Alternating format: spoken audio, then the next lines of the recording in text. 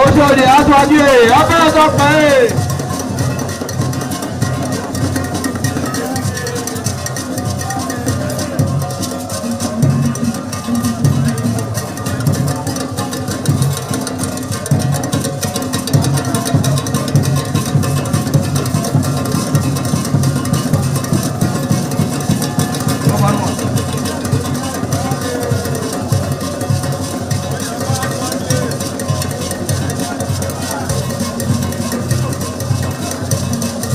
Ayaba aṣáájú ẹ̀ abẹ́rẹ́ sọ pé.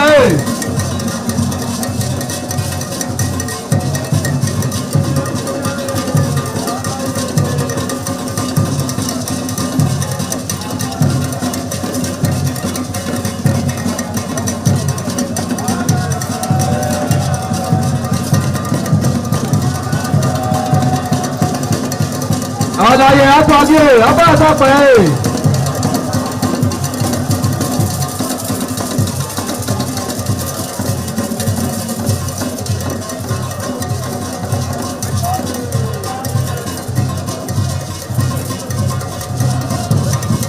Ẹgbẹ̀dúwà.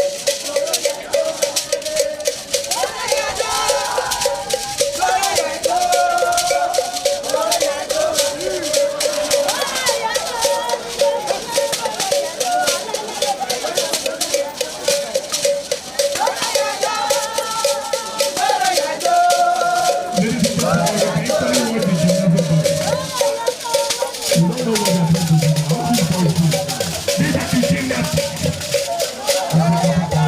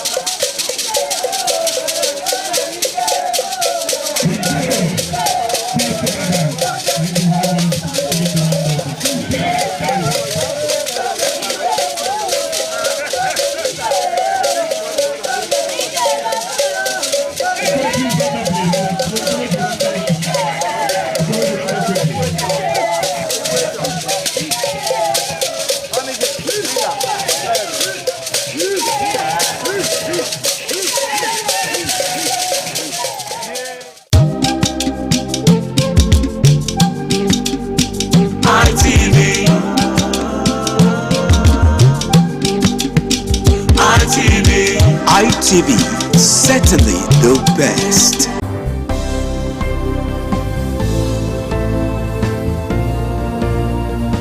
Thank you very much for joining us on the program Healthy Living. What is the kidney? The kidney is an excretory organ in the body, which is for metabolism. Tuberculosis affects many organs in the body, but the common ones it usually affects is the lungs. Epilepsy is a neurological problem.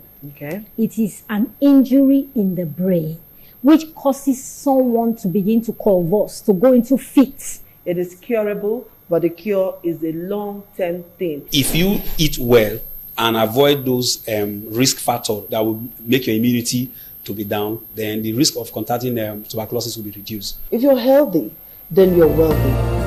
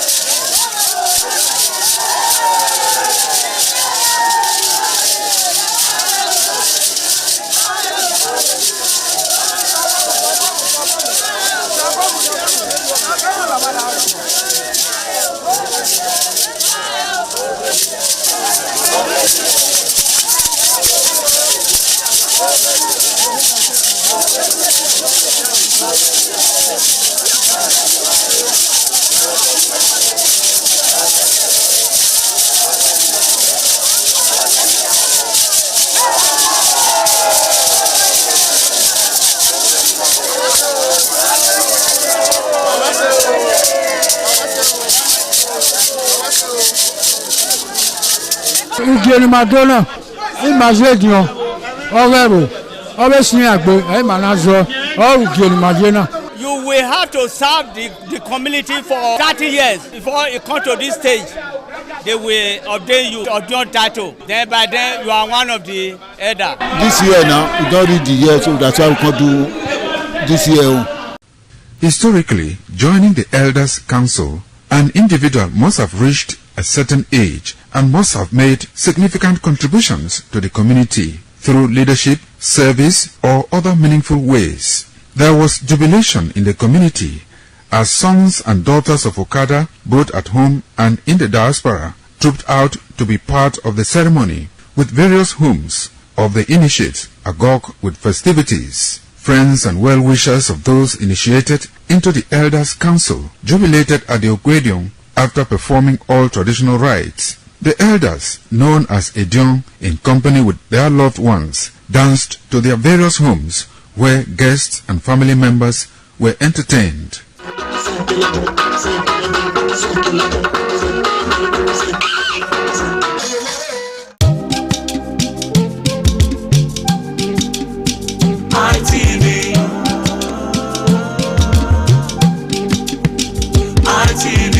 ITV, certainly the best.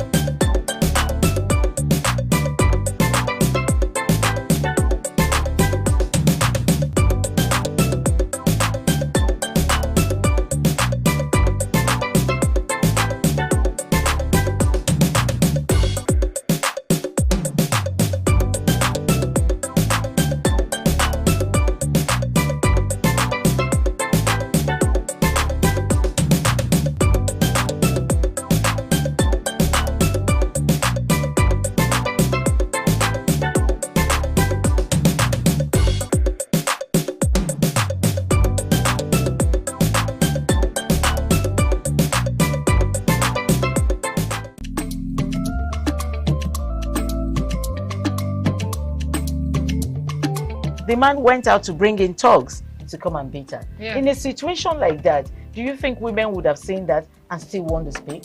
Really, we're talking about. That's what I said. So when they bullied her, Yeah. if she's not bold enough, she will shut up. What is your advice for girls out there that are so desperate to be married? We women, we have to be really intentional about our parenting. If you know a child is being abused, or you see signs, a bruise or a child, it has to be investigated. People barely even breathe when they are going for a shrebi and something. Party. You have to be They smart. can't sit If down. you see where they are dressing them up and dragging on both sides, you cannot you cannot breathe. And these women will stay in those events for hours just to keep up with that beauty trend. Is that healthy? That's not healthy. I am Patricia Uremu Gabriels and we're reaching you live from our Lagos Network studio. Of course, Women in Conversation is a program designed for women to discuss about themselves.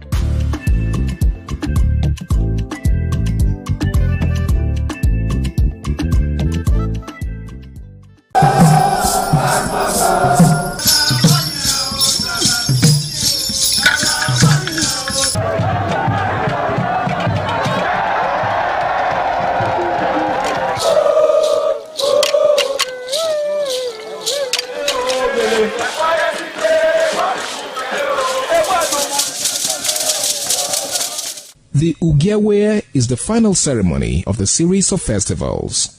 It is one of peace and lightheartedness, following the more solemn of the ritual year. Ugewe is the festival of the Ewe leaves, a symbol of good luck and joy. It is the most popular of all that heralds the dawn of a Benin New Year, new vow, newness of life and freshness of life, and a new hope for the future. In the evening, the Ewe leaves are presented to the Oba of Benin in grand style in a colorful ceremony. The Ihogbe Society, amidst singing and dancing, bring the sacred leaves that symbolize good luck, blessings, peace, and prosperity. Each of the senior members of the Ihogbe proceeds to give the sacred leaves directly to the Oba of Benin, and others put theirs at his feet.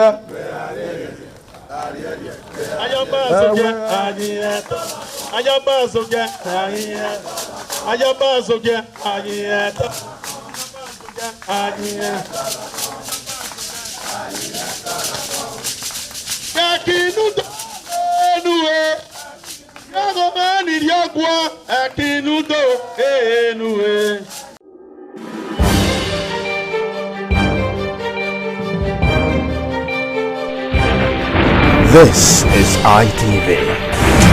Certainly the best.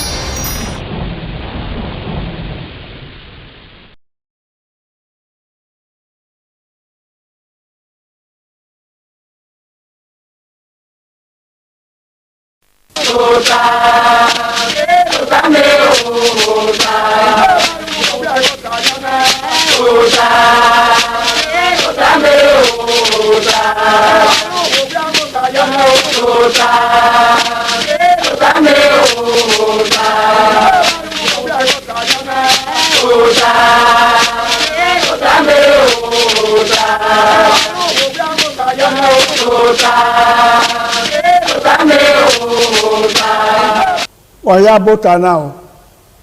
Ogi bota we se do no pe o. E de na wa yire. Waya bupo ogbon na imala. Maka bo pon sa lo bo aye dagbe ma ya fe. Ya na mi we ohun ma we supu na 2026. You know na ni wa. Awe gbura po 2025. Awe gbura ene. Awe ani hu yo. When my nehunia, Nupo say, Ononawe, we dinner. Uki Yasukino, a day I said there, Upo Yasupo, Uzola Suzola, Iriako Yarwe, Denania, when I Upo ye, when I am Upo, you know, Hekenaru, Awe no Bera, na ya Doline, Nala.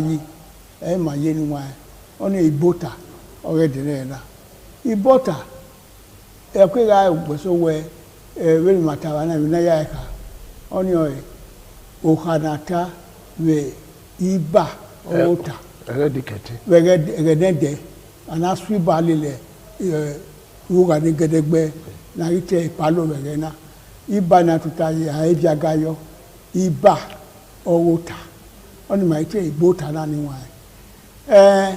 ya no gwen gwan we na we de na we na ampo na he na ore ba go ten ge pastor kabari na mo ibi edodo wo be ise lo gbe wa bi na ge kai wa bota wa bi damio we be diketi ofo so sago wa ya ro oba atokpe ise ore ba ten ge Victor Ibizugbe donewu somo owa do na gi ko atemi orere kenu mi o mi na do aziye na gbon bi ma kan wa aye wa ga fi were ga ro opona ga fi were la dagbon ma ya oba atokpe ise me o sa bo se nge no ye o no ri e do ba yo ka ore do ya fe mejo tu wa ya oba atokpe ise eni ma gwa kan ni wa omuhan ore upona yena omuho gbode ni bu ya fe na ya gba ore gbima de afi wo re ro no keke na ga ru po na ma we ko yin we ikai de re be ro na aye we no ga aye we nupo ma we ge atuma no gu ma go sun oge na ore wa ge pastor kabaro na mo e do no pe wo obukin domono wa makaka bo tu wa e do no pe wo ma be pon salo ba ye dagme imaya fe unda noragmo owe iselogbe no pa ne we adobo sikeno ye kino lobi eyi ona riso we da wi iselogbe bi nu le aka we ogbe iseno nu da we yin gigu agbonro o we gu agbonro e una da mi mana una ri mana bi ma gbe iselogbe nu e maka abo pon sa obo aye mi nu sa lobo awu ni ma ke bu we ona do ri eti ni ma da ya sede na ni ma ya na go da o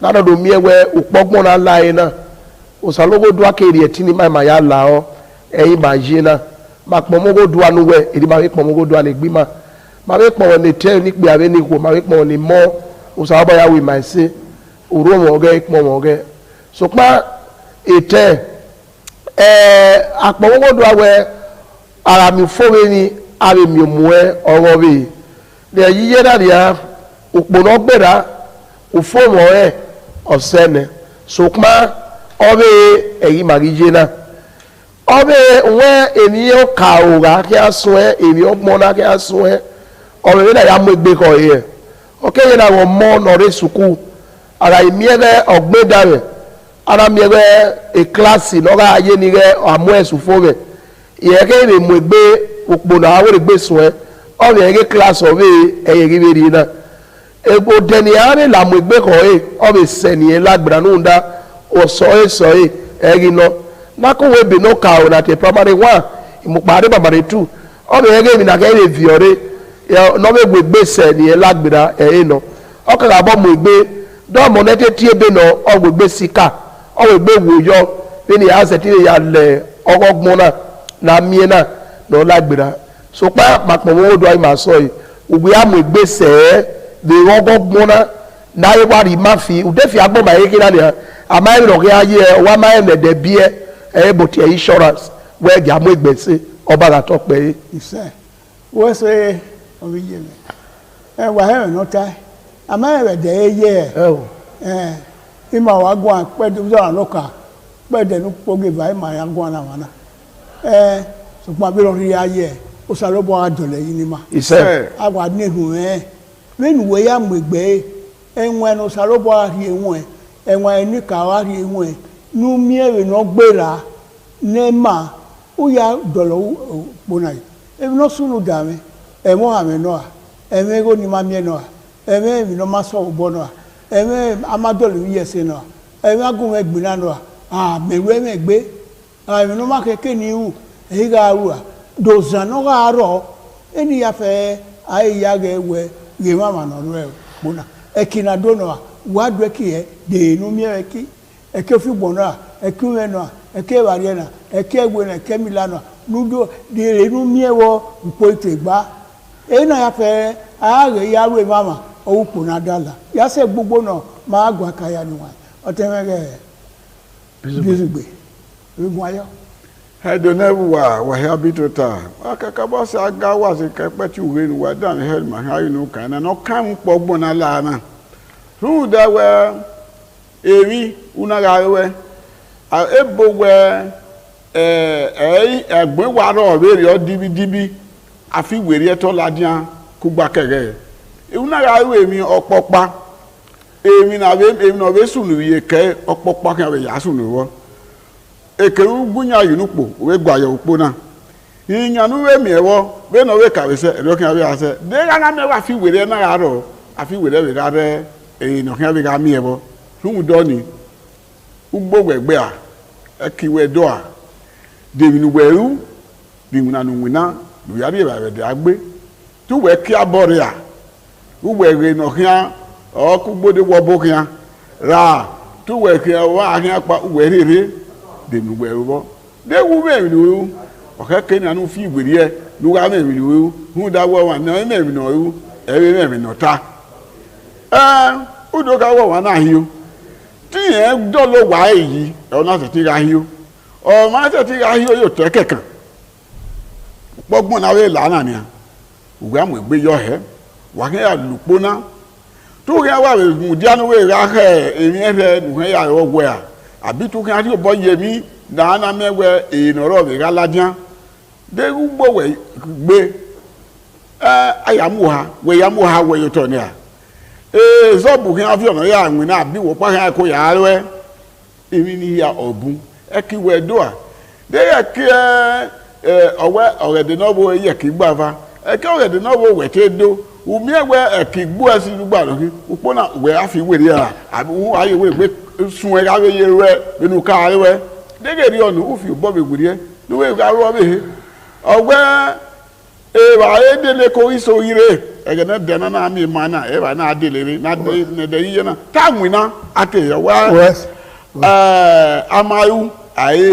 e kokko ya adu e iku ya adu e ko wese oba atokpe ise anyway wada no ta oten mabuwe de oten pastor eso ro o ka no dika e mu gbora dika bible ka yeso la diawo ni ma re gunda e ma so do da yi ma ga teme so we so pa me e mi no we de e be no wan no salo boya yiyi na gbe la dia ba we ya ze de wana domo ni wa e do lo pe o salo boya agbon na wa mi ma e ko to gba lu da ma ko aero awa so pa e ma so ro no wa to ta bi bo kwa hara ya gwalo ni ero akọrọ ya na hara emuwe kọwe arọ yi ọwa ma wa ye kọkọ ya du eku osalogba aba mi ba na ri ne we amakọ ero we ga o we mu se ni ye o bo ma na wa ya gbe o segi ne gbe emi ni ma gbo kan de na e afi weri ye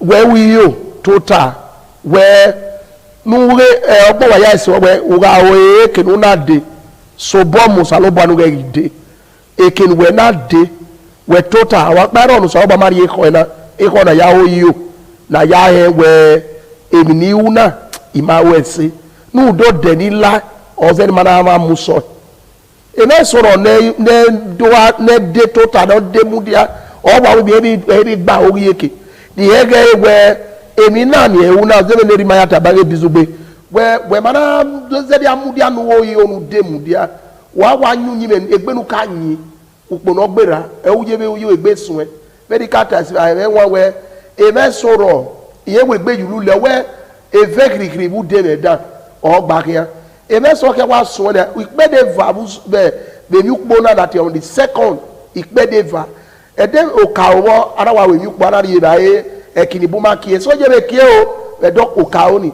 ipe de ba we so sun ne wa we za be ni gbo we mi ukpo unda igba ke we pe do ka oni opa me ukpoge ba we aseki yoso ene ai be total na we gbe mama we bia we nukpo du we do bo be mie nu we mama we ukpo na ya ka sun e igo na ni mie na no de nya ego ni ka ya do ki ge ni ya de ba emi ka hie we those owe here ebodi nukpo ebodi no pa wa hie so pe en we do mie mo ukpo ike gba e ku we na ka mu we no ahia mineral na te anyo no fure bae no be de bread ne nukpo o be ya gwale ki no na be de o be o ga ma ne ko ri e ba be ku e no total oyo o e wi ni emi e no gbera ni ya wa ya swe ki anyo no be de bread ba o no be no fure no be de ba no ya ri o de mama nu we me oni o e ni magwa kana nu da be bi no wa e be ka ta wo pa ga ro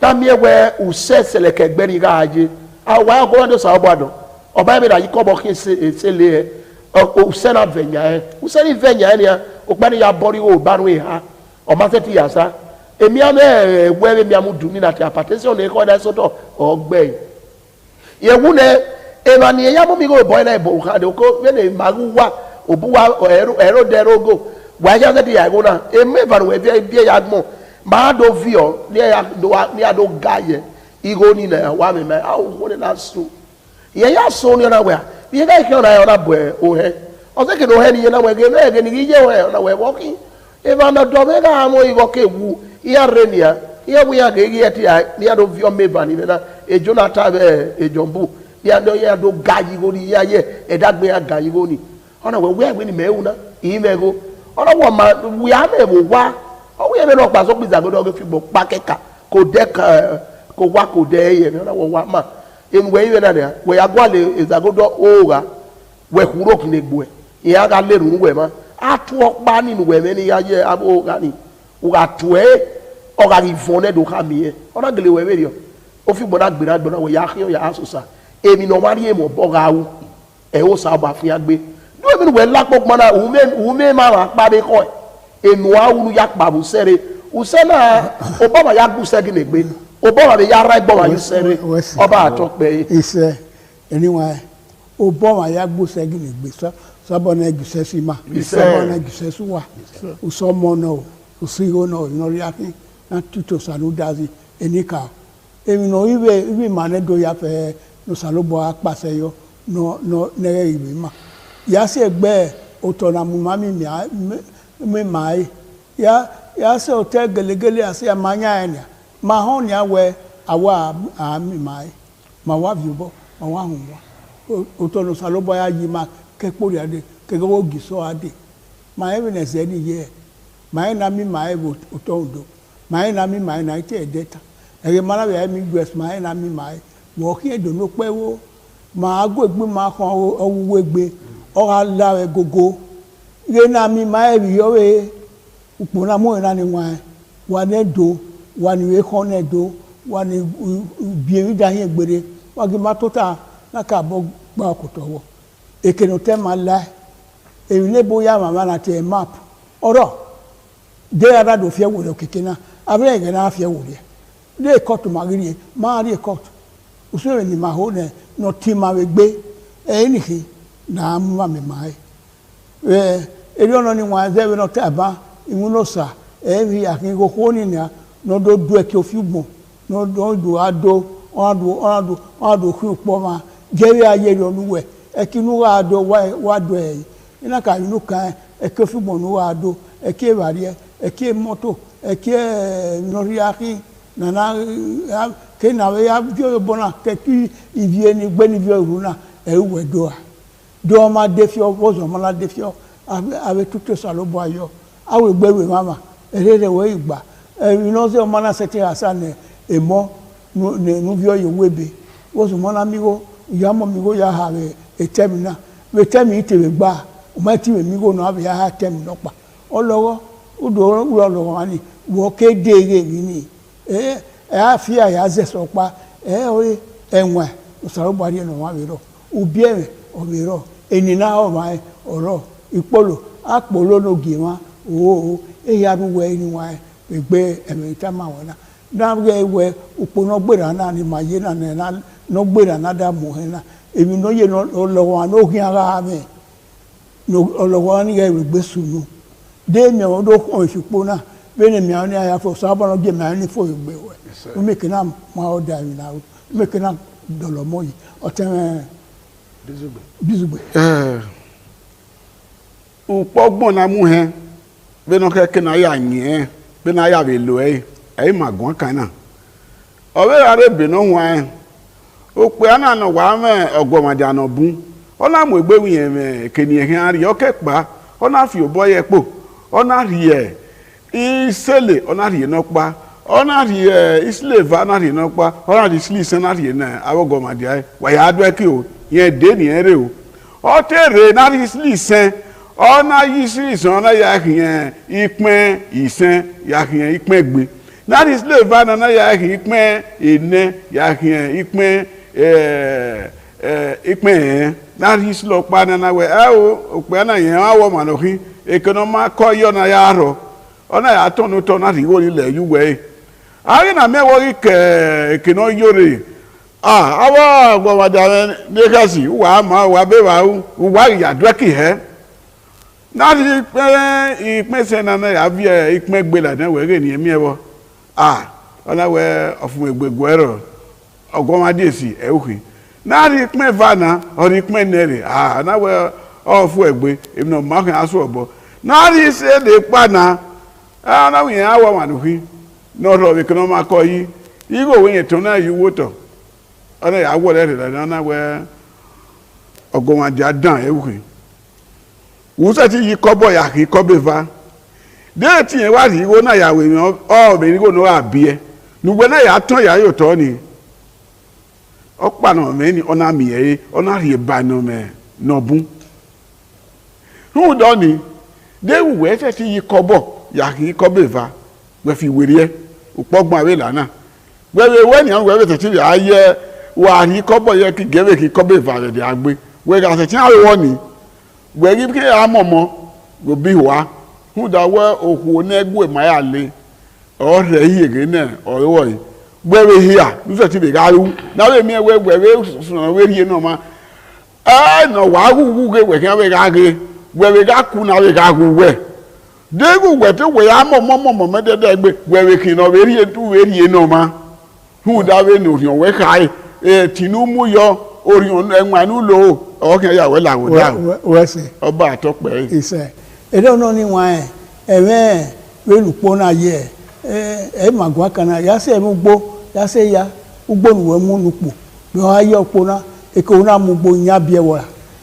òbò wẹ̀ náà o má sẹ́tì yà ń wù náà wọ̀ náà o mami yẹn náà wù náà náà wọ́n siyẹ́ ní ìyáni mana ma èmi náà ló yẹ ìyáni èmi náà gẹ̀ ọ̀rí nyàwó ẹ̀ wọ́n ṣe owó nyanya ọ̀rí ẹ̀ àhàdórí ọkà wẹ̀ ẹ̀gẹ̀ náà dẹ̀ ìmàtẹ́mi tomatoes máa ń mi ekwe máa ń mi ẹ̀yìn máa ń mi ẹ̀yà kọlọ̀ gbogbo ma hùdá ìsíá ike mọ̀rẹ́ náà máa yí kọ́ mi ní màtẹ́ ká kọ́ ọ̀hárọ̀ àmì màhárì nẹ̀ ṣùgbọ́n èmi ní ọkọ̀ kékeré náà fi wòrí àárọ̀ ọ̀nẹ́dọ̀ náà mi wẹ̀ èmi náà hẹ́rẹ́ náà wà gánà màtọ́ bí màá bẹ kọ́ ọ̀rẹ́ àárọ̀ kékeré abe bari ọba ìwé òbò náà wà bọ́ òdè náà yà amúgbó òdè abẹ́ ní àrò òtẹ́ hàn ìní àfihàn ní àná yà amúgbó ọ̀bọ̀ sẹ́sẹ̀ ọ̀tẹ́ pásítọ̀. dọ́mùsà nálà àwòwò ẹ̀dùnú pẹ̀rù ọ̀wé iná sọ́bọ̀ wà má ọ̀họ́ kẹ̀kẹ́ yà gé àmà ìjẹ́ wẹ́wẹ́ lọ sí ọkọ̀ wọn máa fẹ́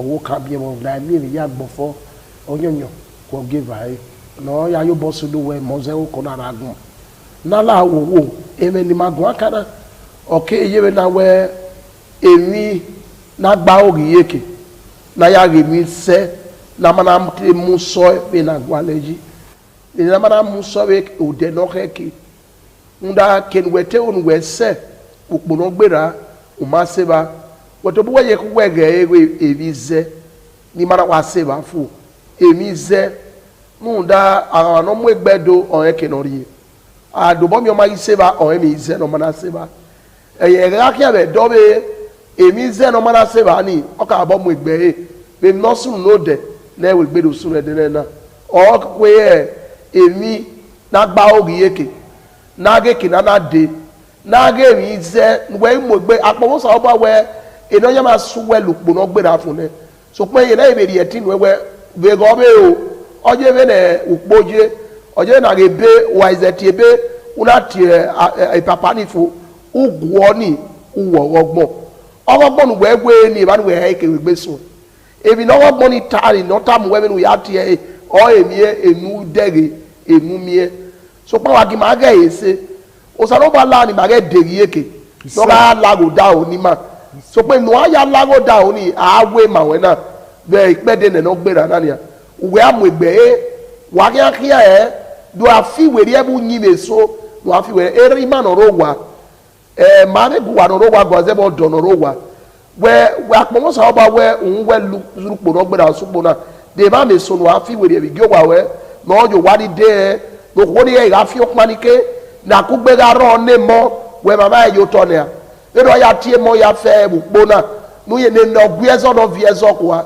we mro ya wa dolo e ogun we ri nomo panupo oso wa de eri de ade mama no onu mama yo no ya tie so wa eri ya no ba de yo na we gbe adolo yi se de mama panu we me igo no we ukinu we wa mi na wa ya de nyo we wa mi ukinu wa de egede ose ni bun ya ilega we o abe fone e ya be ni aka ya bun ye gbo we ga gwa le no ri obo no mi eru we awe gbe ya so po la line na o ki anu we ki anu po ami obo wa awa kia odo se kino ke we ke banu we wa bi e awa nwanyo lele ramirikia we gade o mari yezu ozo amari no be no ki amaye we no walumen aminu no gwo mariwo eru we abere gbe ya kia bu pona na line o kin we wu yo nu fi we rie nu we no ya dole dagbon we yi e una so lo bo ari ori enu ene e na no sai e o sa uno ma o so lo bo no la no geru we se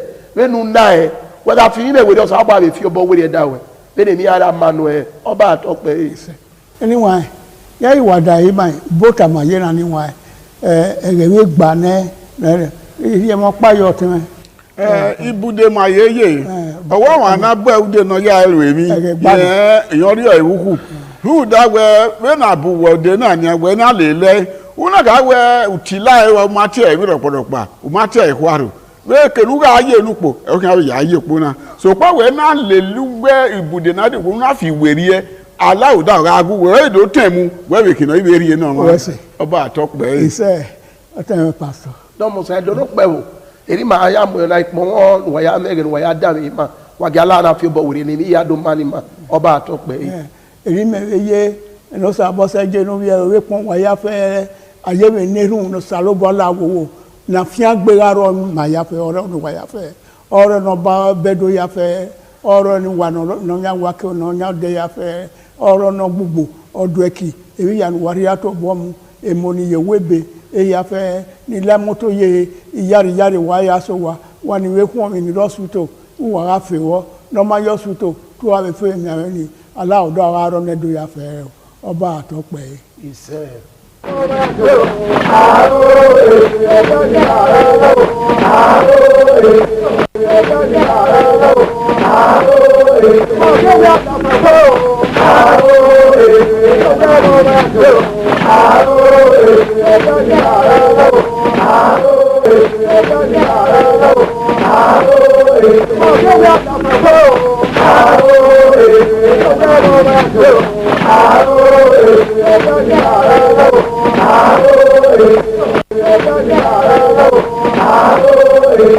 Oh,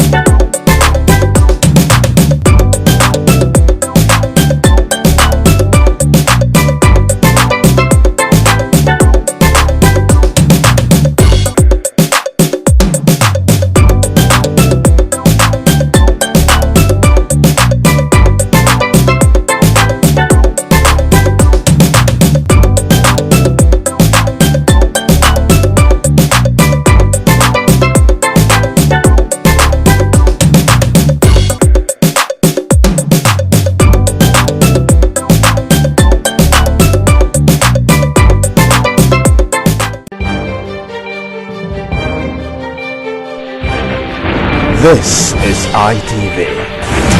Certainly the best.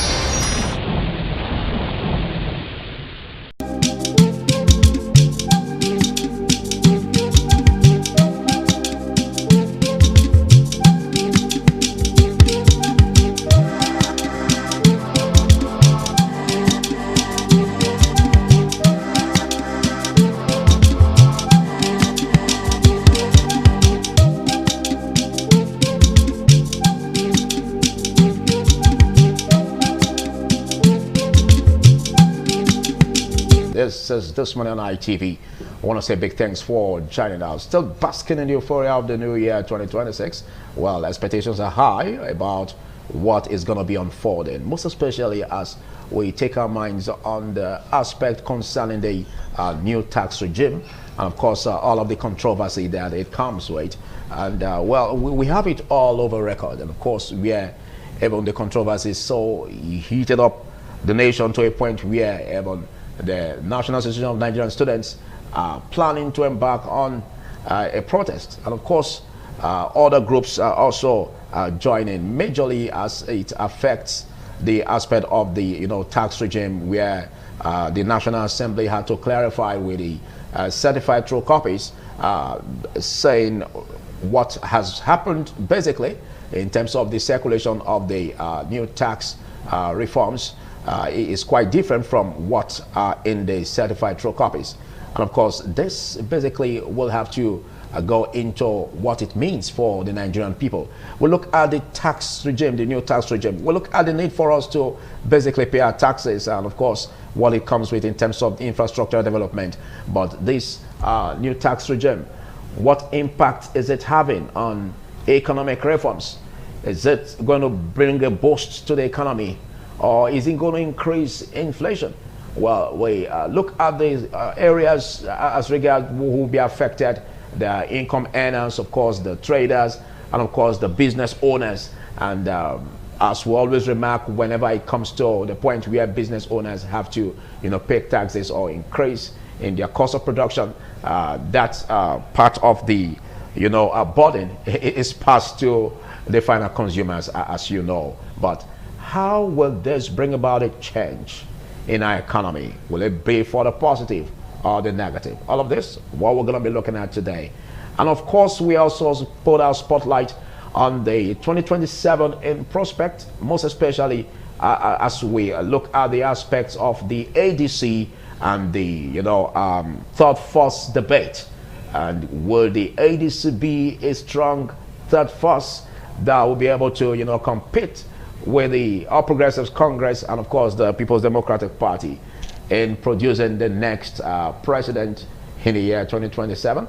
And of course we look at the need to spotlight the flag bearer, possible flag bearer of the presidency in that party, and what could be the remarks that it would come with, the benefits it would come with if they have a very, very robust candidate that would tickle the fancy of all. Well, we just take our minds back to what the obedience movement said concerning Peter Obi, that they are in for Peter Obi in the ADC as the presidential candidate for the ADC. Otherwise, they are out. Well, rumors have it that basically Peter Obi could be the running mate of Alhaji Atiku, one-time vice president of Nigeria. Well, we're going to be looking at all of this, but don't forget, it's a theory network discussion.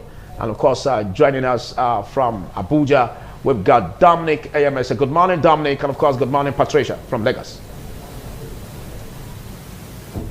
Good morning. Good morning. Very wonderful morning, and of course, happy New Year to you, Philip and Patricia over there in Lagos. Of course, it's a program this morning on ITV. You've given us a quite handful of what we should be expecting this morning on the program. Just like you rightly mentioned, the ADC stands to be one of the opposition party, or rather trying to become one opposition party that Nigerians should look out for as we enter the electionary year 2026. Prior to the election in 2027, we've seen finally Peter Obi has finally joined the ADC.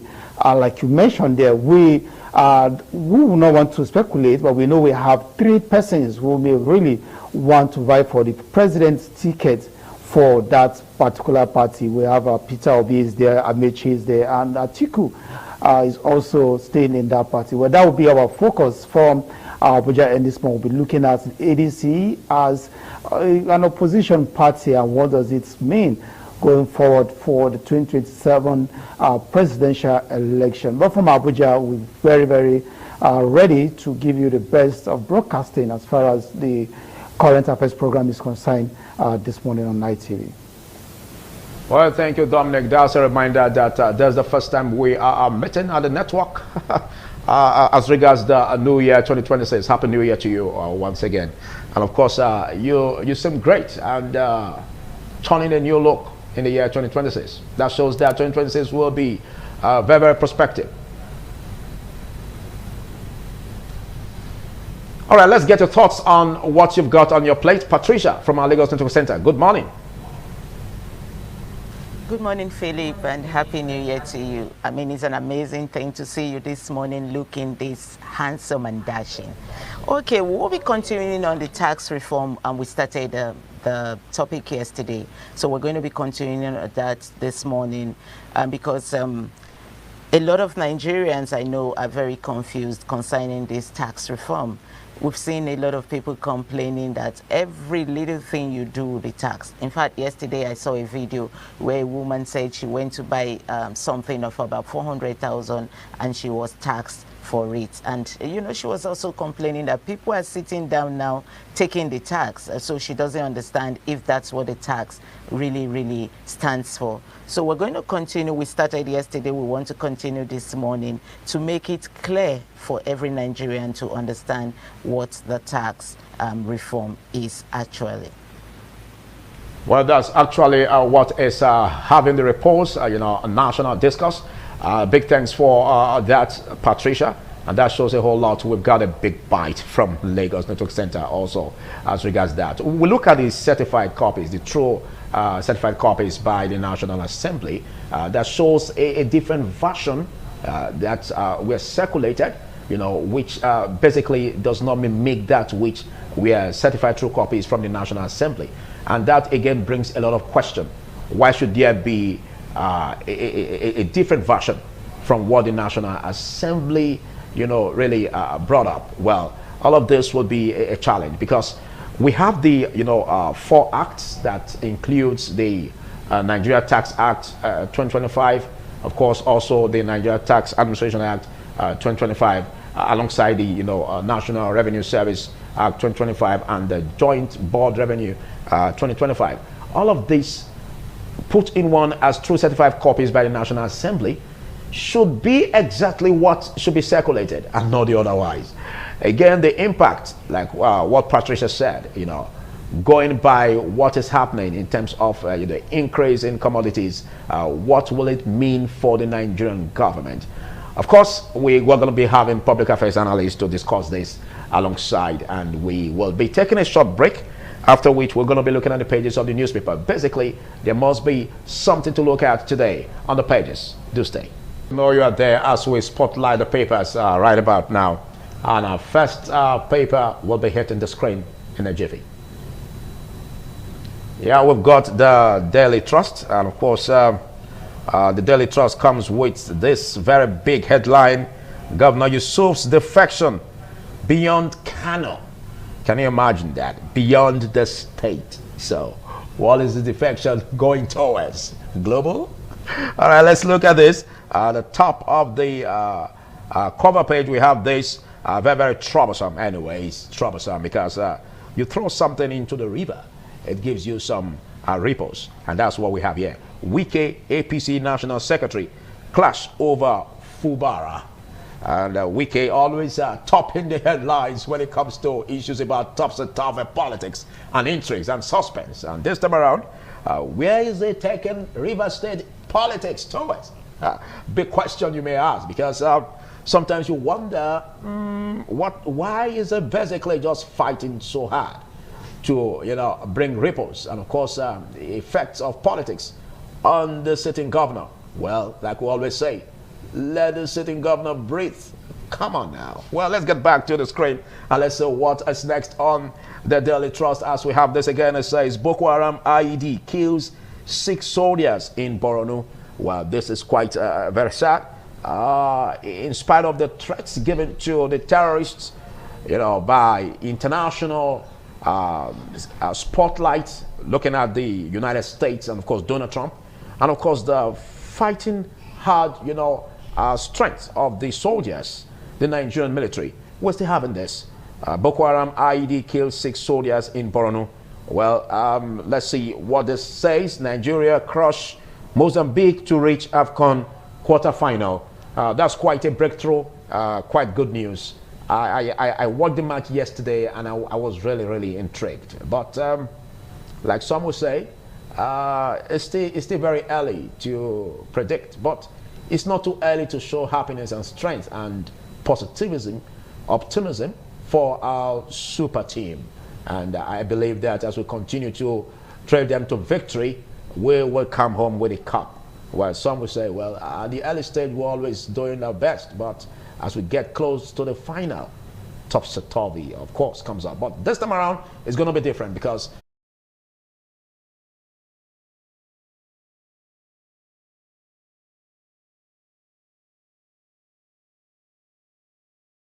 the next on the pages of the newspaper, what next is hitting the screen on the papers today.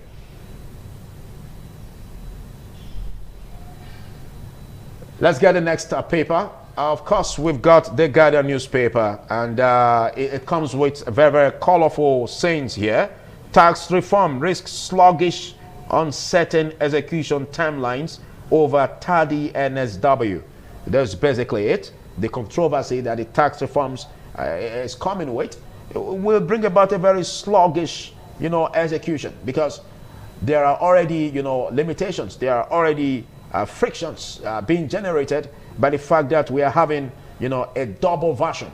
We have the true certified copies from the National Assembly that does not really connote what is being circulated. So that brings a whole lot of question, a whole lot of controversy, and how can that be tackled? All right, a lot here to read about. Let's get to the top of the cover page. Venezuela treatment lesson to Nigeria. ADC wants Tinubu. You get that on news page 3. Maduro pleads not guilty in U.S. court, says, I'm still president. And of course, you get that on the page 2. Osun APC accuses state government of inducing local government crisis, 6 NJC intervention. You get that on news page 3. Of course, let's get more here at the side of the cover page, where we have equities break 100 trillion barrier as 4 firms control 50% of the market. Although courts shut down as judiciary workers begin indefinite strike. Indefinite strike again. And this says Southwest Alliance shortest route to Igbo presidency, says Kalu. Well, the whole talk about the ADC as a third force, and of course the possible emergence of Peter Obi as the presidential flag bearer, could that bring fortune to the party and of course to the country? Well, these are the thoughts that we will be looking at even in the course of the show today. As we get back to the pages of the newspaper, we have this which says APC draws battle line with Wike over Rivers political control. Yeah, you can see a lot of that even with the secretary of the party calling Wike to order, as Wike was cited, even warning, the president and of course the APC leaders to stay clear from Rivers politics if Wike can be warning the president. I wonder what's going to be next. But well, don't forget, Wike is not a party member of APC, and he was reminded that by the secretary of the APC.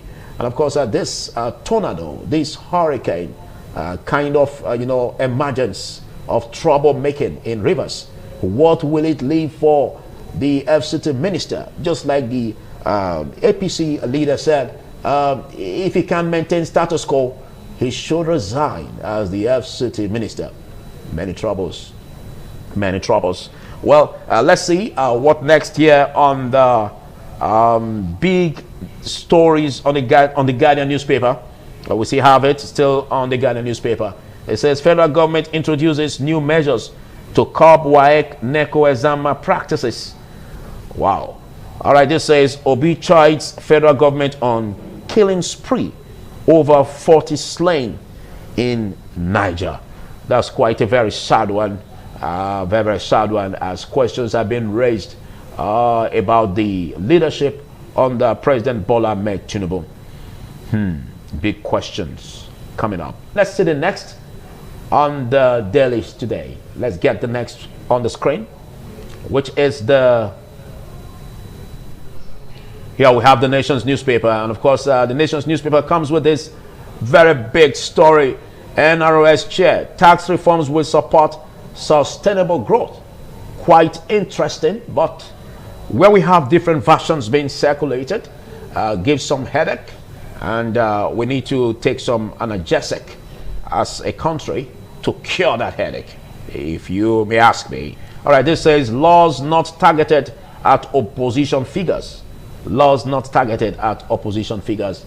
Well, some would say all of this controversy hitting the Tax Reform Act could be as a result of politically motivated trends.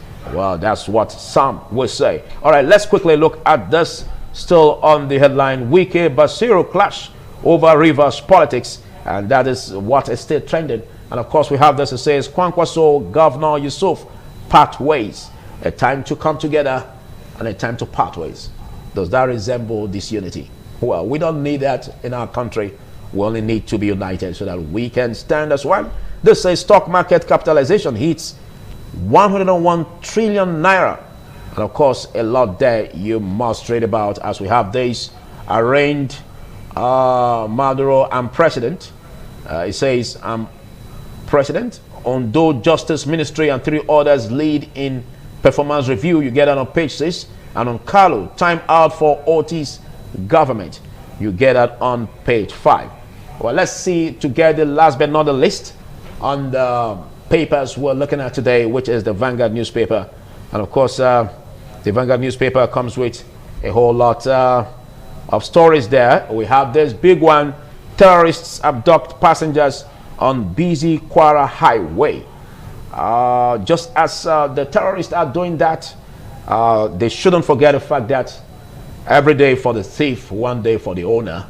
And there's going to be a different twist to it. They say terrorists kill the terrorists. All right, this says Trump sets sight on Greenland, threatens Cuba, Colombia, and Mexico. Trump at it again, you may say. Let's look at this one here, still on the troubles rocking Rivers politics. And the cowboy is already there. It's very, very notable when it comes to Rivers politics. Wike APC's cry on warpath over Rivers. Well, that's it. That's it. Of course, let's look at this. It says over 33% of Nigerian immigrants in U.S. live on public benefits. And that's coming from Trump. Why will you say this? Why will you say this? Oh boy, that's quite a Trumpy Trump, if you ask me. All right, this says Super Eagles trash members 4-0, zoom into quarterfinals. That's quite a big news there. And of course, let's look at this cartoon. Quite interesting for Mr. and Mrs. We have this here. It says, I told you it's better to buy a big turkey for Christmas, but you opted for the medium size. I heard our neighbors bought the big one. Having a woman in the house that seems to be big when it comes to ambition. Oh, what do you say? This says The response was this: Yuletide enjoyment lasts only for a while, but the financial hangover, lingers for a long time. That sounds like wisdom, food for thought that we all must look into. You can decide to spend all you've got today, but tomorrow, what are you gonna do? You're gonna look like a dummy? Come on now, save what you need to save for tomorrow, because if tomorrow comes and you don't have anything to spend, you'll be standing on the long thing. We'll take a short break, and then when we come back, we're gonna be looking at the discussion proper from the Media Network Center as we take a deep dive into the tax saga and, of course, addressing issues as they come. And, of course, the aspect of the ADC as a third force and what is going to be coming with in terms of the presidential flag bearer. Could it be fortune for the party or fortune for the country? How's it going to look like ahead of 2027? We'll take a short break. Do stay. Yes, we're looking at the new tax regime issues at stake as we look at the 4 acts brought about that includes the Nigerian Tax Administration Act 2025 and, of course, that of the Tax Act 2025 and the National Revenue Service, and, of course, the Joint Board Tax Act 2025. What does this mean for our economy? Will it bring a boost, or will it bring the otherwise? And there are different shades and, of course, argument in this respect, most especially as we seem to be having a different version turned out as differently from that which are codified in the certified true copies from the National Assembly. And, of course, discussing this with me, I have a political economist, a lecturer from the Abruzali University, joining me via Zoom, Ibrahim Momo. Big thanks for joining and Happy New Year. Good morning, Philip. Compliment for the season. It's a pleasure to be on the show. Awesome. You look great in the year 2026. And, of course, all right. Of course, joining me still from in the studio right here, I've got a legal practitioner, a public affairs analyst, and the person of Emmanuel Obakwolo. Big thanks for joining me and Happy New Year 2026. Happy New Year to you, Philip. Happy New Year to Nigerians. Good morning, Nigerians. Awesome. So what would be the litigations that you'll be coming up with in the year 2026? We started today. Yes, we started already, and we pray and hope that things work well. So we may be testing the tax reforms in the court. Some of us are already in the court. Oh. Can we have a courtroom here too? No, not at all. All right, so we're gonna be taking a short break, after which we go to the discussion proper. Don't you miss out on this. Do stay. Yeah, thank you for joining me still on this Midnight TV as we look at the new tax regime. While we had a break, we were opportune to be joined by a political scientist, lecturer, University of Benin, and he is Neville Obakwolo. Big thanks for coming, Neville, and Happy New Year. Happy New Year to you. Good morning, viewers and listeners at home and all over the world. Let's quickly get you Ibrahim Momo. Now, we have this challenge. It's becoming a saga, most especially when, there are different twists to what this new tax will come up with. How does it favor, or how will it favor, the workers, the traders, and, of course, the business owners, alongside the controversy, brewing over the differences we are having from the certified true copies from the National Assembly and the different version being circulated. What are your thoughts? Thank you very much. Good morning to my friends in the studio, friends in the studio. So I think, in my humble opinion, the controversies are, one, needless, and a lot of the apprehension about change or reforms. I think those are the issues I see, writ large. I say that because, first, these tax reform bills or acts are pro-people. One, it raised the threshold of tax exemption from 300,000 to 800,000. Meaning that if you are earning 800,000 naira or less, in Nigeria, as of 2026, you are not going to be paying tax. That's an improvement of over 500,000, more than double what it used to be. It used to be just 300,000. So that's the first thing. So I felt among those who are supposed to benefit from it, if you have people from that tax bracket complaining, are they saying that it should not be exempted? The answer is, it's something that I think our viewers who are listening on the show can address themselves. Secondly, is the issue around another controversy borders around consolidation of the tax that people are paying. Currently, if, for example, particularly applies to business holdings or business owners. If you want to do contracts, for example, for government, if you are doing a federal government contract, you need a tax identification number team to do that contract. If you are not doing a contract here in Edo State, you also need a tax clearance certificate, different from the team that you are required to produce at the federal level. This is something that amounts to multiple taxation for business concerns. What the new Tax Reform Act does is that it consolidates all, rather than a TCC for Edo, tax and then a TIN for Nigeria. You now have a tax ID that applies both in Nigeria and in the subnational, Edo, and even the local government, maybe Redo. The third thing that this Tax Reform Act does, and I think, which is why I feel that it's not commended, is the fact that it addresses the imbalance of, VAT, the VAT, value-added tax. It had to. Top business concerns in Nigeria only pay tax at their headquarters. For example, the two biggest taxpayers in Nigeria are the MTN, which is headquartered in Lagos, and Dangote Industries Limited, which is also headquartered in Lagos. Before 2026, what was at play was that you pay your tax, MTN and Dangote, among other major taxpayers, pay their VAT in Lagos. So Lagos has a lion's share of VAT. What this does, it says no. MTN subscribers are not only in Lagos. Dangote cement purchasers are not only in Lagos.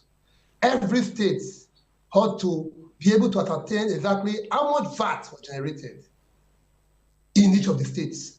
But what people are talking about when they talk about VAT, that no, that alcohol, beverages, cigarettes, that what the government is trying to do now is to deny the section of the country of those VAT. The answer is no.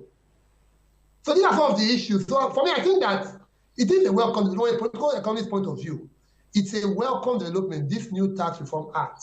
And I think our people should embrace it. It's some of the reasons of which I've given already. Well, let's get your thoughts, Emmanuel Obakpolo. We are having a different version being circulated. I don't know what your thoughts are like, most especially if we take a juxtapose with that of the National Assembly. I do not say anything spectacular about the tax reform law or act as the case, save that the government was able to harmonize different versions of the act and summarize them into 4 acts. Just like the controversies raised by a member of the National Assembly, which till today the government has not deemed it right or deemed it reasonable to investigate whether or not that allegation raised with respect to the controversies or discrepancies, as the case may be, is investigated and ensure that the truth about the position of the gazetted law and that was enacted by the National Assembly are one and the same. Till today, the government shies away from that. But yet, we kept hearing the man called Taiwo Oyedele, who happens to be the chairman of the committee, keep telling Nigerians that the tax has come to liberate the suffering of the poorer Nigerians as against the richer ones or the big boys, so to speak, financially. But again, I want to ask, do we have a data of those who are below the range of 800,000 naira annually down? Do we have it? So when you see government try to play the cards faster than they ought to and begin to present issues to Nigerians, that look, everybody should just take it hook, line and sinker, everybody should embrace, as they kept advising, to the extent that government has spent 20 billion naira in ensuring that about 6 content creators tell Nigerians, educate Nigerians on the need to pay tax. That goes to tell you that there is a lot of hide and seek game with respect to the tax law, as we have seen, as we seen it just now. Now, if you look at the whole issues, that both the tax and the issues that the committee, one that beats me hollow, one that concerns me properly, is that the gazetted one provides, I cannot lay my hands now on the section, that the committee can enforce the payment of tax without recourse to court. Whereas that passed by the National Assembly is that tax evasion is a constitutional duty of the court. Oh. Section 6 of the Constitution gives power to the court with respect to the interpretation of laws. Now, bringing this harmony. Yes, if now you not give that power to a committee, then I think we are going to another era of agberoism or thuggery as we have. And also, you look at the tax collection. Over the years, we've seen in different states, even from the federal level, you see people with hammer, you see people with cutlasses, you see people with sticks. They will stand on the road and begin to collect tax.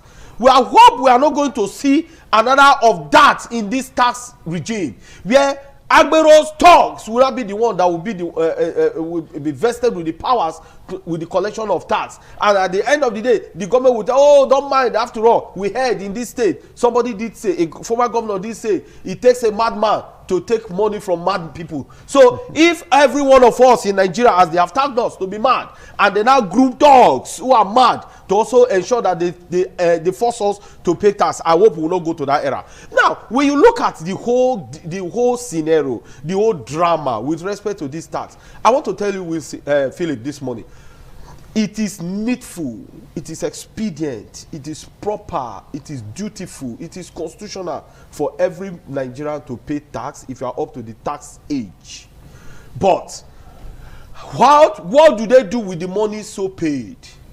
We saw with the flip of the finger, with the wave of the palm, subsidy gone. And we are meant to understand. I listened to one of the ministers say that the president has been able to save 10 trillion naira every year. Where are the monies?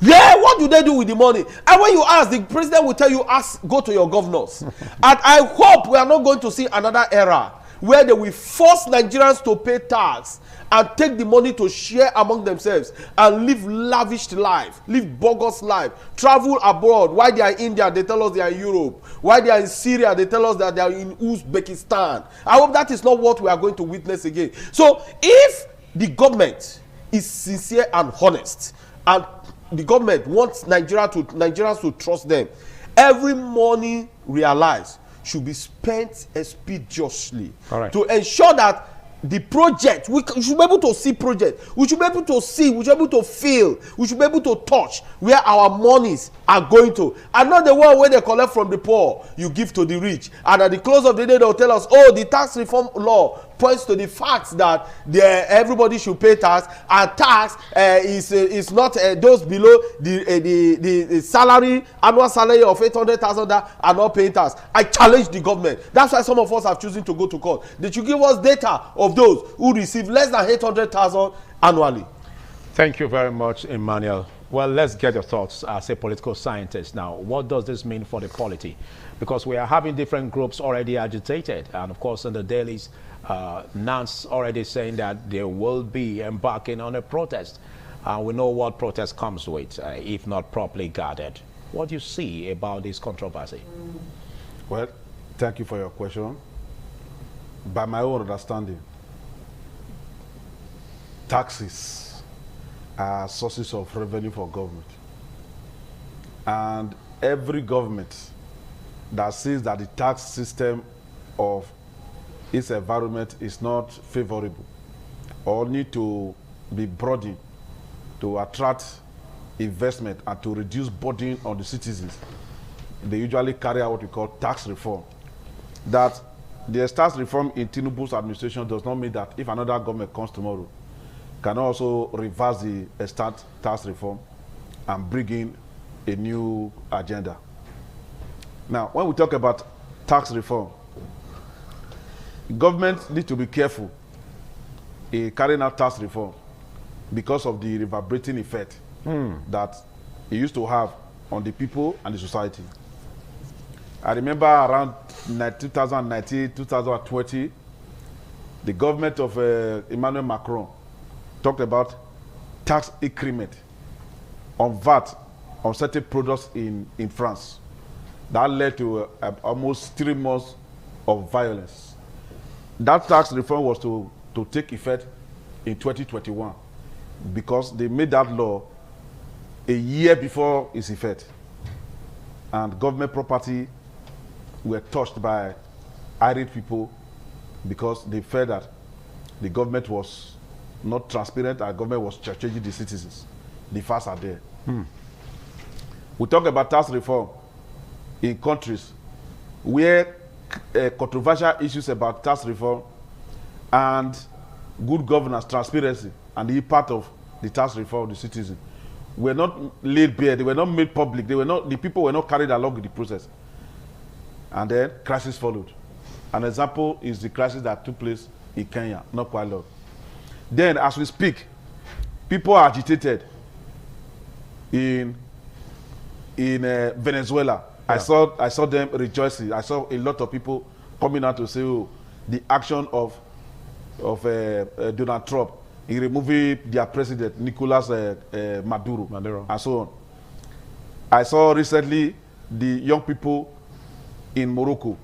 They were protesting over bad governance, unemployment, and other issues that had to do with taxation and issues of societal impact of administration of the president or of the king.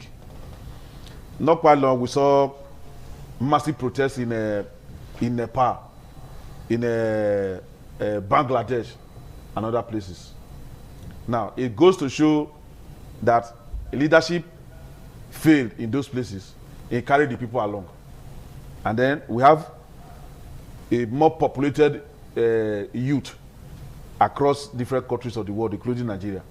Now, talking about the tax reform of President Bola Ahmed Tinubu, I know that tax reform is one of the things that Tinubu said was going to do in his agenda, what they call a Renew Hope agenda, which to my mind was drawn from Hope 93, that was spearheaded by MKO Abiola and the Social Democratic Party. Now, what is that bothers me is the issue of signing a document into law without reading the document. For example, if I'm president, then National Assembly, I've already dropped a document before National Assembly. Then they have deliberated, they have signed the document, they are now bringing it back to me to sign. I would like to confirm before I append my signature whether what we agreed on or what they agreed on is what I'm going to sign. Sometimes I see governors. Are you by this saying that the president does not pay attention to details? I'm not talking about, I'm talking generally. I'm not talking about President Tinubu now. I'm saying presidents, including President Tinubu. When I'm saying governors, including our own state governor. Because, for example, you will see the House of Assembly in a state. They will just approve budget today. Then later today, maybe they approve the budget this morning. Later today, they will take the budget to the governor. Yeah. The speaker will be there. Other majority, minority leadership of the house, they will be there. The governor will sit down. They will give him the document. He will sign the document. Yeah. If I'm the governor, I will not sign the document like that. Yeah, but the reason you are saying this is because you are seeing some variations. And that also shows and tells bad about the performance of the president in not perusing the document properly. No. That is not what the point I'm trying to make is that whether you are president or you are not president, like my humble self, if I find myself being the head of department of my department tomorrow, and somebody brings a letter, and so sign this letter, maybe they will say the vice chancellor needs the letter now, or the dean needs the letter now. Okay. And they will say sign. I cannot sign it. I have to read it before I sign it. because I don't know what I'm going to sign. Let me give you an in total question. Yeah. Who should take the blame in these different versions being circulated? Who should take the blame? The person that append his final signature. Who did? When you say who did, there's a process for you seem to be running away from that. No, I'm not running away from it. The final signature of the document who did? Is the signature of the president. Exactly. If that is what you want. And I've said, I say it beats my imagination that a person as high as the president can append his signature on a document. All right. That is a law. All right. Without reading the law. Okay. I'll come back to you. That is the point. I'll come back to you. Ibrahim, you heard what Neville said. Does that tell well of the performance of the president, looking at what just transpired? Well, it's interesting. What Dr. Neville said was that as a leader whose signature ought to be appended to a document, is necessarily ought to go through. He didn't indict the president for signing a wrong document. Please do not misquote him. I listened keenly when my dear senior colleague spoke. He didn't indict the president. What he said was that the due process is that before you sign, you ought to go through. And I want to also, puncture the argument that I see on the social media, and Barrister Bakpolo has also reiterated that in the studio. There is no evidence to back up that widely acclaimed false narrative that there are multiple. The fact that everybody is telling a lie does not turn the lie to truth, does not make it untruth. I think we need to be a bit careful how we push out information. The ITV is a much more credible medium than social media. So I think that being a lawyer himself, he knows this more than I do. I'm not a lawyer. He knows more than I do that he who alleges must prove. If indeed he subscribes to that false narrative, I call it false narrative because all the evidence I've seen shows that those allegations are unfounded. But if he has a different version, he should bring those documents before, because it's a public square, it's a public forum. People are listening and learning from what we are saying. I agree with the fact that so far, there are no controversy as to what the law is. The law is what National Assembly passed, which the president assented to. So, like Dr. Neville said correctly too, and is that before the president appended his signature, he went through it, or at least he went through it, and they are sure that it is what National Assembly brought that was passed. These allegations that the role of the court has been removed, there's no law, there's no legislation, no bill that is passed into law in Nigeria that is in contravention of the ground norm, the Constitution of Nigeria that will stand. The Constitution is clear. When there are controversies between even arms of government, executive and legislature, for example, or between the people and the states, the court is the final arbiter. It is not acceptable that people will keep on pushing this false narrative. And even if assuming it existed, the lawyer knows that it cannot stand the test of time, because if it's tested in court, it will fail. So I think the president did not make any mistake, to the best of my knowledge. In this, it is only that those who are controversy entrepreneurs, those who benefit from controversy. In fact, the reason I'm talking about the tax issue, we have left the issue. What are the provisions? What we're not talking about is the controversies that have been generated on social media. That's what we're discussing now. The chairman of the Tax Reform Committee, which was quoted earlier, has clarified that there are no variants between what the National Assembly passed and what the president. Where does this issue come from? If there are evidence, show us right here on the program. That's my take on the issue. Okay, are you by this saying that all of this confusion that seems to be meeting the eyes is politically motivated?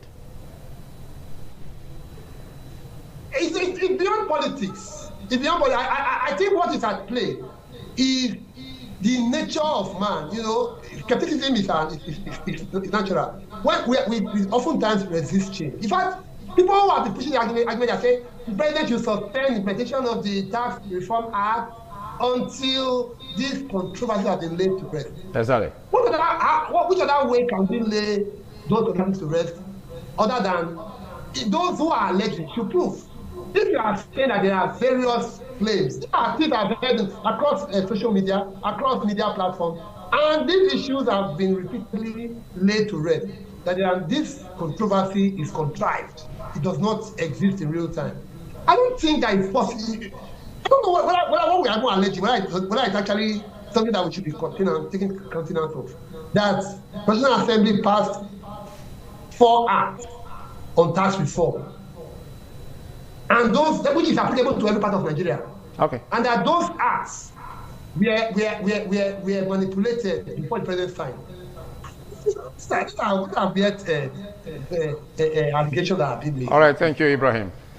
Well, you just took that from my thoughts, basically, because I was to ask you that, because all of this is brewing to a point where some have this argument that until these gray areas are resolved, the implementation of the tax reform should be suspended. Do you have that thought? Listen, Mr. Philip, this is the only country in the world where when government takes part in malpractice, government, their sympathizers and supporters will be calling for evidence. This is the only country in the world. Allegation was raised by a member of the National Assembly, not me, Obakbolo, not social media. What do you think ought to have been done by the government? Carried out investigation, investigate that allegation. Has the government be able to investigate and come up that this is the result of our investigation? The answer is a no. The CTC of the act passed by the National Assembly is different from the one gazetted. Some of us have gone to court. It's not what I'm going to say here. But I want to tell you that the government is deliberately silent over the allegations, controversies raised. The government is deliberately silent. The interest of the government is let the tax reform law commence. That is the interest of the government. The government has not been able to come out to say, Nigerians, this is the gazetted document. This is the CTC passed by the National Assembly. Where are the controversies or discrepancies? Is it me that will go and conduct the investigation? Is it me? Okay. And now, I raised an issue here. The government is also telling Nigerians that, look, the tax reform law is to assist the poor as against the rich. That's what the government is telling us.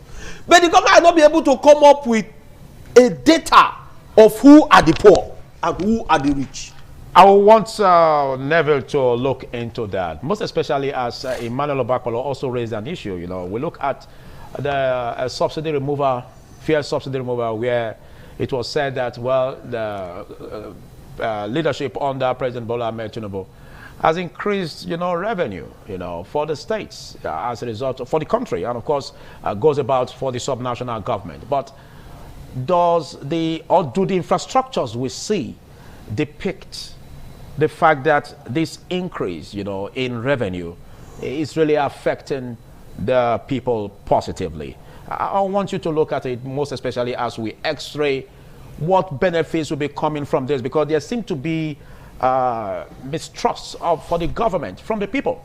The people seem not to have trust in the government because we've always been in this cajoling, atmosphere where the government says this and does the otherwise. What do you think? First and foremost, the issue of this tax reform that will be passed into law by both the National Assembly and the President is already an act. Yes, you cannot suspend its implementation. It's only a court that can suspend its implementation. So long as the President has appended the signature on it and it has become a law, no person can now say don't implement it the way it is, as inconsistent as it may be with whatever took place behind the scene. It has to be implemented. Why the investigation will be going on. You say it's only the court that can suspend. Yes, it's an act. What about the president? The president cannot. He is a fortuitous official. He has already finished performing his function there. He can no longer go back and say, "Oh, we later discovered that there was an error, so I'm trying to correct it."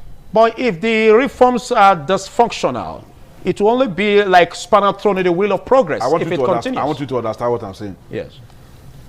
A law or an act of the parliament is a performance of the function of the executive and the legislature. If there's an error in that performance, they cannot go back and correct it so long as they have appended their signature. Of course, yes. It is a court that will correct it, or they go back again to go and amend the law by themselves. That is to say, the president that initiated it will still go back and say they want to amend that act. Then the National Assembly will still debate it and amend it. So by this you are saying that yes. By this you are saying that that will become a progressing error until the court does the otherwise. Yes, that is it. Now that is, by the way, when we talk about subsidy removal, and I've always said that it's not a Tinubu that removes subsidy, but yes, I've said it repeatedly. But he announced it. Yes, he announced it. Yes, he announced it, and again, announcing it is part of what I said earlier, that you don't read the document or you don't append your signature on the document when you have not digested it. The man trusted his speech writers. They wrote it, and he don't know the implication. Oh. So he just read it. So subsidy is gone.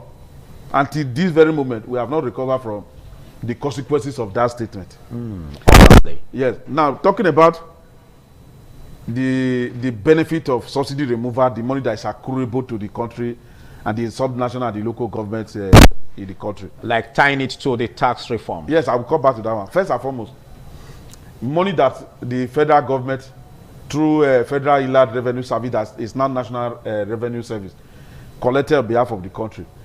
It's not that they collect the money and keep it in one place. There's a formula for sharing the money. The federal government will take its own.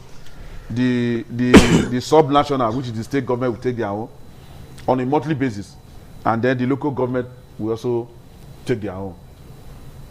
Now, when you hear the president say, go and meet your governor, it means that the allocation that is going to each of the states, since the money started coming from this subsidy removal, the state don't have any reason to say they are not performing their duties of good governance and bringing dividends of democracy to the people.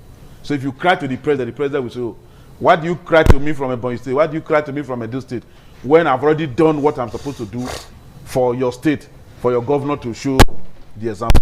Okay. Now, talking about fiscal federalism as it relates to this issue, there is more money that goes to the state government, and then we expected the state government to also now let the people know that we receive more money, and this is what we are doing with the money.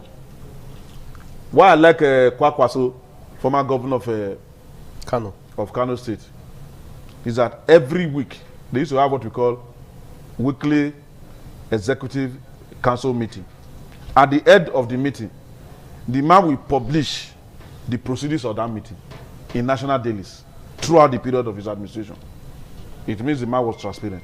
Okay. So every state government in Nigeria is always having weekly executive council meeting. What we see is just a press statement, either press statement from either secretary to government, chief of staff, or maybe one or two commissioners in that government. The details of what happened there, the people are not aware of. And there's no place that the people engage government to know the effect and the impact of this tax reform and the issue of subsidy removal on the revenue generation capacity of each of the states. So that becomes a problem. Now we have an issue with accountability in Nigeria generally, whether at state level, whether at local government level, whether at federal level. And this may also affect the proceeds of the taxes or the reforms. Yes. So how do we tackle that? Yeah, for us to tackle that is to strengthen the capacity of anti-corruption agencies in Nigeria, like ICPC, like EFCC. Yes. Under the leadership of President Ahmed Bola Tinubu. When you say under the leadership of President, I just wanted you to add that. Yes, under the president, not the forthcoming. Yes, under the administration of President Bola Ahmed Tinubu. Okay. You see, people that talk in public, people that do public analysis, people that create content on social media, sometimes Either they are mischievous or they are ignorant. Now, the president is president of Nigeria. He's not president of any political party. And in any case, there are state institutions.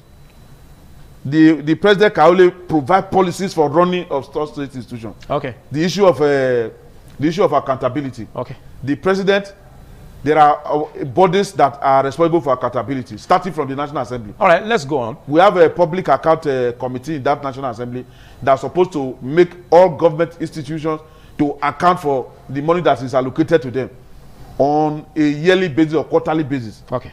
Have they been able to do that? How many people have they indicted? How many people are facing justice? How many people are being made to refund certain amount of money to government at the end of the day? So when we talk about President Tinubu, as if Tinubu is the maker of the law, he should be the implementer of the law, and he should be the all right, thank you, Neville. Why we allow that to settle? Let's swing the pendulum to the spotlight on ADC and, of course, the third force debate or argument, most especially as we look at the 2027 elections forthcoming, and of course issues that seem to be emanating from different corners about the performance of the ADC. Would the presidential flag bearer of the ADC determine, or who becomes the presidential flag bearer, determine how successful the ADC will come up as a third force, going by what we are looking at? I want you to take it from there, Ibrahim. Okay, thank you very much. Yes, in fact, I don't even know why they say the third force, because in all sincerity, the ADC, as currently constituted, is the alternative to the APC in Nigeria. It is the party that has a conglomeration of the most tested, renowned politicians in the opposition. For example, from the Northeast, you have an Atiku Abubakar. From the North Central, you have David Mark. From the Northwest, you have Nasir Ahmed El-Rufai. From the Southwest, you have former governor of Osun State, Ogbeni Rauf Aregbesola. From the South, you have people like John Odige Oyekun and Professor Sarime Osumbo. And then from the Southeast, you have Peter Obi. There's no other political party in Nigeria today that has that kind of agglomeration of battle-tested, renowned Nigerian politicians in the opposition. No other political party, apart from of course, the only other party that does much better than that is the ruling APC. So I don't even know why people call it the third force, when actually, as of today, even though it does not have a governor in its fold, it's actually the main opposition party as of today. So I think that is maybe why we're having that discussion around the ADP, and its presidential flag bearership. The argument has been that ADC is a vehicle for which Atiku Abubakar stands to run. It's a vehicle going the wrong way, because it's the most prominent politician who has defected to the party. Atiku Abubakar is a multiple times presidential candidate across political parties. He has been ACM presidential candidate. He has been APC aspirant. He has been PDP candidate twice, or presidential candidate twice. And then the other people have also had the argument that, okay, now that Peter Obi has finally now joined, perhaps they have agreed to give ticket to the Peter Obi. But I think that the ADC is a bit careful now, because they know that all the other attempts they have had, they are false starts. Because it appears that the APC is not only in power, but they are in control. Since the APC got into office, at least from 2023, all other major opposition parties have been in disarray. The party that came second, PDP, is now a shell of itself, because the candidate of that party in the last presidential election, Atiku Abubakar, has defected to the ADC. The vice presidential candidate, the running mate to Atiku, Ifeanyi Okowa, has now moved to the APC. I'm talking about, and then at the last elections, they had 11 governors. Today, the PDP has only 3 governors, only 3, with the defection of Mufwang, and even resignation of the Osun State governor. So the party now has, from 11, it now has just 3 governors. Even though the ADC does not have a governor currently in its fold, it is certain that the PDP are falling down the pecking order. And then look at the Labour Party. Itato, we never knew where Obi was. Is he still in Labour Party? Has he moved to join? Because he was part of those who formed the National Rescue Movement that fused into the ADC. So the idea is that whoever, and the ADC, for them to have a fighting chance, they have to be very careful, because in 2023, one thing that killed the PDP's chances was that, like they say, a house divided itself could not stand. The candidate that came second that election, 2023 general election, Peter, what do you call him now? Atiku Abubakar, had 6.9 million votes. It was of the PDP. The candidate that came third, Peter Obi, got 6.1 million votes. He was a player aspirant. He was a vice presidential candidate of the PDP. He was a player aspirant until he now declared to the Labour Party. So it was you can simply say that he was from the PDP. He got 6.1 million votes. The one who came fourth, Rabiu Musa Kwankwaso, was also of the PDP up until he decided to form the NNPP. And then he got 1.9 million votes. So the other thing is that if you put those second, third, and fourth votes together, ordinarily, on paper, they would have defeated the APC, who got 8.1 million votes. But the thing is that a house divided against itself cannot stand. And so, unless the ADC can put its house together in order, it's fait accompli. It's a foregone conclusion that the APC may likely win. Thank you, Brian. The 2027 election. Thank you, Brian. That was quite articulate. Well, let's be frontal more in the question, as we have it, like he said. What do you see as more beneficial for the ADC and, of course, Nigerians, basically? Is it the presidential flag bearer for Peter Obi or for Atiku? Now, when you look at the ADC, the only difference between the ADC and the APC is the man called Peter Obi. It's the only difference. Oh. Atiku Abubakar, most of the APC party members or sympathizers or supporters talk about, was once upon a time in APC. Look, whatever game you see the ADC playing just now, the APC, as led by President Asiwaju Bola Tinubu, played it between 2013 to 2015. So I want to believe that they are paying him in his own coin, because the game he played then President Goodluck Jonathan was a southerner, but we saw a president who is from the south supported a northerner. So what is bad if Atiku Abubakar emerges as the flag bearer of ADC tomorrow? What is wrong with that? And then somebody will come and tell me, oh, it is the turn of the south. Why is he come? When it was the turn of the south under Goodluck Jonathan, did Asiwaju President Bola Ahmed Asiwaju supported a southerner? The answer was a no. He brought a Buhari who was a disaster. We saw, and himself did promise us that he was going to start from where Buhari stopped, and we are seeing it.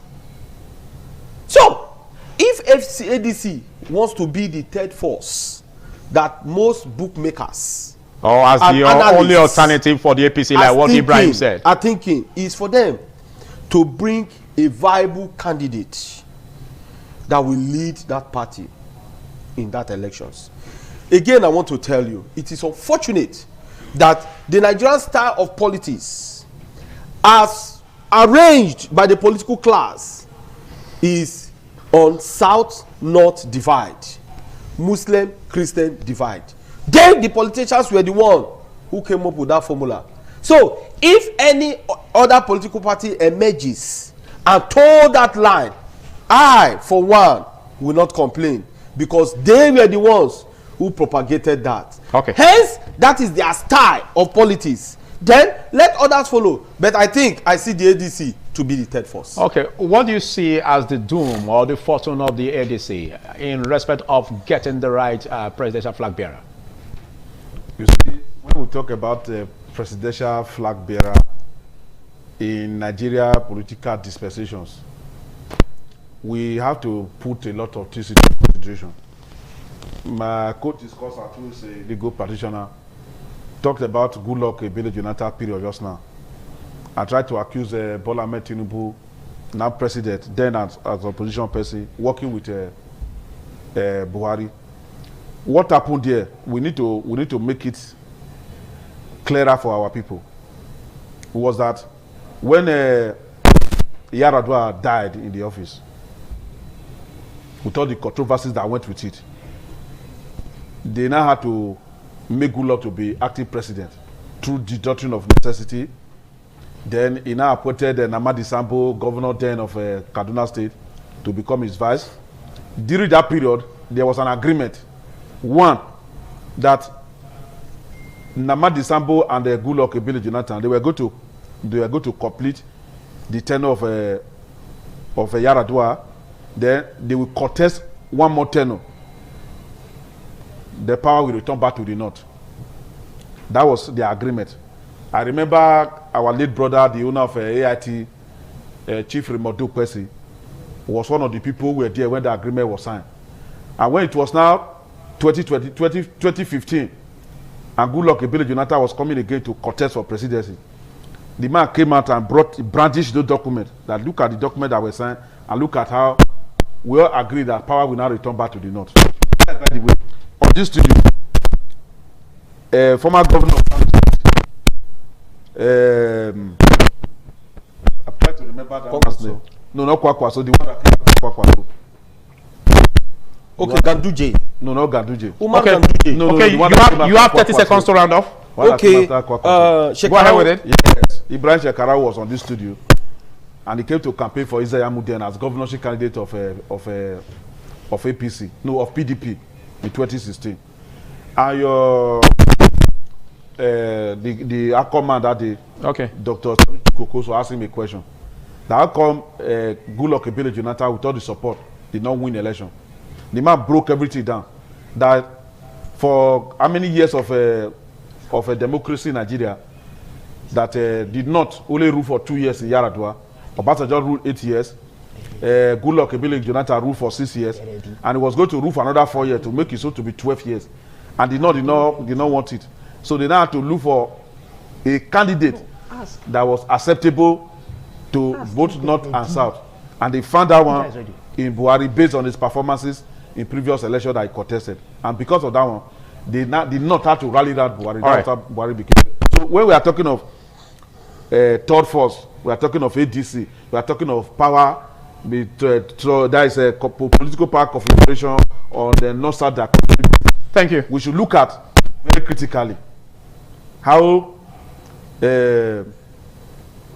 power is presently constructed in Nigeria. Okay. And how the president now should be given opportunity to rule for 8 years. All right. So that power can return back to north. Thank you, gentlemen. Big thanks for taking our time to be part of this. We will continue this conversation maybe in subsequent editions, but we now take a short break. After that, we will be joining Abuja, Dominic Yamase of Abuja Network Center for a continuation of the conversation from that axis. Do stay.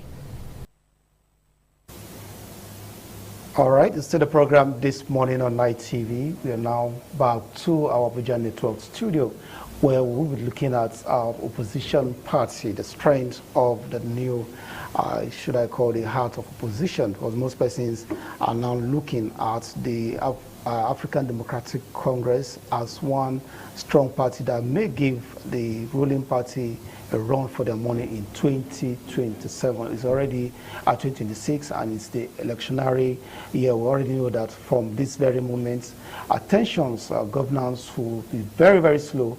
Attention will now be turned to who occupies the presidential villa this time in 2027. We've seen a strong personality, person of Peter Obi, recent declared that he has finally left the Labour Party and joining the ADC, where he was welcomed even by the former presidential candidate of the PDP, now also a member of the ADC, Atiku Abubakar, has indicated his interest to work with Peter Obi for them to form a formidable opposition against the ruling party, of course, any other party. But I have joining me this morning to discuss this and other matters is an APC member also. Well, I know it will be a one-sided, but we expect the youth leader of the ADC will be joining us later. I have Peter Eke with us this morning. Very good morning to you. Sam Eke, pardon that. Very good morning to you and a happy new year to you. Same here. Yes, we've had you a very long time ago. You've not been here, but good enough you're here. We've been hearing so much happening in your party. Many persons have accused the APC of not really carrying the people along, especially with the recent the commencement of the tax bill. Let's start from there. That is one reforms of your administration that many persons did not align well with, especially the public. I don't know whether it's publicity or probably the people do not understand the concept of the new tax law. Let's begin from there. Well, I am not speaking for the party here. I'm speaking as an individual, as a concerned Nigerian. Good morning, viewers. Happy New Year once again. The truth is, we need a tax reform as a nation. You have agencies that are responsible to give information to the public, like the National Orientation Agency and so on. If they have not done their best, that's left for them. But we also have an issue whereby lawmakers will tell Nigerians that, oh, the gazetted document is not what we pass. So these are issues, if they are true, we must look into as a nation. But one thing is sure, I believe the government will not do anything to strangle its citizens economically. So if the reform is needed, let's go there. It's better we have a reform that is sincere. Today, if you have a small business in Nigeria, you're taxed left, right, and center. You don't even understand. You pay levies to local government officials, you just don't understand the amount of money you're paying. You don't know if it's entering government or it's entering private pockets. So we need a system that will bring the tax into one basket so that we know what you're paying for. So in other sense, you don't have problem with it? No, I don't have problem with and it. As a party member? Yeah. So you No, I don't have problem with the reforms. We need a tax reform in Nigeria. Let me give you a simple example. If you are trading in tomatoes, let's say fresh tomatoes from Abuja, maybe to Calabar, you'll be spending close to between 3 to 7 or 500,000 naira just on the road to get to your destination. At every local government, you see some hoodlums who block the road. They are all tax officers of every local government. You don't need this in a nation for such businesses to grow. Because of that, every market in the south, the difference between the market in the south, what you sell products in the south and the north differs. Food. So you need a system that will harmonize and give us just one tax. Well, I know it's going to be very difficult for us to get that harmonized. I bet to be corrected because, like you mentioned, every local government have their own different taxes, and I feel this reform is trying to harmonize it. Yes. Let's leave tax matters for now. Let's go to politics. The APC, the PDP, and the ADC, we all know that 2027 is just a few less than 12 months from now, and the electionary activities definitely begins from 2026. The ADC is one party that is coming up strong, and most persons feel it will give the APC a run for their money. I don't know whether you see that as a party member or you feel we should just hold on and wait for the drums to begin to beat, that we'll know who is who in terms of politics in Nigeria. No, as a concerned Nigerian, I will tell you, the election would not be business as usual, both in the part of the APC and in the part of the opposition. The ADC will come out strong. The PDP will also not fold its arms. Other smaller parties will not fold its arms. But I will advise the opposition to unite and become one so that they give the ruling party a run for in what sense? accountability. Because I know the PDP, for instance, we know what's happening in the PDP with the faction and all that. Are you saying now we should have a coalition? Because the ADC came out as a coalition. I don't know what the opposition will come out with, but the opposition should understand that what is important is winning elections. It's not even making noise. The APC should also understand that the wave of defections does not guarantee winning elections. What is important is, what have you given to the people? Has it translated into a better life for Nigerians? Do we have better infrastructure? Do we have ease of doing business? Do we have better security? Do we have better life as Nigerians? Are we proud to be Nigerians at this time? This is what the ruling party should look into and work more for. The opposition should also be able to stand up and ask questions. The opposition is not doing opposition. The opposition, they are just doing what I call tea party. They just sit down, discuss things that doesn't matter. What matters most in this country is the citizens. Are we actually proud that we are Nigerians? Well, if you tell the opposition party as being having tea party, and look at what is happening, for instance, in the PDP. Yeah. There have been allegations and permutation from every corner that a certain individual is being used by the APC to make sure that the opposition party does not stand, does not have a Unfortunately, if you want to be used, you'll be used. If I am in such party and I'm leading the party and I know you're a Mo, I would either expel, suspend, or... You see, it's about the people coming together, galvanize, and tell themselves the truth and go for what they want. Nobody can use anybody except you want to be used. If the PDP is no longer there, because what it seems is that the PDP can no longer create the needed opposition. So now there's an alternative, which is the ADC. The ADC should also change the path, because most of the persons in the ADC were all in the PDP. Some were in the APC at a point. The same recycled, change their ways. The youths and the young people who are the large chunk of voters would also decide their fate. Whether we like it or not, 2027, the world is watching.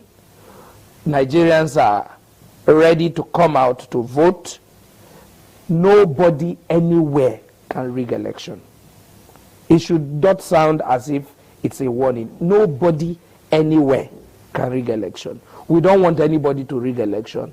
You perform, the people like you. So why are you so confident that this election will not be rigged? Because we've had so much talk in previous elections, and then by the time the results are out, the opposition parties, as we're mentioning now, will always come up and allege it's good election rigging. It's good you're fair as an individual. The timing of announcing the last election result was wrong. You cannot announce election result by 4 a.m. and we'll clap while people are sleeping. That will not happen again. The opposition will wake up. Their eyes will be open. The collation center, nobody will live there. So it should be a situation where both the ruling party, the opposition, everybody should wake up and go to the people and seek for the people's mandate. A situation where everybody in PDP has infused into the APC, believing that there's a magic that will transpire, that will give them the vote. No. The people will vote. The people will stand by their vote. They will follow their result until they see the final. It's no longer your sins are forgiven. No, it is not. It will never be. Saying that most, for instance, we know what's happening with the Bauchi State governor as it stands now. He's being charged for corruption, for funding terrorism and all that. And he said he's because it's in opposition. No. If anybody is funding terrorism, go to courts and defend yourself. That is, by the way. If you are in the APC and you think you can just win election, I pity you, because it will be something that will break you down after the election. So what I advise is that if a politician, go to the people, talk to the people, seek the people's mandate, and if God gives you victory, so be it. But if you're thinking, oh, because I am close to the president, I'll win. Let me give you a clear example. In 2023, a lot of APC governors could not win their states. So it is not if you come to APC, you will win your state. No. A lot could not win their state. Some of them have left the party today. People like El-Rufai couldn't win Kaduna. To come to the Senate. People like Al-Makura, I think he was governor then, he couldn't bring, the Nasarawa State governor could not bring Nasarawa State. So it is not when you come, it's automatic. No. When you come to work, support the president, and send the dividends of democracy to your people. But if they are not doing that, and they are just defecting, it is not a plus, it's a minus. So we want them to defect and also... Okay, let's look at the ADC, which is the center of our discussion now. We have very important personalities in that party that have in the past indicated interest to rule. We have the Peter Obi, like we just mentioned earlier. Atiku is there. Mechi is also in that party. Even El-Rufai. Looking at these four persons, do you think the opposition party, or rather the ADC, stand a chance of providing somebody that can stand a person of Atiku, Asiwaju Bola Ahmed Tinubu, or any other candidates in this country, looking at these four persons in that party? Because we know it will get to a time that it will become a problem in that party. Even Atiku is saying he's ready to work with Peter Obi. We know how, if you look at the antecedent of Atiku in previous parties, we know how it plays out. Well, I am not a member of that party, but I will tell you for free. It won't be business as usual. Anybody the party brings up will give the president a bit of real opposition. Anybody. The issue there is simple. Are Nigerians satisfied with the government of the day? If yes, they will go with the president. If no, the APC should be ready for more work. So, the people in the APC have done opposition before. Remember the names you just mentioned. Some of them were against Jonathan, and Jonathan lost the election. Yes, Asiwaju is a master strategist, as people say, but the strategy might not work all the time. You might have everything in your powers to make you get ease of achieving whatever. But sometimes in politics, watch carefully people around you if they are doing the right thing. Watch if people who have assisted you get to that position, if they are also happy with the situation. Not a situation whereby people who have labored tirelessly to bring the president to where he is today, some of them are out there, and people who were insulting the president are ambassadors, nominated to be ambassadors. You know, they might remain in the party without saying anything, but these are persons you need to look into and also find a way to cushion the effect. Then the populace, are they okay? I know food has, the price of food is coming down, but will their take home really take them home? The salaries people take home as monthly salaries, does it sustain them in a month? Are we fighting corruption? Is the insecurity in Nigeria, is it better? You know, these are things that would help the president.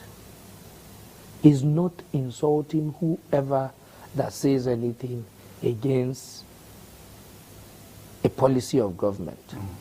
So where should the opposition now turn their What attention the opposition should do now is to look at every policy of government that is not popular and stick to it and run with it.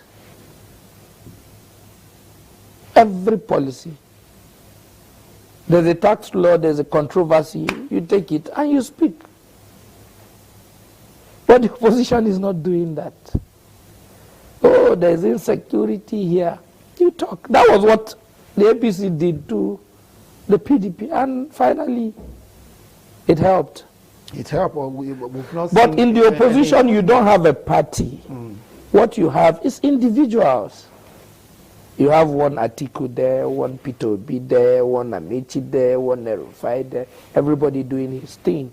You have one Kwankwaso there, you know, one Aregbesola there. You can see the names, but everybody is like an institution of its own.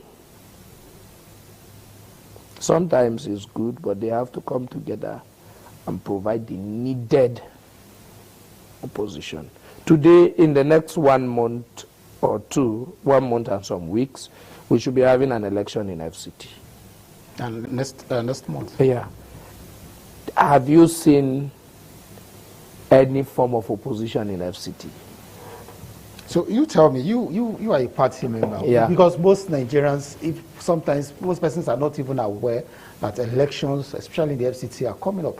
That's why you get to see very low turnout of persons during the FCT election. Why do we have such outcomes in the FCT?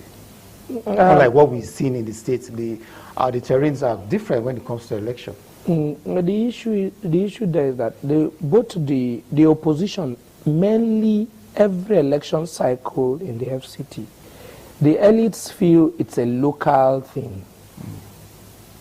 The middle class in the FCT feel, oh, it's for them. It's just for... A lot of people think the area council election is meant for the indigents. No. But it's meant for every resident in FCT. If you know you pay tenement rate in FCT, it's for you. If you know you pay kiosks and liquor, it's for you. If you know you pay all those funny levies that are demand notice, it's for you.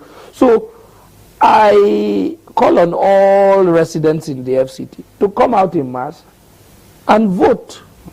But it seems political parties are not even doing enough. The ruling party is moving here and there, talking to residents, but I cannot find any opposition anywhere. That's because they've been muzzled aside. With what? With what? By the time you go to area councils, virtually all the area councils are one political parties. I don't think so. I think Kuje is not APC. Kuje is PDP. We have the Buhari is not APC. So why do we have very low participation of political parties? It is the attitude of residents in FCT. Once residents in Amak, time will come, it won't be so. Give it, let's see what the next general election would look like. It won't be so. Time will come, it won't be so.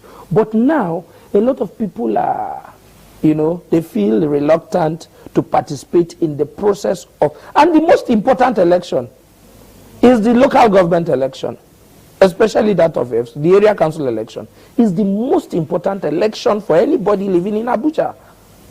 Because that area council is the closest government to you. Well, probably they felt they really feel the impact. No, because the FCDA, the FCT administration, is the one they see providing roads, water, and giving them right of occupancy and certificate of occupancy. That's why they don't know.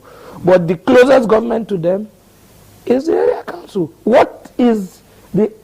See, nobody is asking question, how many billion is budgeted to an area council and what the area council is doing with it. These are issues that residents in the FCT don't care about. They think, some of them think it's just meant for early settlers, early settlers in the FCT.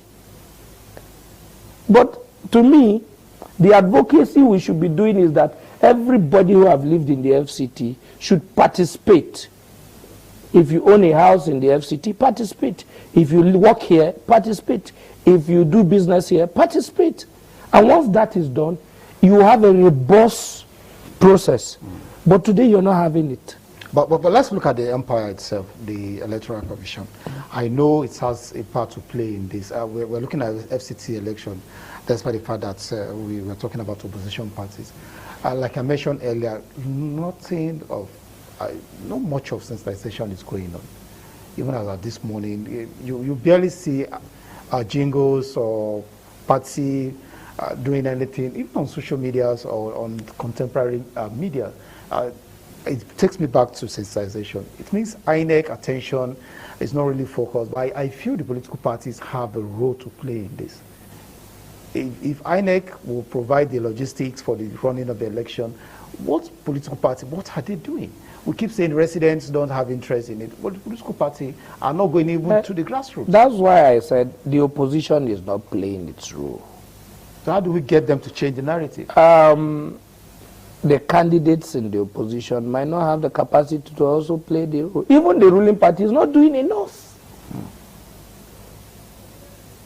Because you need sensitization, mobilization, galvanizing the people, making them understand why they should participate in this process. But the truth is, all this cost finances, money. So, is there money for that? How much is budgeted to the National Orientation Agency? Because National Orientation Agency, I keep asking question, what is the amount of money given to National Orientation Agency to run these sensitizations in states, communities, local governments, and so on, all around the country? If the money is not much, you won't find much. How much has INEC budgeted for sensitization of the populace? Even the ongoing INEC registration is there. I think the second phase is beginning. I just heard that the second phase is beginning, but the sensitization is low. Now, it's left for political parties to wake up. Sometimes you don't need money. You need to give the people hope. They should wake up and start giving the people hope and tell them reasons why they should. And another thing, some persons must have lost hope in the process of governance in Nigeria. There are situations where you talk to people, they say, no, anything concerning government, I don't. Why do you think is that? Because I asked you earlier, has your party done enough for them to even vie for opposition? Yes, sometimes people have their reasons for saying so. At a point in this country, insecurity was so high. Today it has gone down. It has gone down. There was reports at what happened in Niger State. So if a man has ever paid ransom, you know he will lose hope in government. If a man has ever paid ransom, he will lose hope in government. So some persons have lost hope. Some persons don't want to even hear or participate in any process concerning the government. A man that provides his own water, his own electricity, his own security, and grade the road to his house, what will you be telling the man about government? There are people like that. There are communities in the FCT that if you go there, you ask questions. So such people have lost hope. Well, we just hope that our political parties will definitely take a new leap and ensure that we move forward. The FCT election is I think in February next month. On the 21st of February. Yeah, as we wrap up now, it's 2026. We know definitely that governance will not be shut down, but there will be a bit of a diversion from the normal governance.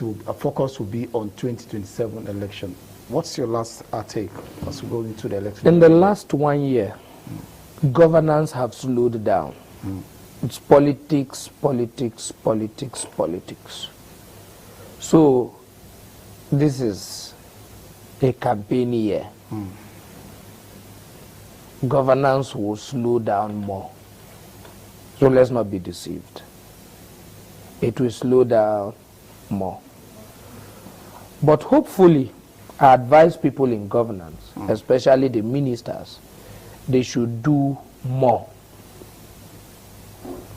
The ministers of works, minister of power, minister of what minister, any minister you are, do more and do less politics. All right, you can hear the FCT minister. He said the politics of River State will start in 2026. So governance in FCT might. All right, it means it might continue. it might not. Thank you so much, Sam Eke, for being on the program this morning on Night TV. It's quite a delight having you on our program this morning. Well, we'll take a quick break. When we return, I will be joining our Lagos studio for the continuation of the program this morning on Night TV.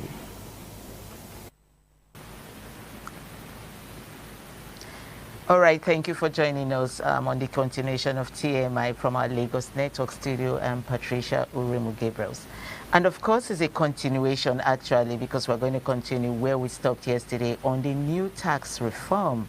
You know, a whole lot of Nigerians are not understanding it. And then the House thought that what we did yesterday wasn't enough for Nigerians to really understand what this tax is all about, who will be taxed and who is not going to be taxed. So we're going to be continuing from where we stopped yesterday with our same guest, Mr. Segun Shobito. Mr. Segun Shobito, thank you for coming today. Thanks for Of course, we have stressed you for the 2 days stretched out because we want to make Nigerians actually understand what this tax is actually for and who is going to be taxed and those that are not going to be taxed. Because every Nigerian on the street is just grumbling about this tax. Okay, people say we go to the market to buy things and they are taxing them already on the items that they're purchasing. So we actually want to have a clear clarification on that aspect, who is going to be taxed and who is not going to be taxed. Thank you so much, as always, for coming. So let's just kick off by starting to ask, what are the major changes Nigeria should be aware of under this new tax reform? I mean, the interesting part of all of this is that the changes are actually not so radical. We've had tax laws before. It's not as if we didn't have tax laws. We've had tax rates. People were expected to pay personal income tax. People were expected to pay their pay as you earn. People were expected to pay company income tax, you know, and all of that. And none of that has changed. Withholding tax has been there before, now it's still there. Value-added tax. I think the most significant change, to my view, is just the fact that the government is automating the process and harmonizing it across, across the different tiers of government, trying to create an environment where multiple taxation is dealt with to a certain extent. You can never really, you can't, and it's important to put that out there. You can't solve the problem of multiple taxation completely, because at the local government level, the Constitution allows them to collect levies and fees. And some of those levies, they get very creative. And, I don't see how the Joint Tax Board will be able to stop all of that. If they're able to, that would be fantastic, but I don't see it. So in terms of changes, I think the primary change is now the taxman is going to be on top of his game. They're going to use the opportunity of technology to track transactions, to identify every taxable citizen, whether corporate citizen or individual Nigerians. I think that's the primary difference. Of course, there are changes, slight adjustments here and there to the tax rates, to how the tax is applied. Of course, we spoke about, yesterday we spoke about the issue of people that will be exempted from paying taxes at all, whether as individuals or as small businesses. Corporate companies as well, even a certain category of businesses with corporate income tax that they're going to be paying has also been reduced from 30% to 25%. Definitions on issues of capital gains tax have also changed. You know, how the capital gains tax is calculated has changed to promote the investment habits, you know, in the stock market, you know, and all of that. So, for example, the returns that you earn, you know, from your trading in the stock exchange, you know, for example, is tax-free up until a profit of 10 million naira. You know, so there are changes like that that have been put in place to encourage activity and productivity, in the hope that the improved activity, the improved productivity will result in more wealth that the government can then tax. Again, you know, the conversation is ongoing and it's everywhere. And one of the things that we were saying yesterday on another platform that I spoke is that actually now the challenge for the average Nigerian is you decide for yourself, where do you want to be? Do you want to be below the threshold? If you don't want to pay tax, it's fine. Stay below the threshold. Don't grow. How do you stay below the threshold? Don't grow in your life. Don't improve. Oh. Do you understand what I'm saying? So it's for me, it's a very simple thing. Everybody wants to grow. You don't want to stay earning minimum wage for the rest of your life. You don't want to stay earning 200, 300,000 naira daily sales as a business. You want to get to the point where you are recording 10 million naira in sales every day. You know, you are doing 1 billion naira in turnover every year, right? So if you get to that point, you will pay your taxes. So, okay. and I think that's a good thing. It's not something that we should it's a good worried thing about. It's not something we should shy away from. It's not something we should be scared of. It is a good thing for the government. That's what the citizens of Nigeria will say, you know, For the because I think it's as been difficult for them to really understand. Because they don't get it. Yes, they don't. They just conclude and says it's for the government. Okay. But let's go and look at the personal income tax and VAT or corporate taxes. How does this reform affect personal income tax or VAT, you know? Because just before we came on air, someone was talking about how he bought data for his Zoom for the month, and he was, you know, charged by VAT, which has always been there. Is it going to increase, or it will remain on the same charges as at before? VAT, value added tax, yes, has not changed in terms of the rates that is applied. It's 7.5%. There was a proposal for it to become 10% and then 12.5% and then 15% in a graduated manner over a 5-year period. That was a part of the original proposals of the Oyedele committee, but that was junked by the National Assembly, and the rate has been retained. So nothing has changed. A number of items have also been exempted from being vatable. I have a chart here that I can read out. I'll need to pull it out. Okay, so but what about the personal income tax? No, we spoke about that extensively yesterday. Personal income tax is also graduated based on the volume of income that you are generating. Okay. And there is a threshold below which you don't even pay any personal income tax, which is the 800,000 naira per annum threshold. I want to go, depending on how you want to interpret it. I want to go a little bit down, you know, to speak like the ordinary Nigerian who really doesn't understand what this tax reform is all about. A lot of people say that ordinary Nigerians who don't understand this says they go to the market and they're paying tax on whatever goods they purchase. Is it supposed to be so, or the sellers are just using this opportunity to tax their buyers? I don't even understand what that means. I mean, how can you? I don't understand. The only tax that you pay if you go to the market, in quotes, right, whether it's supermarket or the open market, is value-added tax. They are supposed to add the value-added tax, you know, to the figure that they're charging you. But most of the things that you buy in the market are actually tax exempted. They are VAT exempted. Food, there's no VAT on food items, right? So what tax? How does that work? But so obviously there will be a number of people who will prey on the ignorance of the average person out there and go into unwholesome, sharp practices. I would like to call on the government, especially the Federal Consumer Competition and Consumer Protection Commission, FCCPC, to get their act right. If they have to increase capacity for enforcement and monitoring, they have to do that to protect the ordinary, unknowing, innocent Nigerian from exploitation by, you know, all these unscrupulous people who just, every little thing that happens, you know, they try to take advantage and profiteer.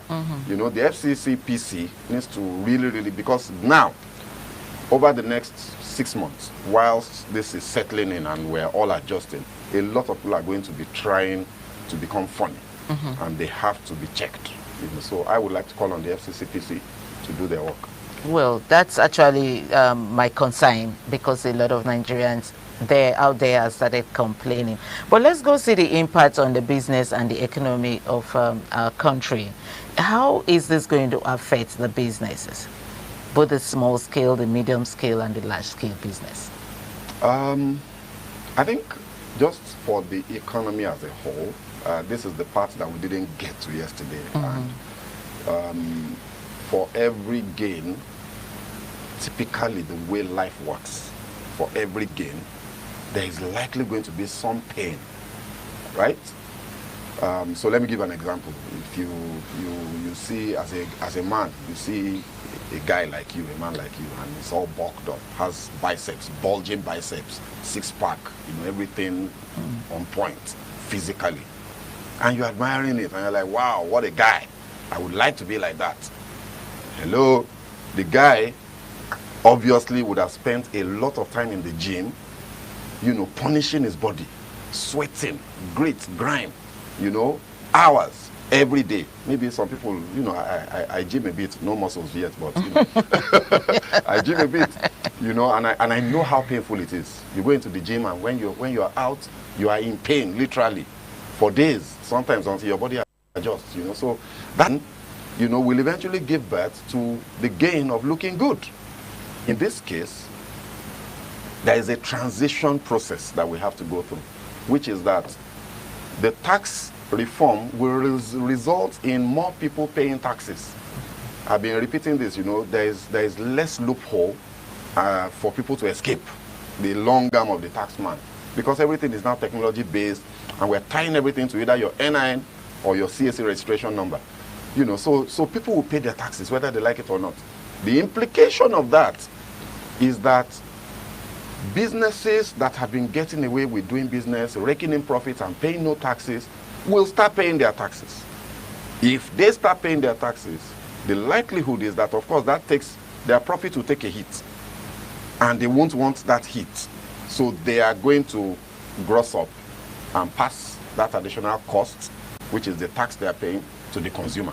Okay, so how can the government stop this actually? No, there's nothing, it's not something to be stopped. It should happen. It should happen. It's a natural process. So which means the implication of this, both for businesses, is that cost of doing business may go up slightly.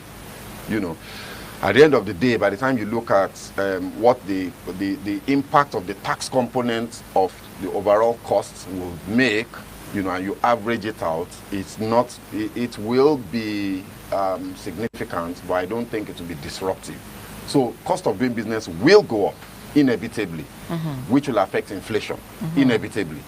But the logic behind this is that if there is accountability with the use of the additional revenues, then the investment in social services and infrastructure that additional income will bring about from the side of the government should result in enough productivity gains to make up for the additional cost you are bearing.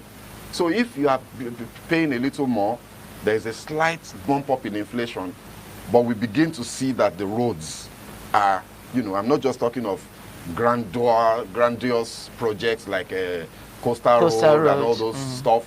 The roads that we currently have that maintenance, are yes. You know, if they are being maintained and kept in good shape, if you know, traffic street lights are implemented across board so we have fewer accidents, if the healthcare system receives consistent funding because of additional revenue and people don't die as a result of poor infrastructure and facilities in the public healthcare system, then those gains will make up for the pain of the extra costs. So the nexus is the if, is a big if. If there is accountability. If there is accountability. And that is something that we as citizens must now demand. We have been demanding for of course, the subsidy removal, and then we have not seen anything yet. So do you think this will have a different cost? Actually, you know, my theory is that I think it will. You know, because now, one of the things that moves the human spirit, is right, what's in it for me? How does this affect me personally? You see, this tax thing is going to affect people personally. We are going to feel the impact in terms of additional costs, in terms of additional payments to government that we were not making before, that now you have to make. Once that begins to happen, I think my theory is that it will awaken the consciousness of accountability, demanding accountability in the mind of the ordinary Nigerian. The reason we're so lackadaisical and we don't care, we appear not to care about anything, let them take it now, is because we don't pay tax. In countries where people pay tax, they make demands, and government knows it. So I think now that the government is insisting that you must pay your tax, I suspect that Nigerians will ask the questions that they must ask in order for government to now deliver services with the additional income. That's been the missing nexus, and I think that this tax bill, inadvertently, it's not like it's a deliberate intent of the government, but I think that's going to be one of the major outcomes of this. The fact that all of a sudden, because citizens are now being hit personally in their pocket, they will become more sensitive and they will ask the questions they must ask for development to happen. Okay, before we go on, we have some random questions from some random Nigerians concerning their worries on the new tax reform. And someone called in and said, a landlord's concern, he wants to know rent of his house, which he charges for 2.5 million naira per annum, will be taxed on the said amount. Yes, rental income is taxable. Subject to deductions of allowable expenses.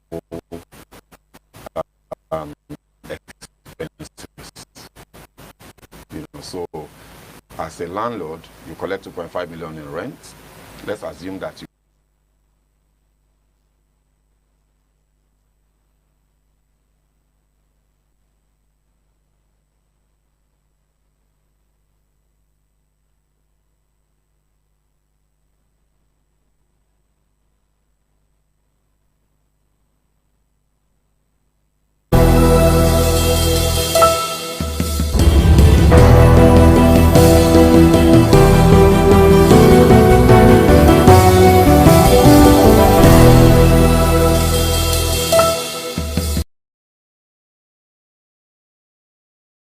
definitely be paying your tax on his income. I hope it's done. Okay, talking about someone setting of taxing is giving their tenants a new account number with some of these digital banks and thinking that they could actually escape being paying tax. Is it possible for them to escape? I mean, Nigerians we're quite an interesting people, you know. So yeah, people are going to look for ways of circumventing this, and it's natural. But I think that because everything is connected to your personal identity, you know, outside of your tax identity, your NIN or your corporate affairs commission number, or business registration number, or RC number, how do you want to escape? So that example that the person gives, so you give me, if I'm understanding well, it's likely to mean that maybe the landlord is giving an account number that is not in his name. right? So that he can escape the tax implication on the rent.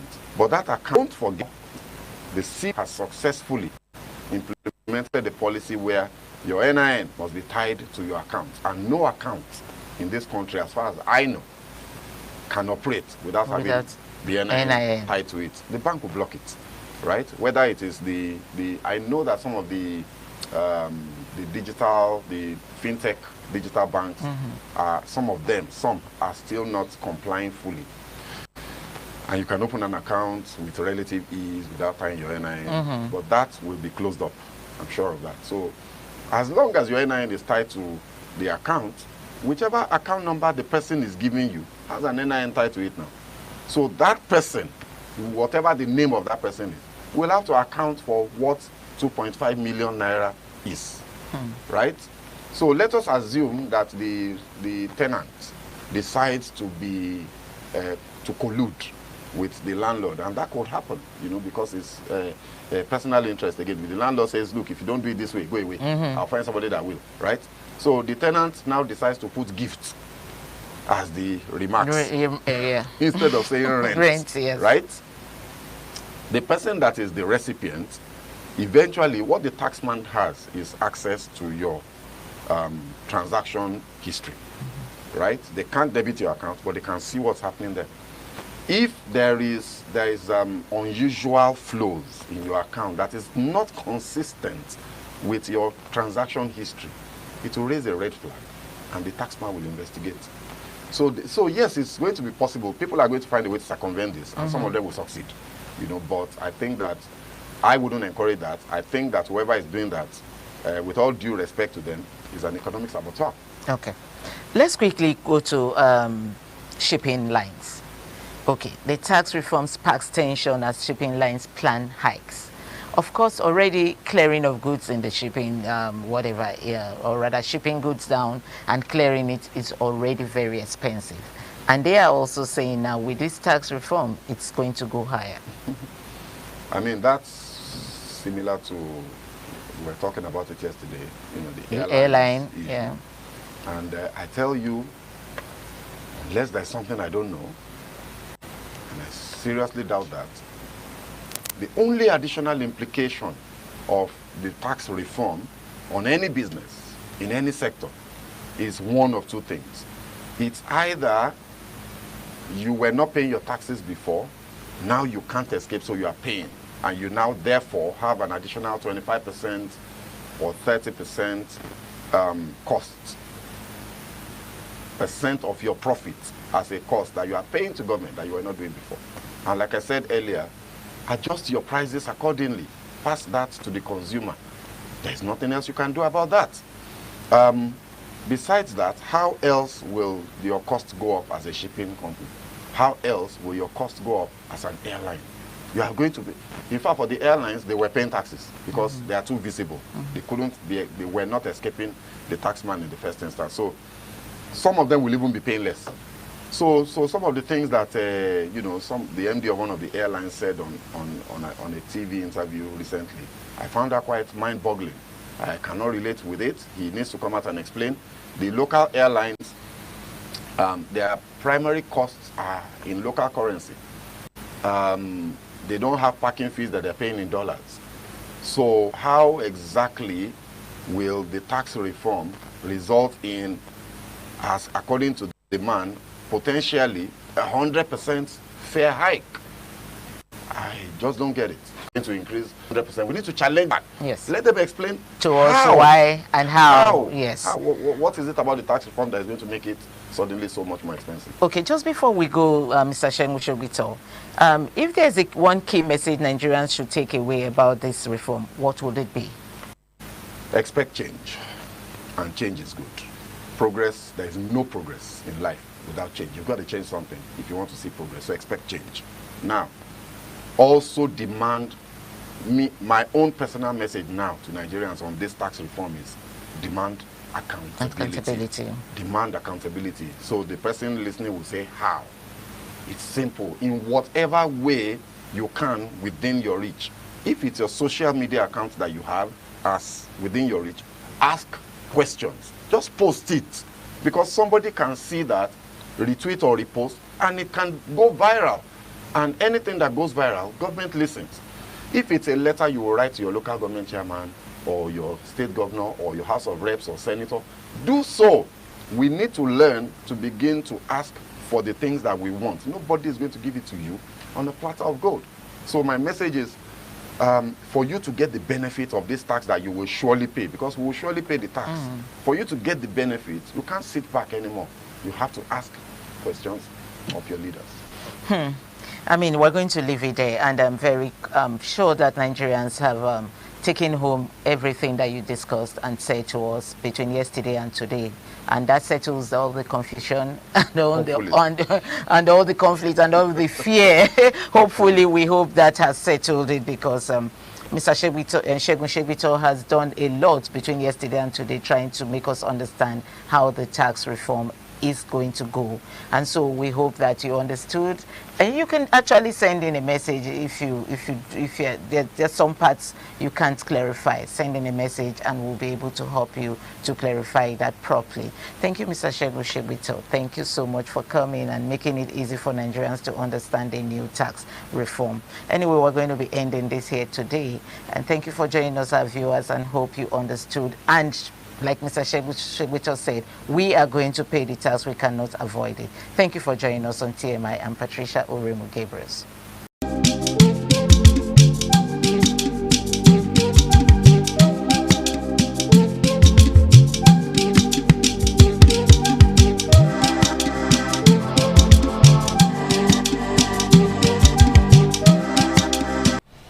Good morning and welcome. This is TMI Socials. I am Chukufum Nanya Digwe, and here's what's making waves across the social media space. Now, for our first story, it stems from the security situation in Nigeria, as 9 Nigerian soldiers were being killed in Borno during an IED attack.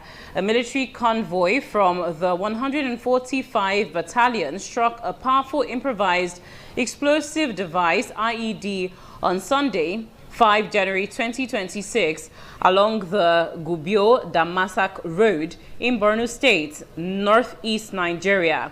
Now, the blast destroyed an armored vehicle, killing 8 soldiers on the spot, while a 9th died from injuries the following morning. At least 5 others sustained serious injuries and were airlifted to Maiduguri for treatment.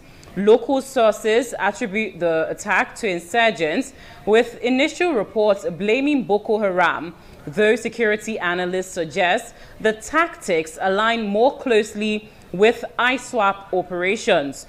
The Nigerian army has yet to officially comment on the incident, instead publicizing successes elsewhere, including the disruption of a suicide bombing network in a separate operation. As you know, this particular one, the killing of these 9 soldiers in Borno State in an IED attack, has had the social media space definitely talking. Let's get to see this seemingly gory video that's largely publicized on the social media space of the ruckus of this attack, and then we'll take reactions.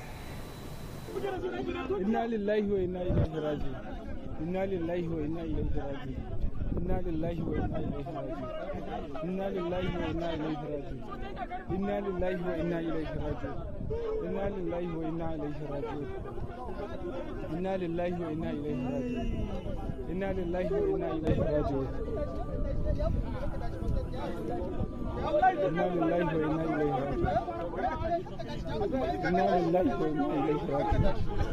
La ilaha illallah. Ba magana, no till I keep quiet, okay? Go on the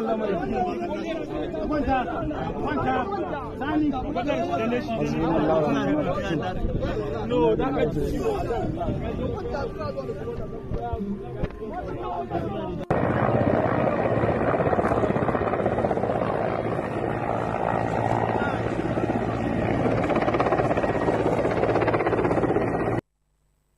Now, quite unfortunately, that is a very sad video of the incidents of this bombing attack and the casualties of the soldiers that were recorded.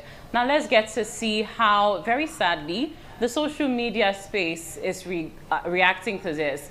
This commenter says, "The deceased soldiers have served the nation and died as patriots. May God grant them eternal rest." Let's take the next comment. This next commenter says, "Eternal rest grant unto them, O Lord.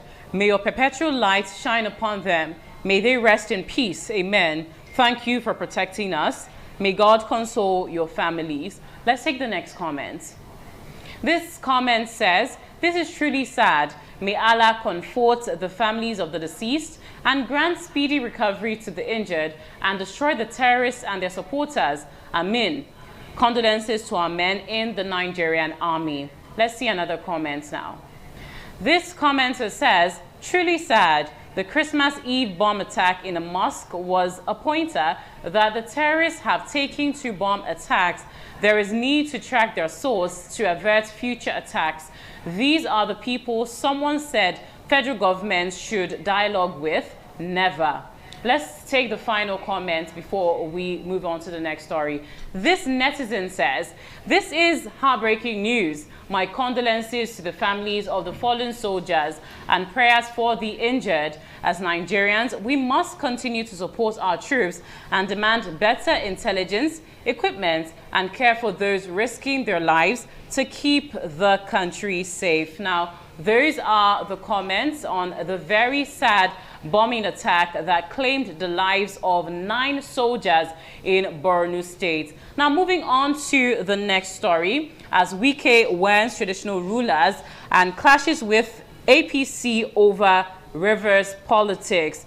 Now, the FCT Minister Nyesom Wike has warned traditional rulers in Rivers State to stay out of partisan politics and avoid supporting Governor Siminalayi Fubara. Speaking during visits to local government areas, he insisted political matters should be left to elected officials. In Oyigbo, Wike also accused APC National Secretary Ajibola Bashiru of scheming to control state resources, calling Rivers a no-go area.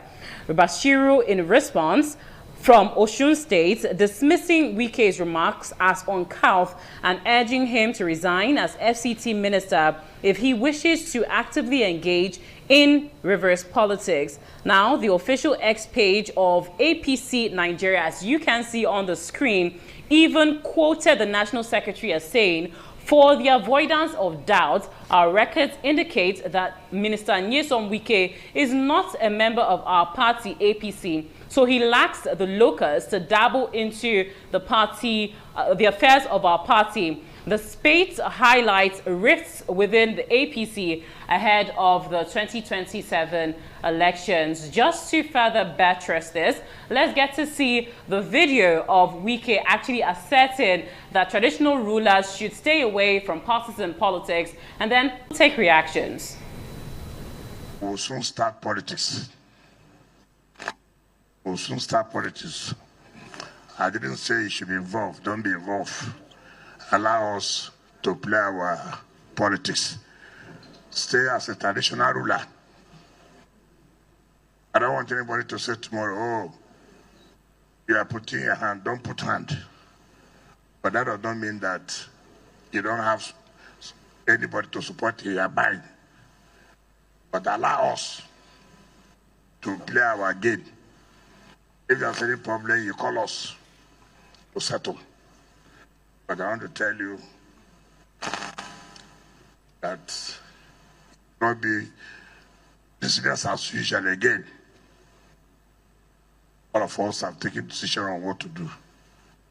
So I believe those of them who are children will tell you the decision we have taken, just for your ears, not for you to participate. You're my friend. So I don't want us, in fact, why I'm not becoming sick, because based on your stool, I don't want anybody to say, "Oh, Amarabo, you've cancelled the recognition." That's why I don't want to come since. But since I've come here, you will not be happy that I left without coming to greet you. So now, that's the assertion of the FCT Minister Nyesom Wike warning traditional rulers to stay away from partisan politics, which he calls a game. Now, let's get to see how the social media space takes this. Daniel Rega says, Wike has the audacity to belittle traditional leaders like this because they fueled his ego by equally playing politics. A politician or government ought to hold traditional and regional religious leaders in high regards, as they have unparalleled authority over their subjects and followers. But look at the situation of things today. The level of disrespect is appalling. Let's see the next comment.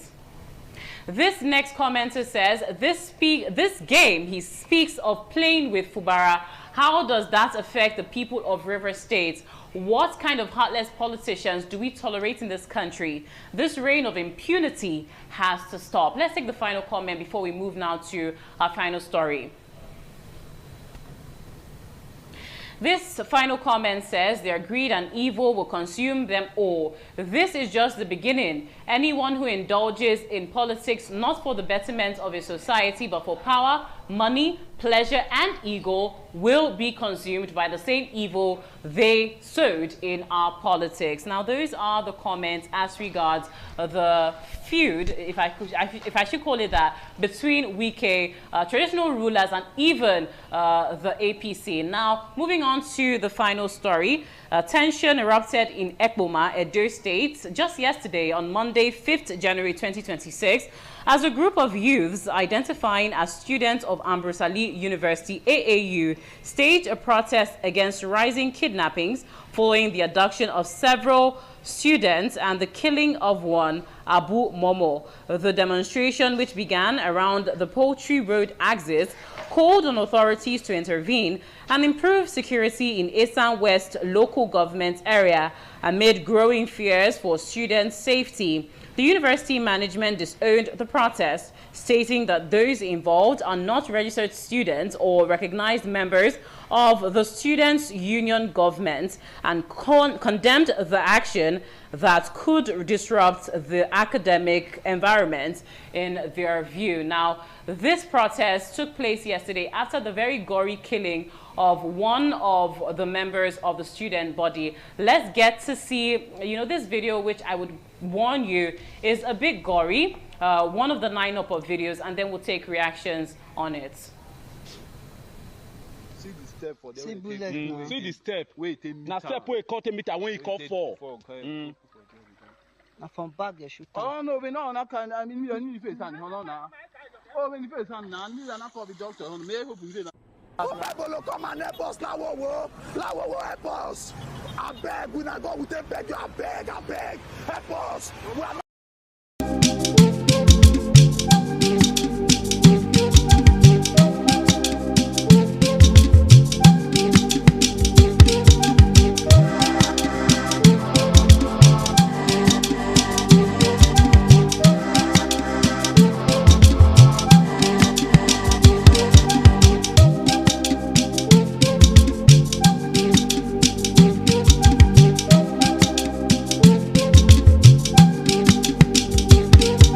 Now, the first snippet you got to see is the body of one of the kidnapped and killed victims of, this attack, dropped at a riverbank in Ekpoma.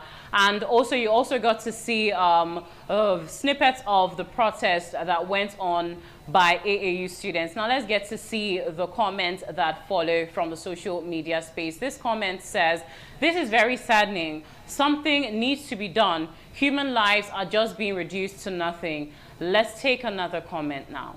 This commenter says, "I'm a student in Ekpoma and we are not safe. Kidnapping has become a daily reality here. Students are being abducted, ransoms are demanded, and innocent lives are being lost. This is supposed to be a university town, yet fear is now part of our everyday life." Let's move on to the final comment on this story. This commenter says, "What is currently happening in Ekpoma, Edo State, is getting worse.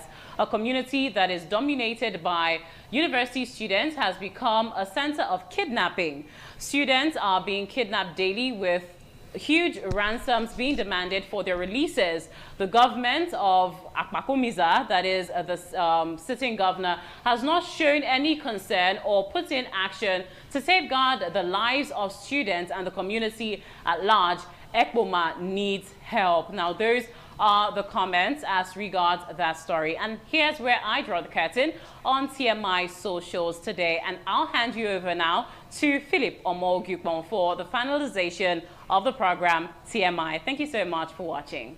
Well, I hope you had a fantastic time with Chuku Funaya on TMI socials. Well, that bit of suspense that came with the last story really touched me, basically, as regards insecurity and students at the middle of it all. And we can only hope and pray that we take deeper governance into making sure that we secure lives and property. And it is the #1 responsibility of the government to do so. In as much as we also are keeping tabs on community policing, everyone should endeavor to make sure that it reports any crime or any suspicion of that. Well, this is much you can take on today's episode of TMI. Remain law-abiding. Don't forget, it's still a new year. So whatever resolution you've got that is positive, stay on it. Keep your eyes on the ball. I am Philip Omo-Gukpong. Bye for now.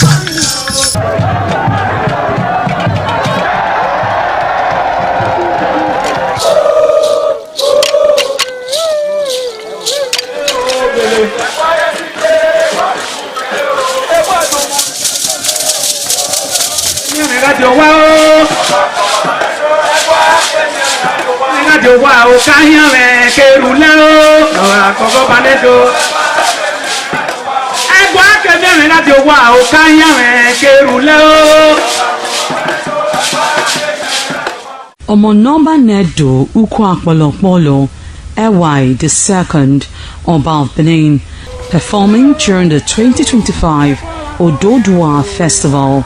Ododua Festival is unique as it was organized in honor of Ioba Omoni Hwoyeme, Ioba Ewai II, as part of activities for her burial rites. The rich traditions and cultural heritage of the Benin Kingdom were showcased when His Royal Majesty Ewai II engaged the floor to perform during Ugie Ododua in the palace ground in Benin City. In the dance performance, the Ogbelaka Royal Drummers supplied the needed impetus and rhythm for the dance. However, tributes are paid by the head of Benin deities to the monarch, who was the cynosure at the event. The event can best be imagined as the spiritual rejuvenation, stunned, spectaculars and guests at the colorful ceremony. 7 masquerades representing 7 spirits and deities conveyed different meaning in company with the head of the deities of Benin, with the Oba of Benin, who exhibited a grand cultural dexterity in his dance steps.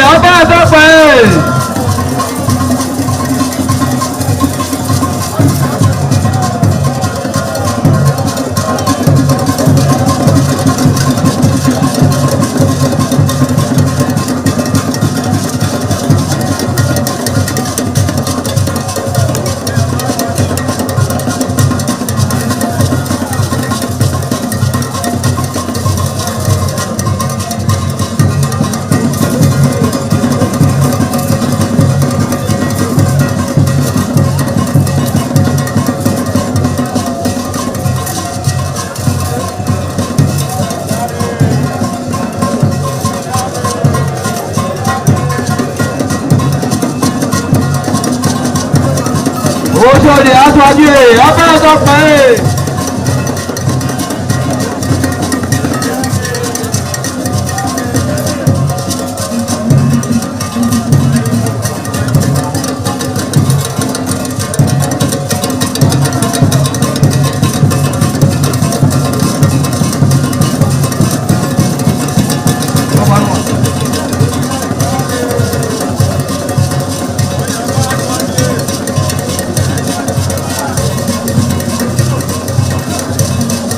Àyàbá dọ́gí abẹ́rẹ́ pẹ́.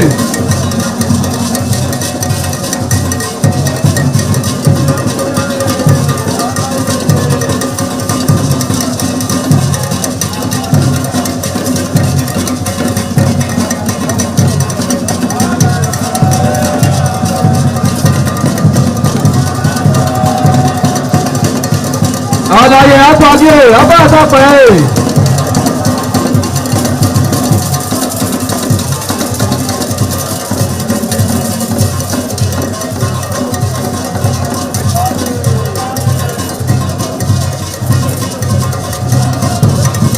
Ẹgbẹ̀júwà.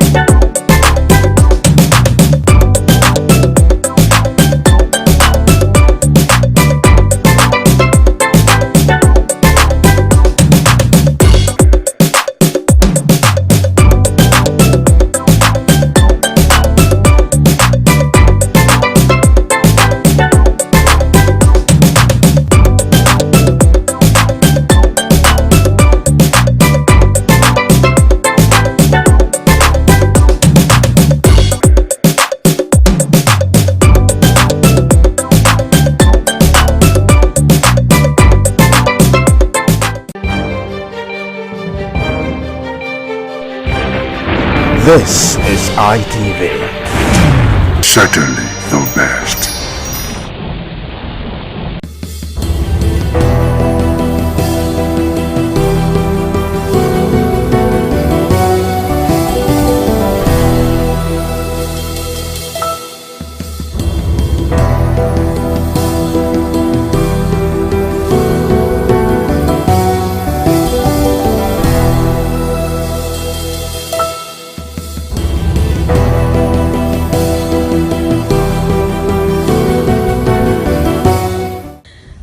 Viewers, welcome to Viewpoint on ITV. I am Caroline Okonji.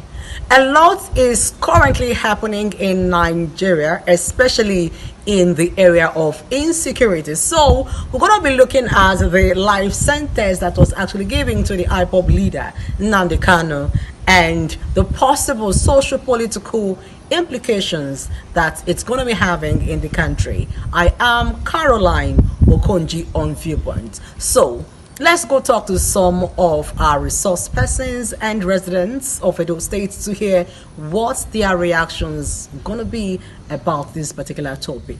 I am Caroline once again on Viewpoint. I'm not surprised I was given a life sentence. In fact, I would say that it's even lucky.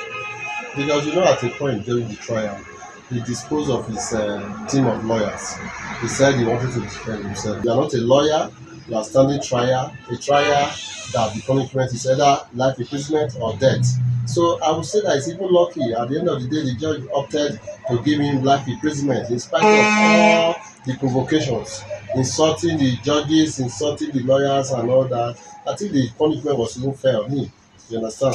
That's the way I look at it. Then if we are talking about the political implication, of course, one would have expected that the president, being that they've actually, at times, they try to talk peace with Boko Haram terrorists, they try to make peace with bandits that are busy ravaging the northern part of the country. One would have expected that he should have also been given an olive leaf to ensure that there will be peace in the east. Because whether you like it or not, he has thousands or millions of sympathizers that are in the east, especially in the east.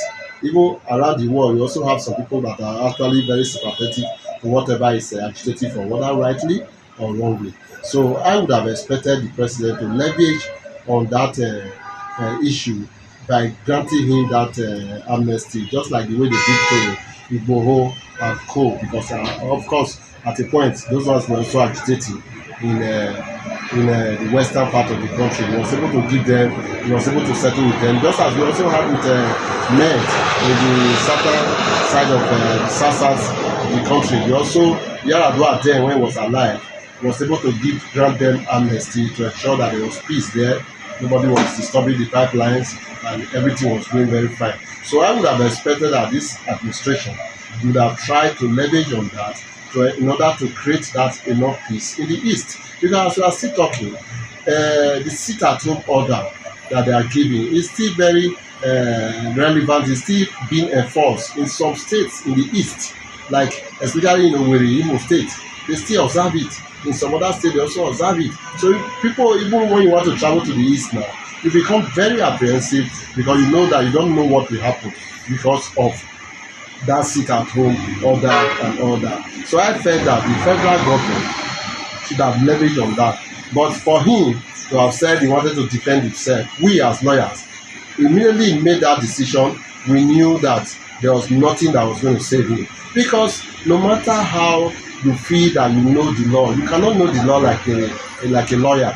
You know, the lawyers would have been able to look at his the case that was presented by the prosecution and be able to raise a very good, robust defense, raise enough maybe probably discrepancies and loopholes in the prosecution's defense that would have warranted him being maybe being discharged and acquitted of this offense. But he opted to say he wanted to defend himself and he never needed lawyers again. And this is where we are. Since the trial started, even when he has been convicted now, we have actually not seen an upsurge in the security situation in the east. So it seems as if people have also accepted that he has been convicted and nobody's saying anything. For now, I don't know. It's possible they might have plans to say they want to come out to the street, or to have plans to start demonstrating, or maybe attacking government and government institutions and all that. Nobody knows. But for the now, it has actually not affected anything. It has not increased the insecurity in those regions more than where it was before. It has not at all. I want to say that the sentence given to Mazi Nnamdi Kanu, the judgment itself and the sentence that followed from the judgment, they were very fair to him, very fair. Ordinarily, the law provides for a death sentence for such an offense. But the judge, in his wisdom, decided to give him life imprisonment, which is still a subject of controversy in the legal sphere. Now, the question should be: did the judgment flow from the facts, evidence before court? And the answer that will follow is yes. When a prosecution closes its case, they've led evidence as to how they allude or claim that a person committed an offense. It is the duty of that person to allow himself, by way of calling witnesses, to debunk what the prosecution has said. But what the defendant, Mazi Nnamdi Kanu, did was to choose, rather than defend himself, he chose to attack the court, was questioning the court at every point, challenging the court's authority over him. That's not how a trial proceeds. And the judge had no choice at that point but to bring his defense to an end, since obviously his action, he's saying that he doesn't have a defense. So the court in his wisdom brought his defense to an end and went ahead to move the matter straight for judgment, since there was really nothing to defend anymore. And when he was also asked to make a written address, rather than make written address, he brought a motion upon which he attached an address. It is that address the court now took as his further address in the matter. So the judgment itself, to me, is sound. Now, coming to the circumstances of security challenge in this country, whether that judgment will aggravate security challenge in this country, I will tell you, security situation in this country is already bad. So we should not, with this our fear of, if I take this step, security challenge will increase. If I take that step, security challenge, that is what has aggravated the security situation in this country. Each step we take, we are looking at, one person, every person, somebody must be offended. That's the truth. As a leader, you are not there to go and serve ice cream. Your job is to go there and deliver justice, no matter whose horse is God. If it is the Igbo man today, give justice to and against him where it's not necessary. If it's an Hausa man, do the same. If it's a Yoruba man, do the same. That is the only issue. The problem people are having is that while you are imprisoning and sentencing Mazi Nnamdi Kanu, you are begging and placating the Fulanis that are and other tribes that are presently causing mayhem in this country, because we have seen them. Because people they try to say, the filmmaker that made the movie The Head wanted to just bring bad name to the Fulanis. But we see every day on social media, the Fulanis, the headsmen, they celebrate their actions. And when you see the ones celebrating their actions in the bush, they are Fulanis. They will show you their captives in the bush. So if all the media space is filled up, TikTok is filled up with Fulani headsmen that are keeping people in captivity in the name of they are now in charge of security of this country. They are showing off how much they have decimated the security situation in this country. Then you say we should not talk about their tribe. We should talk about their tribe. Every tribe has bad egg, and it should be dealt with as such. You should not look at the tribe's name. Now you talk about how the Igbos will react. The truth is, the Igbo man has suffered a lot in this country. I will not mince words in saying it. The Igbo man has suffered a lot. I was in Jos Plateau State in 2008 when the Jos crisis was at its peak. Igbo man suffered a lot. You know the painful part? When you will now go to the police station and the court, when you expect to see a large number of persons that were arrested, you will see them today that over 300 persons are in custody. Come next week, nobody is there. No trial takes place. It's as if we treat this security situation as if it's just two fighting. Two people fought yesterday. We just say, don't do it again. We pat them at the back and go home. People die. Somebody has died. It's not a case of two people fought. It's now a serious offense that must be dealt with all the importance attached to it. In America, one person went and killed somebody in front of the White House there. Killed somebody there. If you see the way the government took it, it's as if they took it as if it is the whole war, as if it was a war. They gave it all the seriousness required. But here, when somebody is killed here, we treat it as if it's foul that was killed. When people, the government will just treat it as if take for example the way they dealt with this Akure, is it Kwara State church kidnapping, where people with people with firearms, brandishing firearms, come into a church and started committing havoc, wreaking havoc, shooting at people. Then they took some away.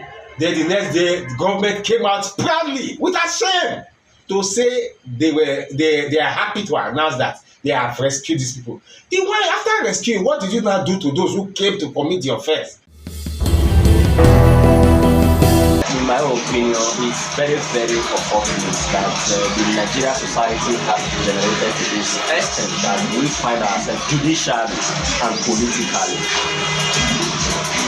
The silence of good people in the face of oppression and cruelty is an injustice to justice.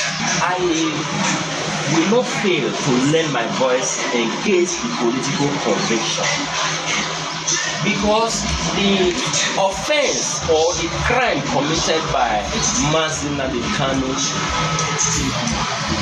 does not warrant life imprisonment, because though his actions cannot be in any way justifiable, but when there is an incitement of public, there is a provision for it. And when you talk about treason, there must be an evidence that the persons who is being charged for treason has in any way connived or collaborated or conspired with other persons in quest to usurp the powers of the state. But in the case of Nnamdi Kanu, he only made verbal statements. There was no evidence that he bear arms.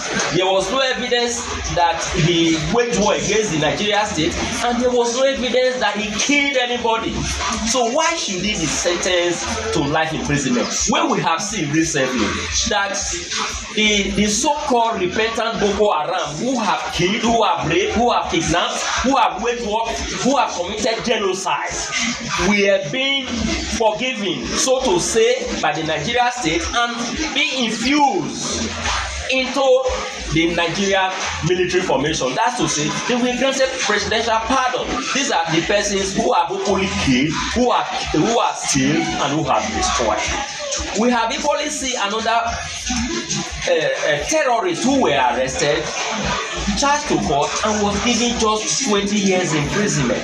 Meanwhile, in the case of Kanu, someone who have never been seen bearing arms, who have never seen being killing someone, who have never seen destroy anything, was sentenced to life imprisonment. I have this to say.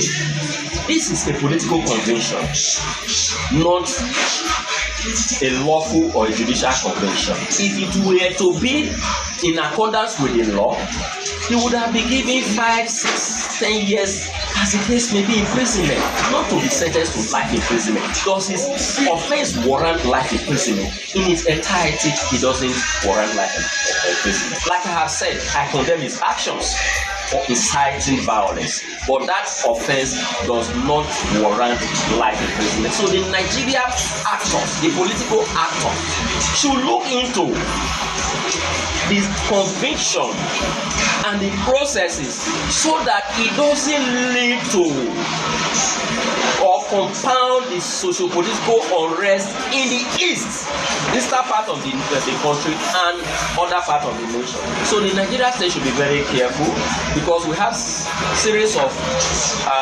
insecurities that the state is trying to deal with. They shouldn't compound the problem. So I think what the federal government is trying to do, everything happening about Nnamdi Kanu is purely political. It is not in accordance with the law. Yes, the Nigerian government have the right to transfer him to any correctional service, maybe for the purpose of his safety. active because they are also fearful that the Biafran agitation might also have plans or motive to get into the prison and rescue him out of prison. Perhaps that would be the government fear. Again, I am not also comfortable that transferring to the northern part of the country is also safe or politically wise enough, being for the fact that the northern part of the country and the eastern part of the country have been along ahead. We remember vividly perspective to what happened during the Civil War. So we don't want a situation whereby even the bandits or those in the north that doesn't have the good interest of the east will also get at him in the prison, because if he dies in the prison unjustly, that will amount to series of insecurity if it will not warrant another civil war in this country. Treason or levying war against the state could likely take death or life imprisonment. If you see what the consequences of the actions of indigenous people of Biafra has taken a toll on the southeast, some people have died. They are trying to secede. It's a very serious decision for a part of a country to want to secede. We saw what happened in the United Kingdom when the Republic of Ireland wanted to secede.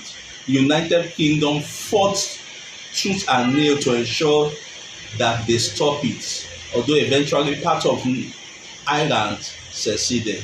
No country takes it lightly.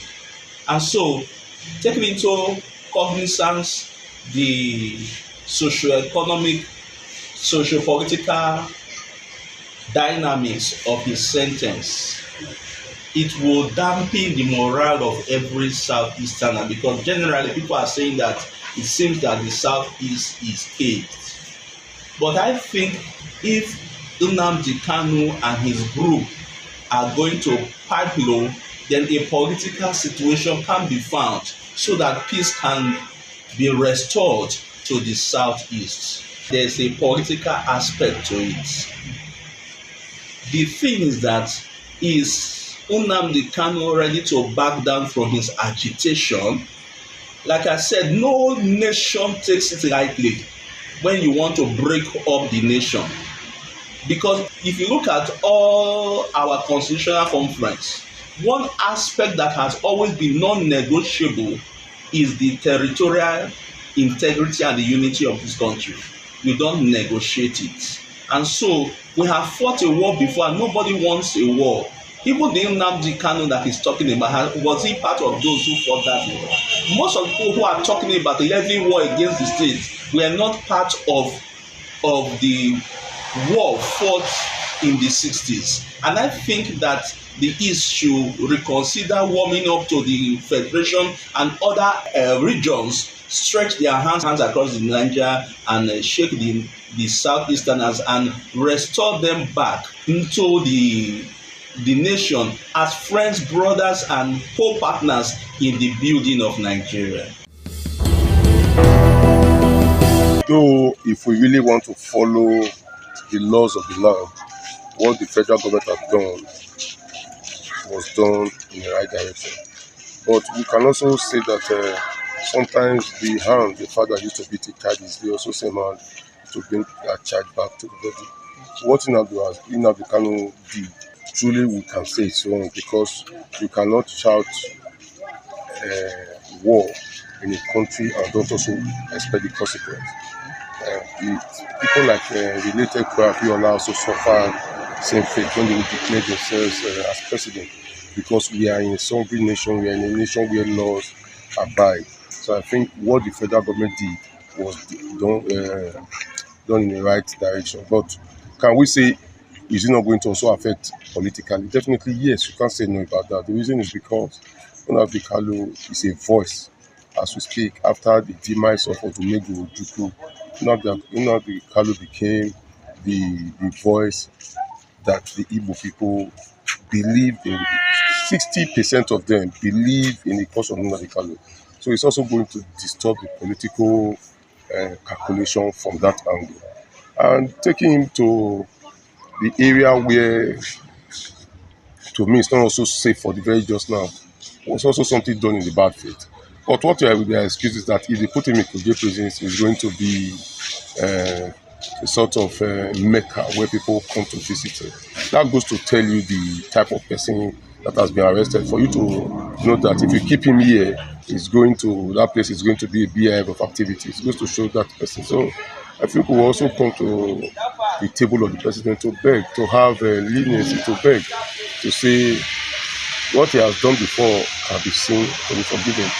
Because we are in a country where people slaughter, people kidnap, people kill people, show their guns, and nothing is done to those people. The same government that has given out the Kalu this faith will also say those people, we see those people and also negotiate with them, giving them mouth-watering excuses to make sure that what was done to these other people is done in bad faith. So to me, we must be transparent to ourselves. Nigeria does not live in a better tripod. We live in a place where some people carry AK-47s and they are negotiated with, and somebody else is seen with a knockout or a pistol, and the person is charged for illegal possession of firearms. So it's a country where the laws are for some people and the law is for some people.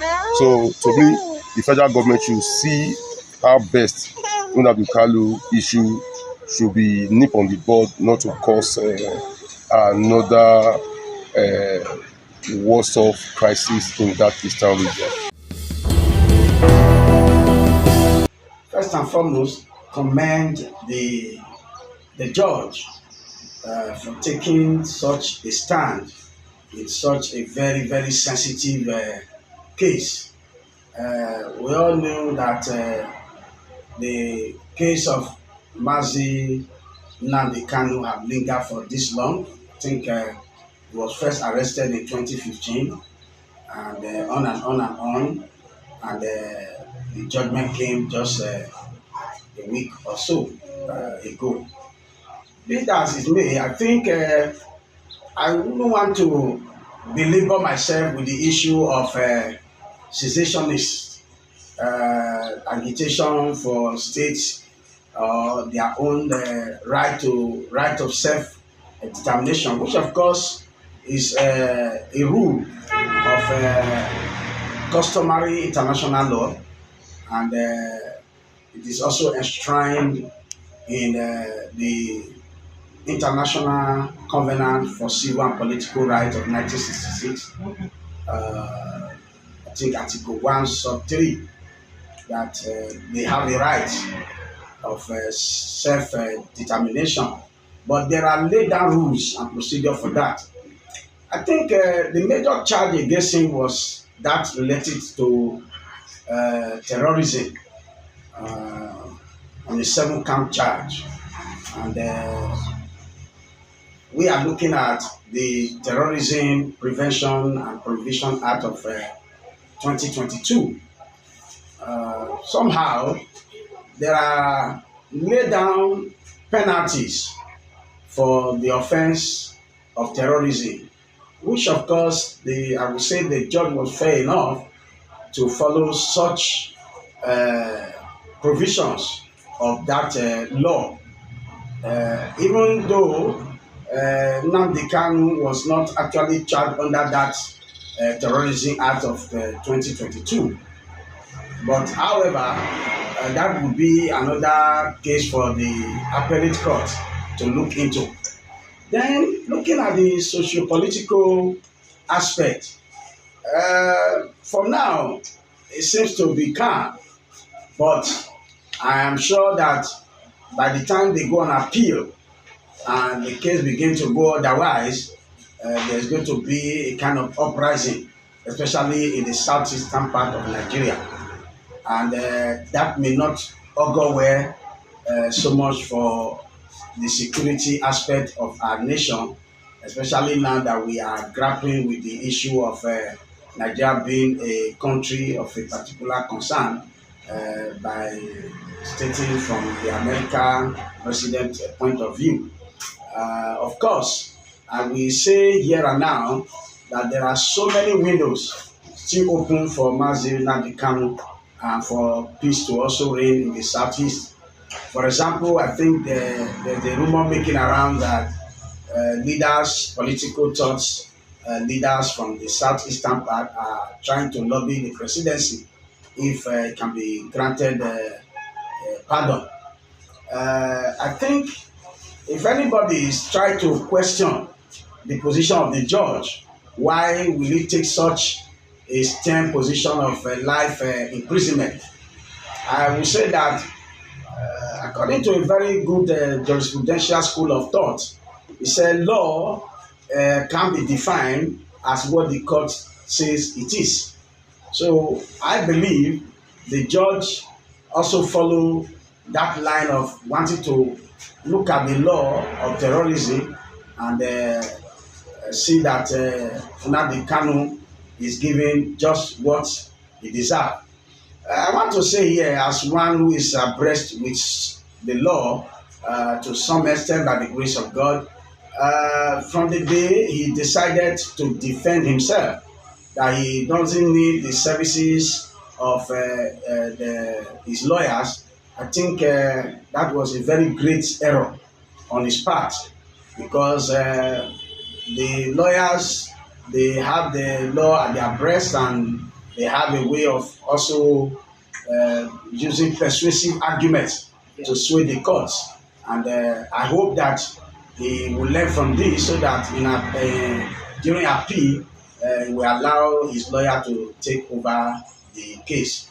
I think with this little, I can say, I hope that it will not escalate to a kind of uprising as regard to the issue of security, especially in the eastern part of Nigeria. Having heard all that has been said from our respondents about the judgment that was actually given to the IPOB leader, some are of the opinion that it was a well-deserved judgment, while some are saying that the judgment should have been treated with human face and that he deserved to be pardoned. It's Viewpoints on ITV. I am Caroline Okonji, and bye for now.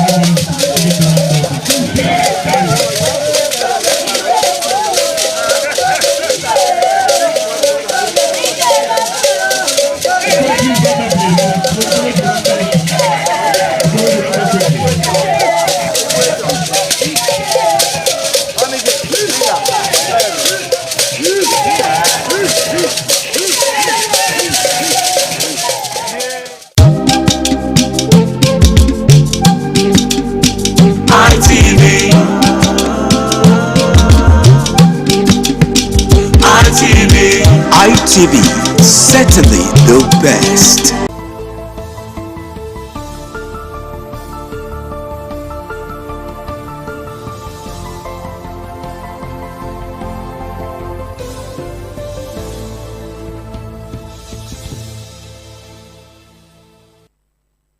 Amidst crisis with Wike, PDP tells APC to deal with the monster it created.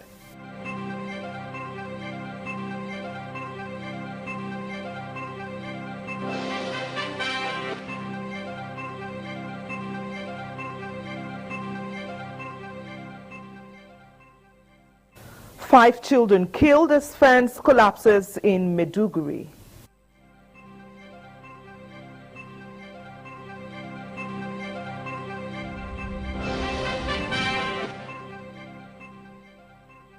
Governor Okpebholo reaffirms commitment to people-centered projects.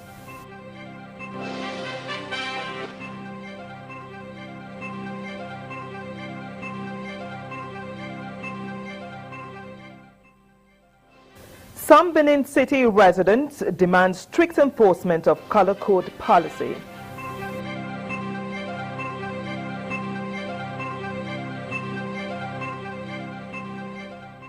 Sanwo-Olu donates 100 million naira, houses, vehicles, food items to Nigerian Legion ahead of Armed Forces Remembrance Day. Thanks for joining the news on the network service of ITV. I am Joyce Ikogu. Joining me from our Benin Network Center is Wilson Omasho. Hi Wilson, good evening. How are you doing today? I'm fine, Joyce. It's a pleasure seeing you on the screen tonight. How is Abuja? Abuja is pretty calm. Many thanks for asking. And also joining from our Lagos Network Center is Messelina Nkwo. Hi, Messelina. It's always good to see you. Beautiful evening to you, Joyce. Good to see you too on the screen tonight. Many thanks. All right, let's set the ball rolling. The People's Democratic Party, PDP, has drawn the attention of the National Secretary of the All Progressives Congress, APC, to the fact that the Minister of the Federal Capital Territory, Nyesom Wike, is no longer a member of the PDP. The National Publicity Secretary of the PDP, Ini Obong, made this clarification while reacting to comments credited to the APC National Secretary, Ajibola Bashiru, who cautioned Wike against importing PDP politics into the APC. Political correspondent Joseph Kadiri reports. The political feud between the Minister of the Federal Capital Territory, Nyesom Wike, and Rivers State Governor, Sim Fubara, has continued to draw national attention. The crisis escalated on Monday after the APC National Secretary, Ajibola Bashiru, warned Wike against importing PDP-style politics into the APC. Reacting, the PDP National Publicity Secretary, Ini Obong, dismissed the comment, stressing that Wike is no longer a member of the PDP, having been expelled from the party. The National Secretary of the APC, for a fact, may not know who a member of the PDP is, but so he may be relying on an old information that Wike used to be a member of the PDP. Wike was expelled from the PDP and his sons expelled. And it is while we sympathize with the problem that APC bought for themselves, afford to become innocent, because the law does not allow you to take benefits of a wrong that you created. And you cannot also complain, voluntary non-fit injury, you cannot complain of a voluntary act that you undertook. So they should manage their Wike. After all, it was an asset for them. If it has become a liability, then they should manage it. Obong adds that the APC created a monster in Wike and should deal with it. About his comments that he should not bring what happened in PDP, it is that same conduct that he's complaining about. That's why we sent Wike out of PDP. A voluntary injury that the APC brought upon themselves, so they must manage him. After all, the benefits of Wike's nuisance accrued to the APC, so they should manage the outfall. You know, it is feeding a monster. When you keep feeding a monster, you end up one day as food in the belly of the monster. Some people keep feeding the monster thinking that they would escape. They will always have enough food to give the monster. They forget that someday the monster may get tired of eating the food being fed to it and may simply ask, what would this guy taste like? And they'll end up in the belly of the monster. He insists that the PDP has moved on and should not be dragged into issues involving non-members. From Abuja, Joseph Kadri, ITV News. At least 6 persons, including children, were reported to have died after a building collapsed in Maiduguri, the Borno state capital. The tragedy occurred at Bintu Sugar of Ngomari Airport area in Maiduguri. John Taylor reports. The residents of Maiduguri, Bintu Suga of Ngumari Airport area woke up with a shocking incident of a building collapse where the occupants were buried in the rumble. The incident attracted residents' attention who struggled to rescue the victims trapped in the collapsed building. The victims were, however, confirmed dead at a nearby hospital. A tenant, Usman Bukar, living in the compound, expressed shock with the incident, saying he fears for his life and wants the house fixed. I got a call from my brother's wife who informed me about the incident. I was greatly shocked. I got down with my friend. I cried so much because lives were lost, especially the children of my neighbors. I stayed in this rented house for 8 years. I want the house fixed or I will leave. And finding a place is very expensive. I am confused and lost. We were inside our house knitting caps and we heard shouts. We came out and saw what happened. Some were lifeless and others conscious. We pulled out 4 bodies and an old woman. The unconscious is still in the hospital. Meanwhile, no statement has been released to ascertain the cause of the building collapse by Maiduguri authorities. John Taina, ITV News. Renowned Nigerian education reformer and global education icon, Dr. Idonwagbe Akogun, has been celebrated as he marked another year of an impactful life dedicated to learning, innovation, and human capital development. ITV's Comfort Idoko reports that the birthday celebration drew accolades from friends, family, well-wishers, loved ones, and students across the globe. The report.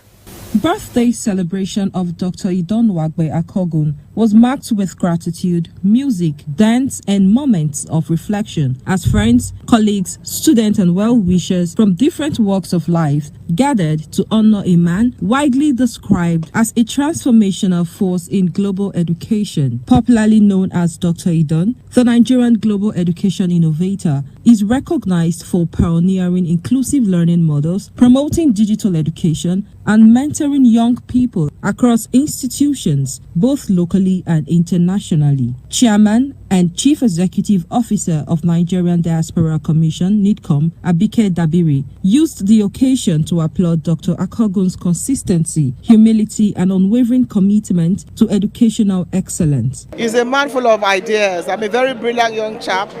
As a Nigerian in the diaspora who has relocated home, Idon is so passionate about his country. He's always doing one thing or the other in education, and that's one of the reasons why we gave him the Diaspora Merit Award, because he has changed lives in the educational sector in Nigeria. Students were not left out as members of the Student Union paid glowing tribute to his influence on youth leadership and academic growth. We are not just wishing a happy birthday, but also celebrating him because he's a transformer. Yeah, he has really brought transformation in all our colleges of education. In his response, the celebrant expressed gratitude to God and appreciation to all who have supported his journey, reiterating his passion for using education as a tool for national and global development. Today being my birthday, I thank God for a year older. I thank God for my parents. I thank God for people around me who had contributed to sustaining the ideas and fortune that brought me to where I am today. So for years from now, I believe that I can only do more and more and more. Dr. Akogun added that his vision would continue to shape the future of education and inspire generations yet unborn. From Abuja, Comfort Idoko, ITV News. For more news on ITV's network, we now join our Benin Network Center. Over to you, Wilson.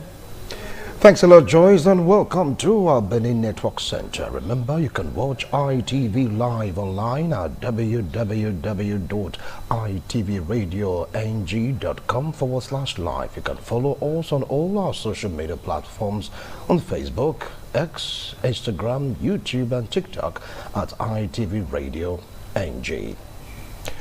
The governor of Edo State, Senator Monday Okpebholo, says his administration remains focused on delivering visible people-centered development across Edo State. Governor Monday Okpebholo made a statement during a town hall meeting with members of the Akpakomiza movement for Tinubu, also known as Team Figo Connect, where he reminded supporters that their votes were cast with development in mind. Government House correspondent Kingsley Uchebu reports.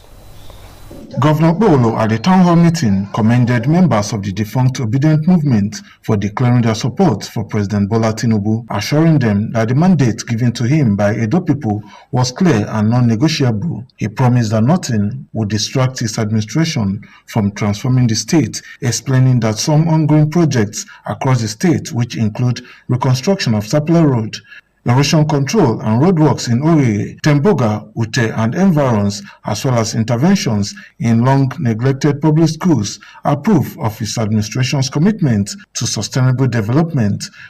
See what we are doing at Sapele Road. The road we are doing at Sapele Road, bet you, in the next 60-70 years, no maintenance.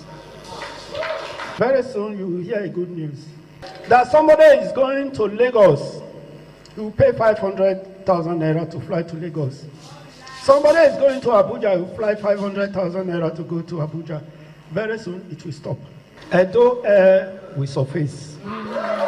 A former coordinator, Edo State Obedient Movement, Comrade Felix Ikwembo, on behalf of members of the Akpakomiza movement for Tinubu, also known as Team Figo Connect, said the decision of the members of the Labour Party's Obedient Movement to collapse their structure to declare support for the re-election of President Bola Ahmed Tinubu in 2027 was based on confidence in the president's reforms. As a group, we reaffirm our loyalty, support, and readiness to engage at the grassroots level, ensuring that the hopes and aspirations of Edo people are fully realized. The meeting was attended by Edo State Chairman of the All Progressives Congress, Jarrett Tenebe, Commissioner for Energy and Water Resources, Honorable Washington Osifo, and other leaders of the APC. Kingsley Uchebu, ITV News. Some Benin City residents have called on the Edo State government to urgently restore sanity to the intra-city transport system, particularly through strict enforcement of the state-approved color codes for commercial vehicles. They said the measure will not only improve orderliness but also help curb rising criminal activities linked to unregistered and improperly branded vehicles. Donald Emie reports. Concerned residents of Benin City are raising alarm over what they describe as a growing disorder within the city's intra-transport system. They say the neglect of the state-approved color code of yellow and red for commercial buses and taxis have made it difficult to distinguish legitimate operators from criminal elements. Security stakeholders argue that proper vehicle identification remains a critical tool in crime prevention as it enhances monitoring, accountability, and quick response by law enforcement agencies. Some residents in Benin City lament harassment and insecurity, calling for stricter regulation and enforcement to restore confidence in public transportation. Previously, we used to know that there was a color code, ox blood, and yellow, but right now, everything has gone haywire. Can you try this in Lagos State? Say you are riding commercial buses. If you know you are not commercial, don't commercial. Than for you to be Every colored vehicle for the state have a number. If any crime is being committed, you don't even need to look at the plate number. It's unsafe. We started with color pedestrian for allow different colors. to be used. Responding to the concern, Edo State Commissioner for Transport, Honorable Saturday Idehen, assured residents that the government is committed to sanitizing the transport sector. According to the commissioner, plans are underway to enforce compliance with approved color codes, strengthen monitoring mechanism, and work closely with security agencies to ensure safer movement within Benin City. When we are going to start enforcement, we are not going to spare anybody, and we'll give them the time of grace since November till 12th of January, which is Monday coming week. Stakeholders believe that sustained enforcement and cooperation from operators will go a long way in restoring order and improving public safety across the state capital. From Benin, Donald Ehiminyem, ITV News. Edo State Police Command has confirmed the death of Abu Tahir Babatunde, who was kidnapped along with his elder brother Dr. Abu Ibrahim Babatunde in Auchi, the administrative headquarters of Isako West local government area. The confirmation follows a circulation of a video on social media showing a body abandoned by a riverside alleged to be that of Abu Tahir Babatunde. Crime correspondent Joladojo reports. The two siblings, Abu Tahir, who was a fresh medical graduate of Ambrose Ali University, and Abu Ibrahim Babatunde, who is currently undergoing housemanship at Edo University Teaching Hospital, Iyamo Uzairue, were allegedly kidnapped as they returned home from work along City Pride Road, Igbirakam, near their residence. Following the abduction, the family reportedly received a ransom demand of 200 million naira from the kidnappers on 3rd January 2026. However, on the 5th of January 2026, a video circulated on social media showing a body abandoned by a riverside alleged to be Abu Tahir, prompting public outrage. While confirming the unfortunate development, the command's public relations officer, ASP Eno Ekoedem, said investigations into the incident commenced immediately the report of the abduction was received on 2nd of January 2026. She expressed sympathy on the tragic turn, assuring that efforts are being intensified to rescue the surviving brother, who is still believed to be in captivity, and to apprehend all those responsible for the crime. The divisional police officer was immediately deployed to the scene alongside the forest guards, vigilantes, and of course volunteers from the Community Safety Partnership Initiative. And during such, unfortunately, the lifeless body of the younger brother was found, identified by the family, and taken for burial. The Commissioner of Police, CP Monday Agbonika, FDC, assures the good people of Edo State to please remain calm. The police is on top of this situation and will make sure that no stone is left unturned until we secure the rescue of the doctor and, of course, the apprehension of the perpetrators of this heinous crime. The investigation remains active and coordinated to prevent further incidents. From the command headquarters in Benin, Jola Deojo, ITV News. The new Commissioner of Police, Delta State Command, CP Aino Adeshina, has resumed duty as the 23rd Commissioner of Police in the state, pledging to strengthen the security architecture and reduce crime and criminality. Warri correspondent Benga Ahmed reports that the commissioner made this remark while officially assuming office at the Delta State Police Command headquarters in Asaba, the Delta State capital. The new Commissioner of Police, Delta State Command, SP Aino Adeshina, was received at the police headquarters in Asaba by officers and men of the command on Monday, January 5th, 2026. Where he expected a guard of honor mounted in his honor. He takes over from CP Olufemi Abaniwanda. Addressing newsmen shortly after the parade, SP Aino Adeshina said the mandate given to him is to strengthen the security architecture of Delta State, considering its strategic importance to the nation's economy and reduce crime and criminality. Delta State remains one of the economic hubs of our nation, and it is well established that no society or economy can thrive in an atmosphere of insecurity. It is therefore our responsibility to protect lives, properties, and legitimate economic activities across the state. In line with this mandate, I wish to reassure the good people of Delta State that the command under my leadership will consolidate on existing gains while adopting a professional, intelligence-driven, and people-centered approach. CP Aino previously served at Ogwashuku in 1996 and later as Deputy Commissioner of Police Operations in Delta State from 2023 to early 2025 before his elevation as the 23rd Commissioner of Police of the state. He was also Deputy Commandant Police College, where he served for 7 months prior to his posting. From Warri, Benga Ahmed, ITV News. Next up is our Lagos Network Center, where Messalina has more reports from that region. Over to you, Messalina. Sanwo-Olu announced the donations during the State Executive Council meeting at the Appeal Fund launching for the 2026 Armed Forces Remembrance Day emblem held in the Lagos House Ikeja.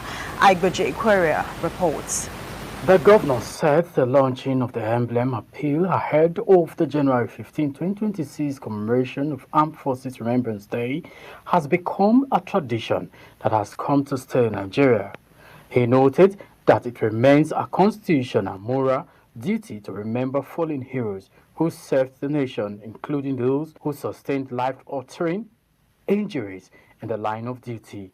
We take this as part of our constitutional duties to continue to remember and acknowledge all of our fallen veterans who at one time or the other been of service to this country. The yearly meeting or the yearly event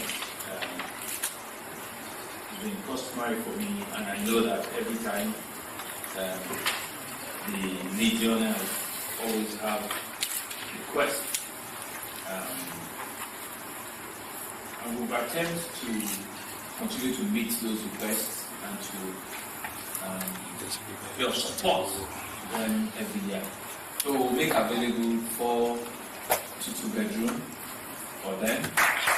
In his remark, the commandant of the Lagos State Council of the Nigerian Legion, Mr. Akeem Wolemo, commended Governor Sanwo-Olu and the state government for their consistent support over the years, noting that no other state has enjoyed such sustained goodwill as the Lagos State chapter of the Nigerian Legion.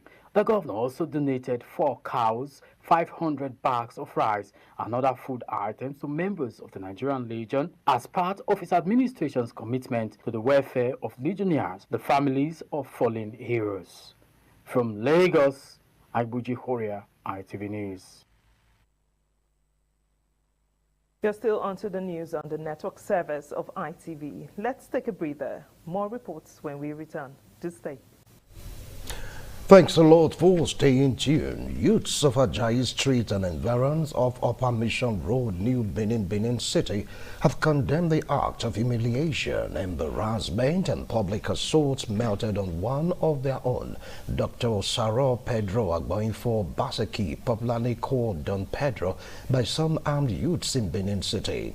The youths, in a statement, said the Benin Traditional Council has since issued a statement exonerating the respected palace of the above Benin from the barbaric act and going further to say that the palace does not encourage such act, with a warning that everybody dragging the name of the Oba Palace to such act should desist from it. The youths of Ajayi Street and environs said while they maintain their loyalty and regard to the revered throne of the Oba of Benin and His Royal Majesty Oba Ewayi II Ogidigan, they joined their voices to those of conscious individuals of good conscience to condemn the barbaric act melted on brother Dr. Don Pedro. They appealed to security agencies and the Inspector General of Police to ensure that those behind the criminal act be arrested, prosecuted and brought to book to prevent a recurrence of such act in the future. Chairman of Akoko Edo Local Government Council, Right Honorable Alabi Bliss Oshonugwe, attended the third Okpa Mary Cultural Festival, Okpa Fest 2025 in Somorika, reaffirming his administration's commitment to grassroots integration through cultural heritage. He emphasized that culture promotes peaceful coexistence, inclusiveness, and sustainable development, aligning with the APC-led state government's vision. Oluwafemi Farayola reports.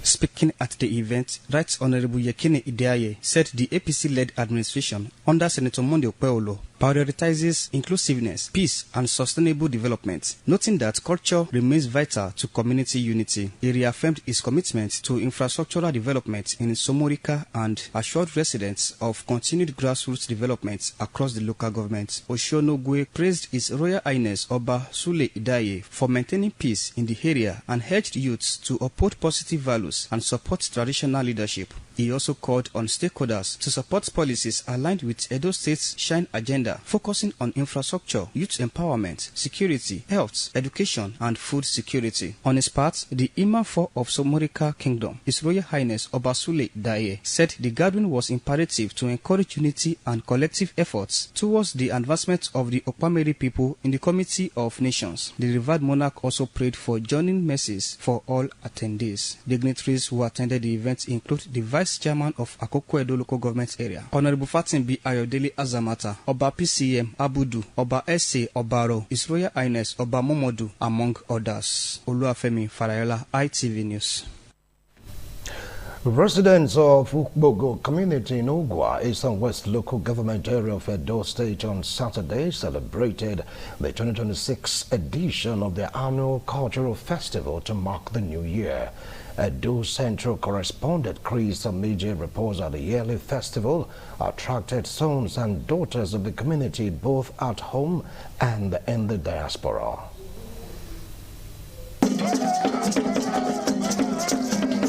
Ukbogo community in Ogwa, Esan West local government area of Edo State, is renowned for its rich cultural heritage.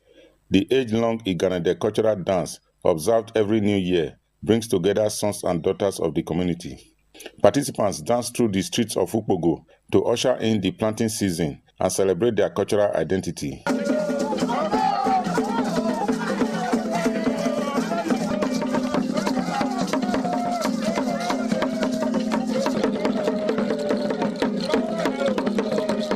Well, without this Ukbogo feast, we will benefit for inside. But they make us happy.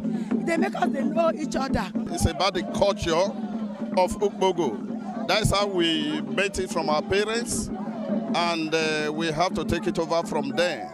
It's a time we have to thank God for what He have done for us last year and for what He's going to do for us this year. Speaking at the event, the president of Ukbogo in diaspora, Mr. Sunday Ebojelu, and the Odionwere of the community, Pa Joseph Okpebholo, said the Iganade cultural dance was inherited from their forefathers and would be sustained for generations to come. We always gather to thank God for what He has done for us for the year. That is the essence of the festival. It brings us together, people from America, Europe, Africa, to celebrate this festival. When the year ends, the crops we got from the farm to cook for everybody to eat. We pray that we will live to the other year. The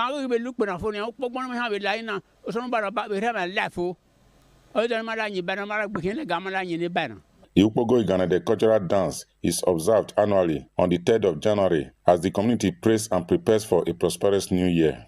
From Ukbogo Ogwa, Chris Omije, ITV News. If you just joined us, this is ITV Network News. We'll go on a break. We'll be right back. Do stay.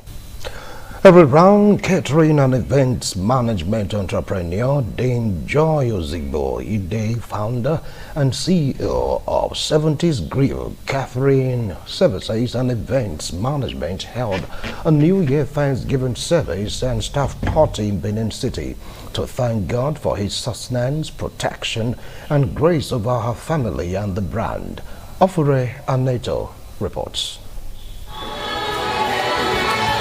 It was a moment of gratitude as management, staff, clients, well-wishers of 70s Grill gathered at St. Matthew's Anglican Cathedral, Sopomba Road, Benin City, to thank God for business growth, safe travels, and divine provision over the years. Speaking on the occasion, Dame Joy Ozigbo Ide described God as the backbone of the 70s Grill brand and expressed optimism for a productive year marked by impactful events and quality service delivery. Every year, at the beginning of the year, to always come back to say thank you. You know, we travel a lot. You know, we walk with fire. We go from venue to venue, from state to state, you know, and His grace has been sufficient for us. It's only right for us to come back to say thank you. It's one of the most outstanding catering services that we have here, not just in Benin, in Sarsat. They are very good at what they do. The celebration later shifted to a reception where staff and guests took part in fun activities and enjoyed a selection of choice meals and drinks, reflecting 70s Grill's reputation as a leading catering brand. Guests commended the founder for the steady growth of the brand, encouraged staff to uphold its values, and offered prayers for the continued success in the new year. As long as you're wearing a t-shirt or a shirt that has 70s Grill, you are 70s Grill at that time. And you continue doing it. 70s Grill is a brand that we love so much. It is very important to always thank God, especially when you have success. It's amazing working with her. She's a nice person. 70s Grill Catering Services reaffirmed its commitment to excellence, quality service, and sustained growth in the catering and event management industry. From Benin, Ofure and Neto, ITV News. Ogbe Quarters has emerged winner of the highly competitive Udo football tournament held in Ovia Southwest local government area of Edo State. The tournament, organized by the Okaigile of Udo Chief Aragua Friday, featured various quarters in the community, all of whom displayed impressive football skills to the delight of spectators. Efosa Nwangwe reports.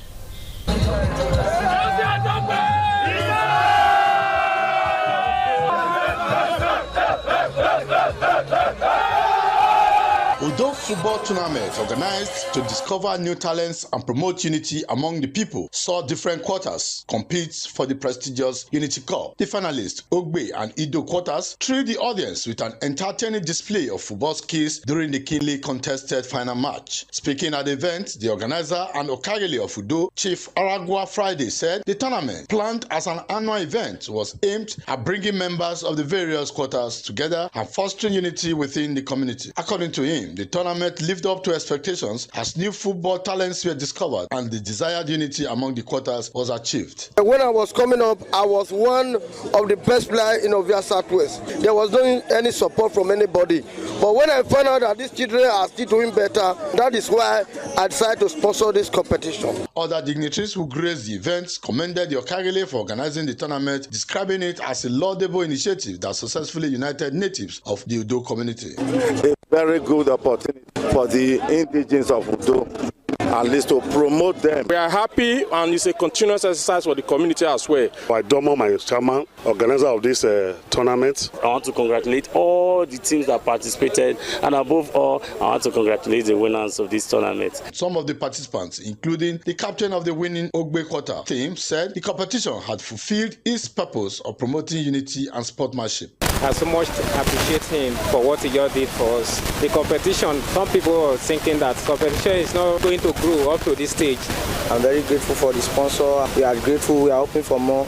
At the end of the tournament, Ogbe Quarters emerged champions. Ido Quarters finished second, while Ifa Quarter claimed the third position. From Udo in Ovia Southwest local government area, Efosa Nwangwe, ITV News. It was a celebration of unity, friendship and purpose as members of the Great Etiosa International Ladies Club, also known as Successful Women, marked their first anniversary.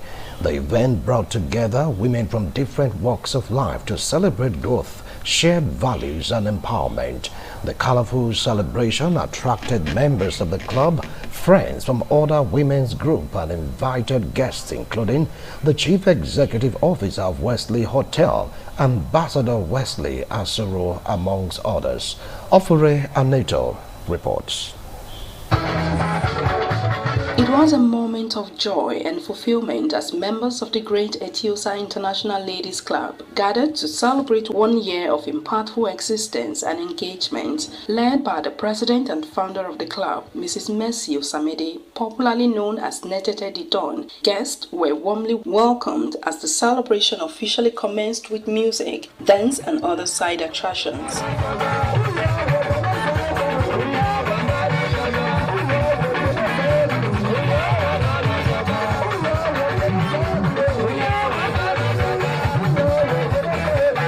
The event was further spiced up as members of the club took to the dance floor, while other women's groups, including the Assurance Ladies Club and the Corporate Committee of Friends, also thrilled girls with captivating dance performances.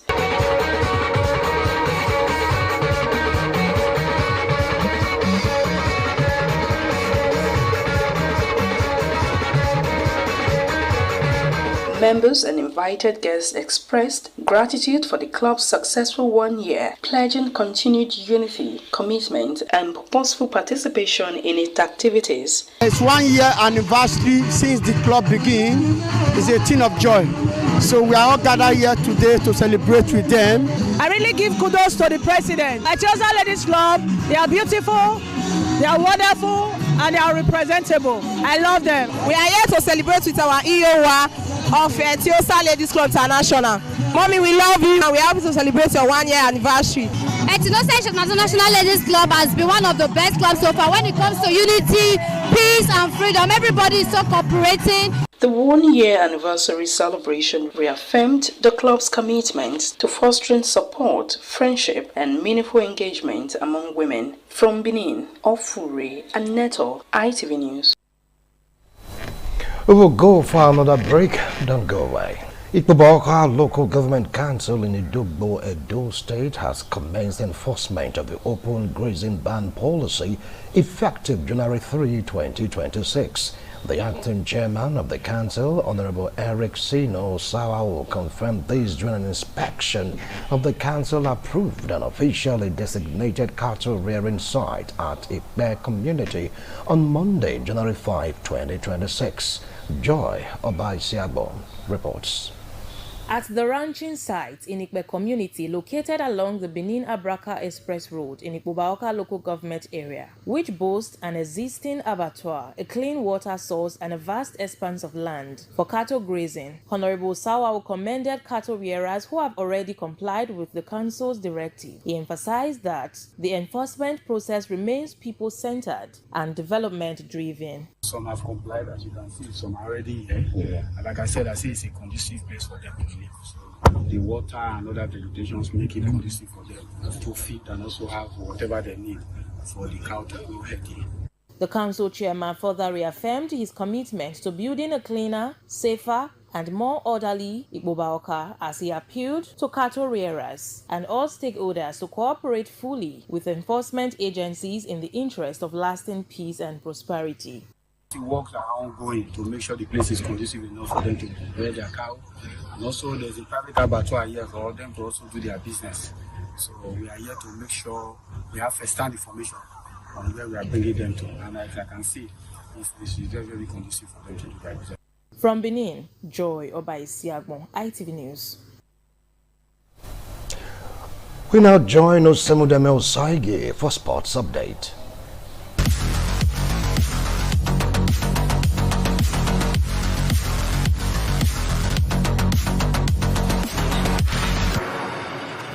Chelsea have appointed Strasbourg manager Liam Rossignol as the new head coach. The 41-year-old Englishman joins the club on a 5.5-year deal with an option for a further season as he replaces Enzo Maresca, who left on New Year's Day. Rossignol will be in the stands at Craven Cottage when Chelsea face Fulham in the Premier League on Wednesday and will take charge of his first training session on Thursday. Before Saturday's FA Cup third-round meeting with Charlton Athletic, he said he is extremely humbled and honoured to be appointed head coach of Chelsea and will give everything to bring the success the club deserves. Elsewhere, West Ham United are close to an agreement with striker Callum Wilson to terminate his contract at the club. Wilson joined West Ham on a free transfer in the summer and has scored 4 goals in 18 appearances. But the Englishman's first team opportunities are set to become limited following the arrival of forwards Pablo Felipe and Tati Castellanos this month. The 33-year-old wants to continue playing regular first team football and is not keen on accepting a peripheral role. And that's it from Sports Desk. I am Osemideme Osagi.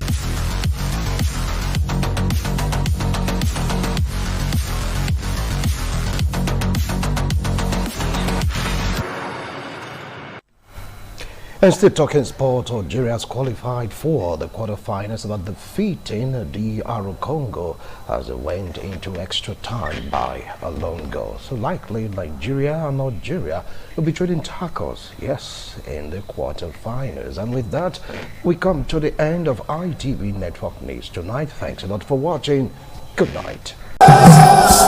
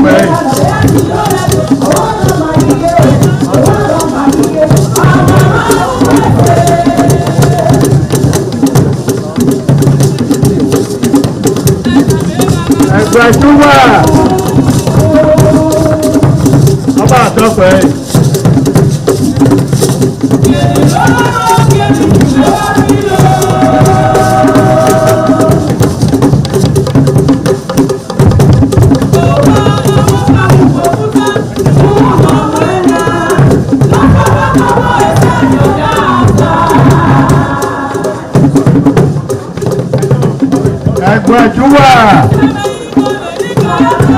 ọba àtọ́kùnrin ayé.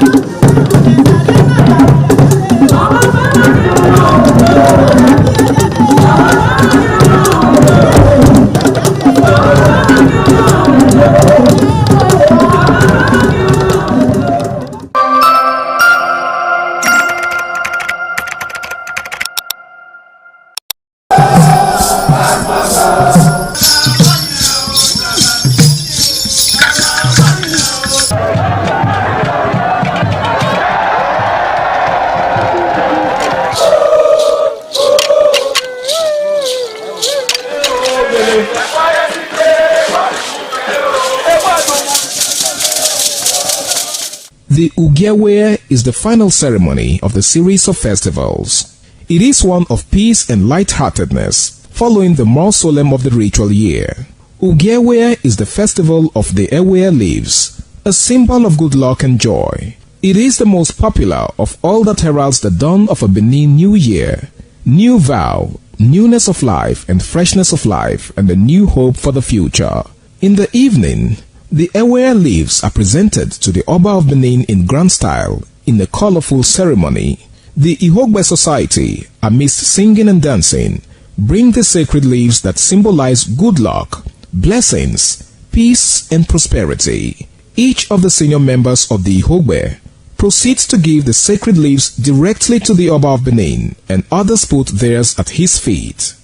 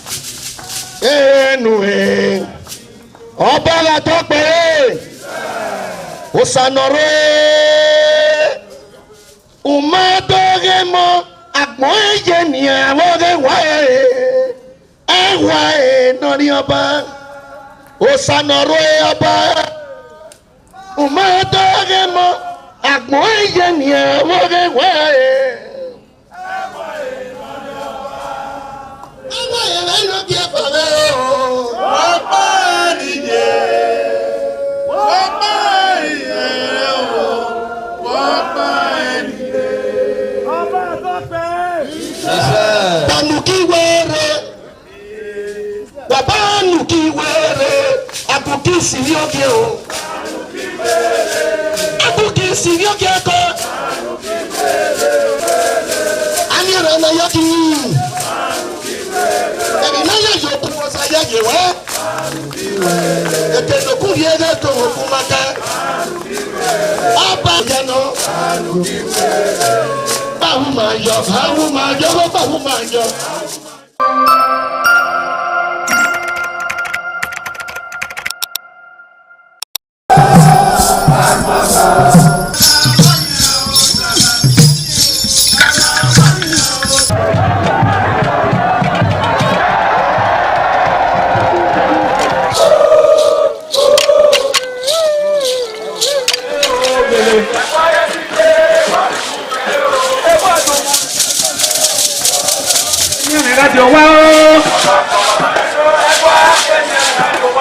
Wa o kanya me kerule o akoko panedo egwa kebe me láti wa o kanya me kerule o Omo number nedo uku akpolopolo Ewai the second Oba of Benin performing during the 2025 Ododua Festival. Ododua Festival is unique as it was organized in honor of Ioba Omoni Hwoyeme, Ioba Ewai II, as part of activities for her burial rites. The rich traditions and cultural heritage of the Benin Kingdom were showcased when His Royal Majesty Ewai II engaged the floor to perform during Ugie Ododua in the palace ground in Benin City. In the dance performance, the Ogbelaka Royal Drummers supplied the needed impetus and rhythm for the dance. However, tributes are paid by the head of Benin deities to the monarch who was the cynosure at the event. The event can best be imagined as the spiritual rejuvenation, stunned, spectaculars and guests at the colorful ceremony. 7 masquerades representing 7 spirits and deities conveyed different meaning in company with the head of the deities of Benin, with the Oba of Benin who exhibited a grand cultural dexterity in his dance steps.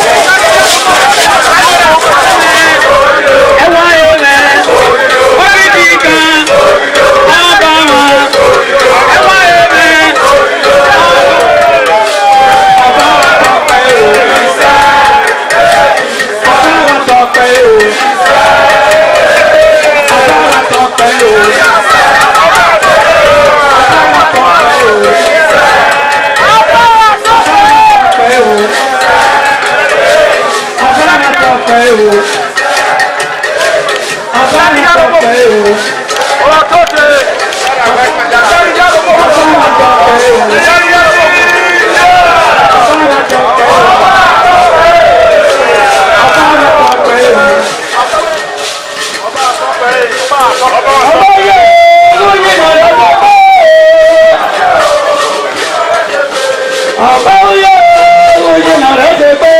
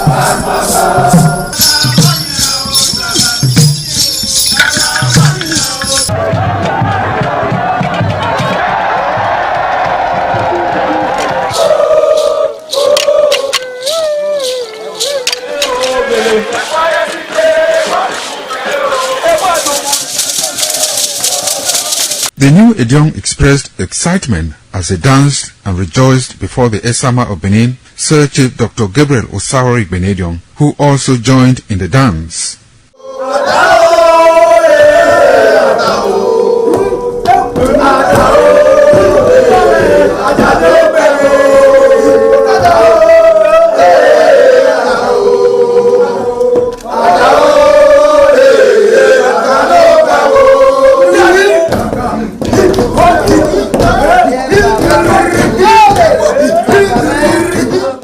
As visiting and paying of homage to various homes of senior elders continued, the initiates spent 7 days performing diverse kinds of rites as required by tradition. They were furnished with rules and regulations regarding their new office as Edion. That I grew up in this community to the point that they have now also chosen me as an elder in this community. It's a thing of great joy. All thanks to the Esama of Benin, my people, my family, everybody, all Okada community for this great honor. I am very, very grateful. Well, this is my brother, I will call him my uncle because he grew up with my father.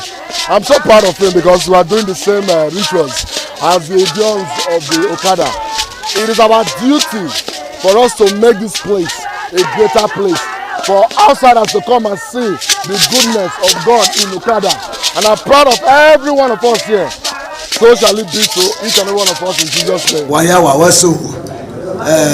Audion ma Okada zima Esama zima dion Ebuna zima dion Obala zima dion Malawe Mahari Owe Sama Dionena Nimado Pome Sama Nimado Bekene Sama Emana Dio Warena Esama Magbekenene Osaba Obuyo Bitone Aba No get Tony Maga No Diami Magame Manido Bekene Dena Ima Yafe Ima Ato Ima Agmo Arokpa Ewudori Ima Adi Awogene All the Diagboyano Emi Magame We need just to know me afar. In this summer, in our father's house, in respect of our initiation to elders Idion level, as tradition demands, we are here today to come and also pay our homage to him, for him to also pray for us for long life and prosperity. The climax after 7 days was paying of homage again to the Odion way, where he gave the initiate the full rights to function and to henceforth participate in meetings with Edion. It will go down in the history and minds of Okada community, Ovia people, Edo State, and Nigeria in general. The ambience, style, and the colorful ceremony associated with the 2025 initiation into the Edion Council of former Governor of Edo State, Chief Lucky Nosakari Igbenedion, his brothers Bright Ayamekwe Igbenedion, Honorable Charles Osenwigi Igbenedion, Peter Osawari Igbenedion, Dr. Fred Osawuni Igbenedion, Barrister Mike Osane Igbenedion, Executive Director Operations, ITV and Radio, Chief Elder Ogbede Wunse, Honorable Efosa Douglas Igbenedion, Ukbonwa Igbenedion, Osawe Igbenedion, Edosa Igbenedion, Dr. Daniel Omorige Igbenedion, as well as Agbong Steve Igbenedion, among other sons of Okada.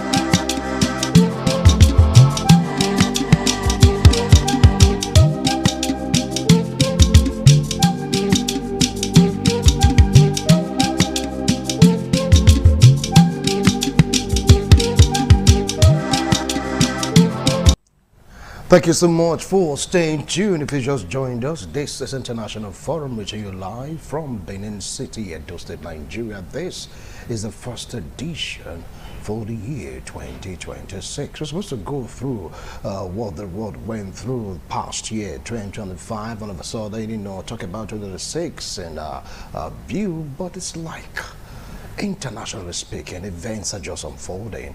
Yes, we all expected passes on New Year Day, but the passer given to Nicolas Maduro and Venezuelans cannot just be swept under the carpet. It's still resonating across the globe. Hence, this particular discussion.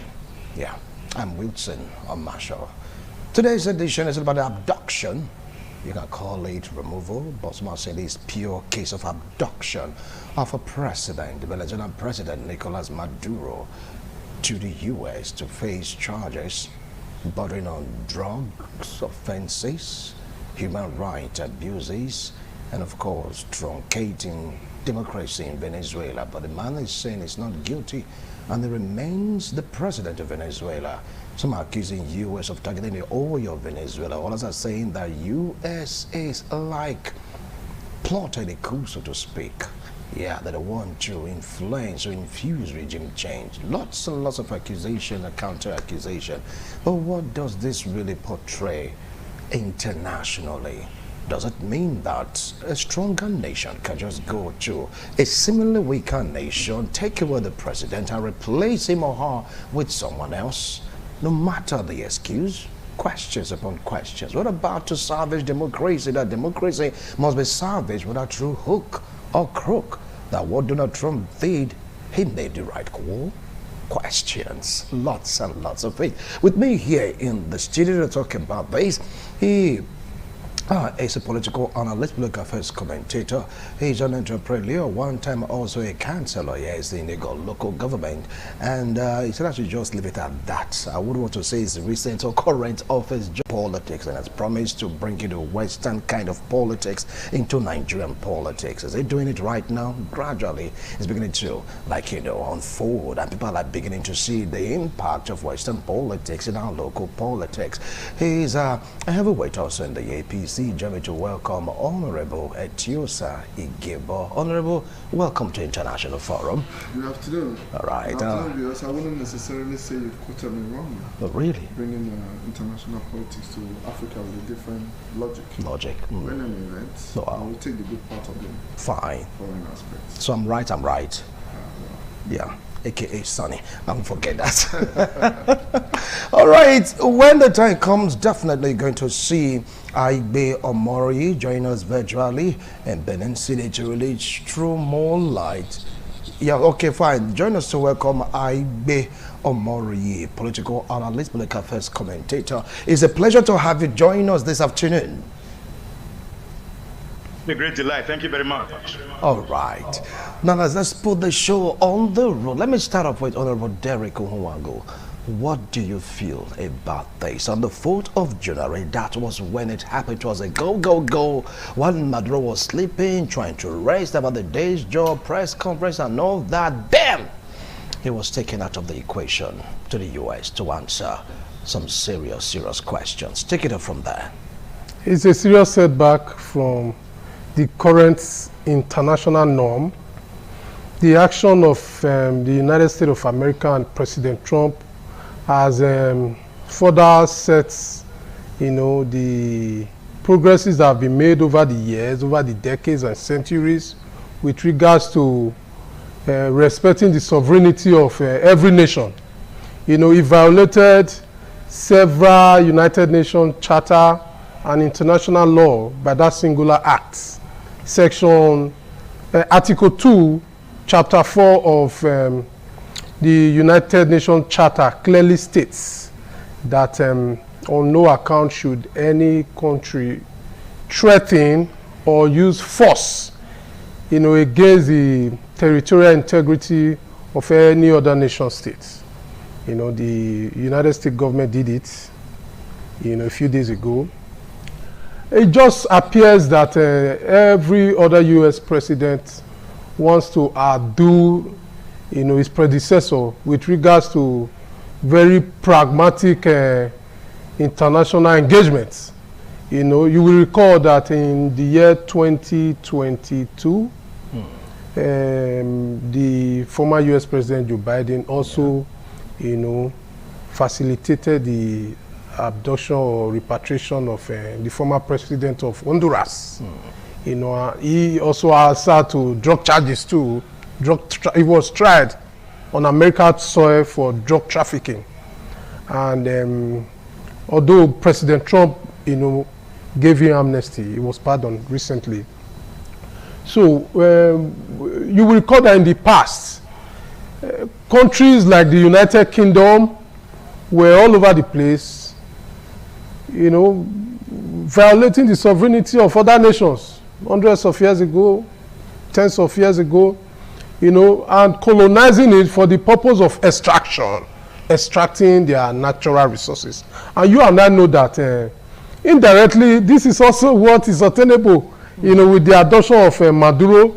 President Trump was already all over the place stating that America will take charge of the governance of Venezuela, sell its oil for the purpose of rebuilding Venezuela and for the benefit of the Venezuelans.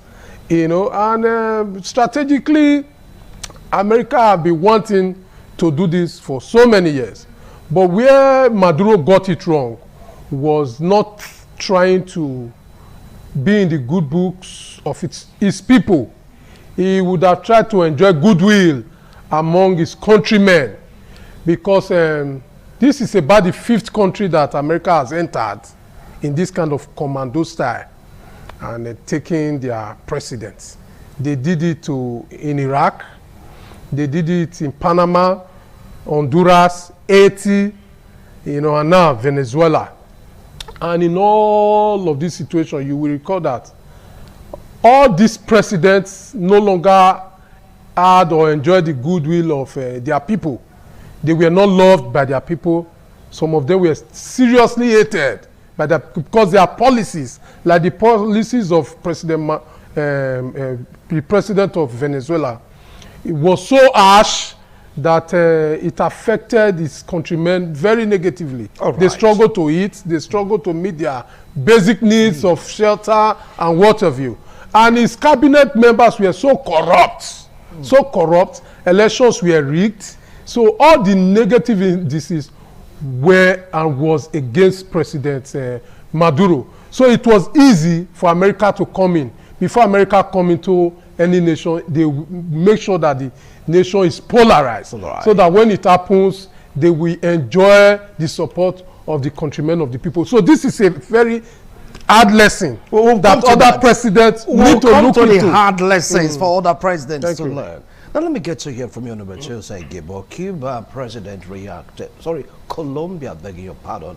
He said he lost about 30 soldiers loyal to Maduro, protecting him. They were taken out of the equation by the U.S. military, and they were spitting fire, saying what they did to their countrymen.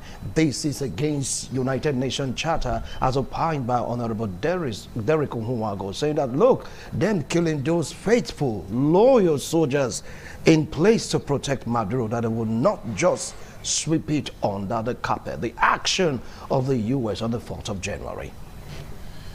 Well, I don't know, and that is what they call your crime on the bereaved.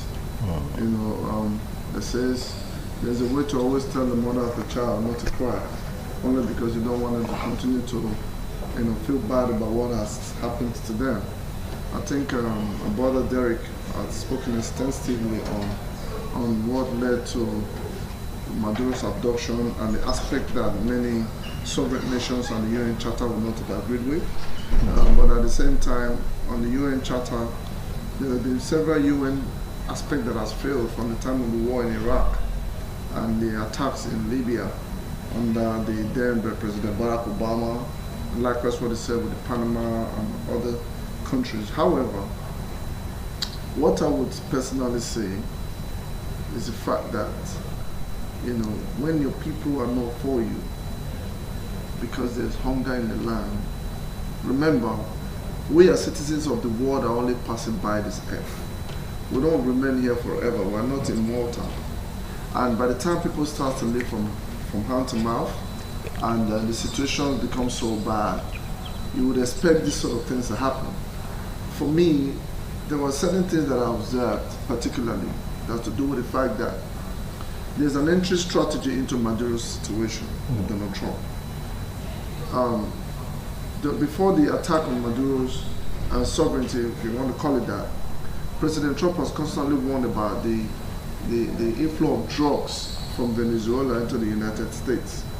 For people who hasn't lived in those kind of countries, do not understand the impact and the negative losses that the use of drugs by the citizens of these countries would cause to their economy. Whether on the aspect of the healthcare, whether on the aspect of taking innocent lives, when people take drugs, the rate of crime goes up.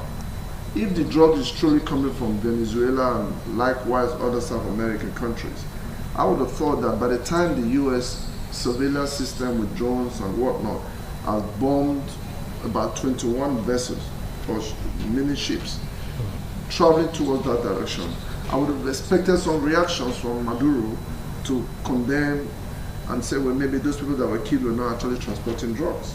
He did that. He reacted severally that what the U.S. is doing is wrong, that those vessels are not what they're being accused of carrying. If he reacted wrongly, what are the evidences provided to prove to the international community that those vessels are not actually carrying drugs. Because we're talking about decades-long business that has transpired within the space, and we know that from time they've accused him of drugs. But then when you look at the aspect of Trump pardoning the president of another country that Biden accused of being a drug peddler, and he then being accused of the same thing, and the idea of Maduro many years ago kicking down the American investors with the oil and gas industry and taking over completely, I think it was a misfire from the point of Maduro. So I think when you look at the idea of what has transpired, there's a lot to do with having an open market system whereby you allow a country to come in and tap into your economy, benefit from it, while your people benefit from it as well. But if the economy has collapsed, as it appears to have been, it means that Maduro people would have gone out to also sell him out. Remember, there was a bounty of $50 million towards the end of his head. So somebody would have sold him out from his own enclave in order for him to be captured and for a new face to come into the country. I am not supporting 100% the way and manner the president has gone in. Perhaps there could have been other diplomatic means. But then again, President Trump, whether you like him or hate him, in my own opinion, has exhibits certain character and traits whereby when people are suffering in a country, he can pass a message and say, well, I think you should do it this way. Like in the case of Nigeria, he just assisted in attacking certain areas and bandits that have been killing innocent people. And you know, we're trying to play down that there's no Christian genocide, but we actually knew there was Christian genocide. They've been killed for many years, and his intervention has helped. So if you quarrel and say that what he did with Venezuela is wrong, then you now look at Nigeria, for instance. People will tell you we are hungry here too, but he has been able to actually interface with the presidency of Nigeria and say, I think we should protect these people, the Christians and the Muslims. We should get rid of these terrorists. And he has actually come to work with Nigeria without infringing on our sovereign integrity and help to fight those people with Nigerian army taking it up from there. So it means that the way he looks, you might portray it in a negative way that what he did in Venezuela was wrong. But if he was so eager to take over governments of different countries, he didn't have any reasons to threaten what he would do in Nigeria. He didn't say he was coming after the president. He just says, I'm going after these people because the information that we have, we know that these things are happening. Nigerian government needs to step up. By the time they stepped up and they came together, within a short time, we saw a relatively active action that has helped. So in a way, I wouldn't necessarily speak bad of President Trump for what he's doing. I truly believe at this point, maybe he's trying to help the people of Venezuela because they are hungry. Whilst in other countries and other places like Ukraine and Russia, President Trump, since he came into office, has put in so much effort, so much time to try to negotiate between the Ukrainians and the Russians. For somebody who's finding peace along those lines, and sometimes as one of the powerful countries in the world acting in this way, I mean, maybe you can understand his position. All right. I'll come back to you in the return second, but let's get to where Honorable Maury is, standing by, do join us virtually. Some are accusing Maduro of starving his people. But remember, the Maduro also accused the U.S. that they were the one that sanctioned the country to the extent that they had nowhere to go. They were the one that slammed Venezuelan oil to the extent that it was rejected globally only through the black market. To even get tissue paper, salt, sugar, to show you how severe the sanctions were. They don't think that action, if Maduro's guilty, that really led him, if found guilty, to peddle or to dive into drugs for the survival of his country. Take it up from there. Thank you very much. Let me say that I'm not an honorable. The people, the guests in the studio are the honorable people. Let me add my voice. Can you hear me? Loud and clear. Fantastic. Let me add my voice. First, you need to look at this from certain levels or dimensions. First of all, is to look at the geopolitics. Is to look at the economic and trade war. Is to look at the military might, which I subsume under what I call the hegemonistic nature of the American state. Sometimes we throw stones to the market. We will hit. Once upon a time in Nigeria, the president of Nigeria suspended an elected president and instituted a state of emergency. This is exactly what the U.S. has done in Venezuela. Going to the country, the United States went to Venezuela not for the oil. It could have oil benefit. The U.S. went to Venezuela to capture a criminal. A criminal. Yes, there are fundamental principles of the UN Charter and all of that, which I do not intend to talk about. If we are to talk about it, there's a lot of struggle in an attempt to meet at equilibrium. 2020, Putin, who uses Venezuela today as some kind of conduit pipe to sell off their oil to the international market. Putin invaded Ukraine despite this same protocol. I agree that a president was captured, because I've avoided using the word invasion of Venezuela. There is no invasion of Venezuela. If there was invasion, we would have been seeing what happened in Ukraine. The Americans went in within 12 minutes, did a military action, captured a criminal to come face prosecution in their home country. All the debate is okay of what you want to talk about, whether they went in legitimately or otherwise. And I'm happy that my colleagues on the call has also mentioned what happened in 1989 in Panama and etc. What is happening is that there's a threat to Americans' hegemony. The same way Russia felt that threat with Ukraine, Russia felt that NATO was coming closer to its suburb.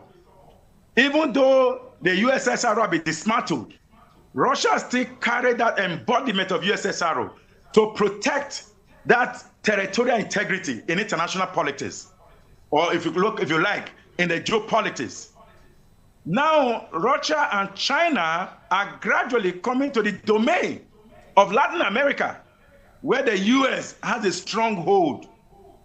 Don't forget, when Trump 2.0 started, it came in with what all of us call the tax war.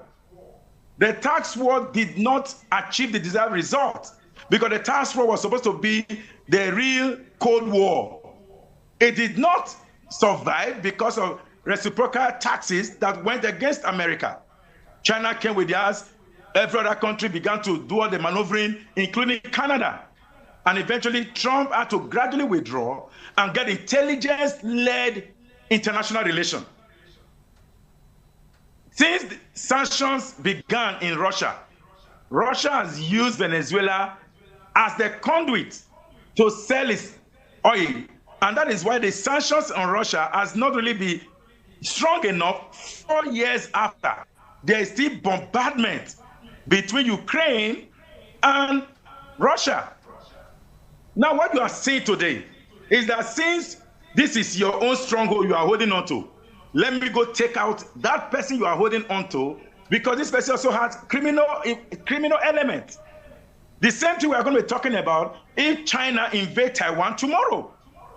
So when China invade Taiwan, because Taiwan is American ally, and now the U.S. has invaded Venezuela. Again, the mistake we will always use the word invade. The U.S. has conducted military action in Venezuela. The Chinese may end up conducting military action in Taiwan. So we are gradually going to Cold War 2.0 if it hasn't started already. Even though as a student of international politics, I never actually believed that Cold War ended. All the facts of Cold War, we see evidence today, whether you talk about what happened in Afghanistan, what is happening in West Africa today. If Trump wanted to take out Venezuela government, Trump will institute a military action there that will topple the government. A military government will have emerged like what the Russians are doing in West Africa, in countries like Burkina Faso, Mali, and Niger. Let me stop at this time because there's a lot to talk about. All right, thank you so much. When you linked it to Russia, Russia having a kind of an outpost in Venezuela, but they said it's not an invasion.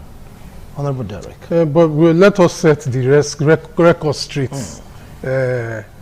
Invasion is invasion. let's not try to bend it. English is, dictionaries are always there for us to cross-check our terms and terminology. So invasion is invasion. Whether it happen under 5 minutes, 2 minutes, 1 month, invasion is invasion. That's number one. Then secondly, whether the people of Venezuela are hungry or things are not going the way it's supposed to go, the rule of law is clear and well established. Section 24, Article 24 this time around of the same UN Charter makes it very clear, clearly make it, impossible or illegal for any other nation to go into another nation for the purpose of intervention. You are not supposed to go into another nation to intervene whenever there is a political or economic situation in that country. You are not supposed to. Every nation is sovereign and have that sovereign integrity for them to handle their own challenges.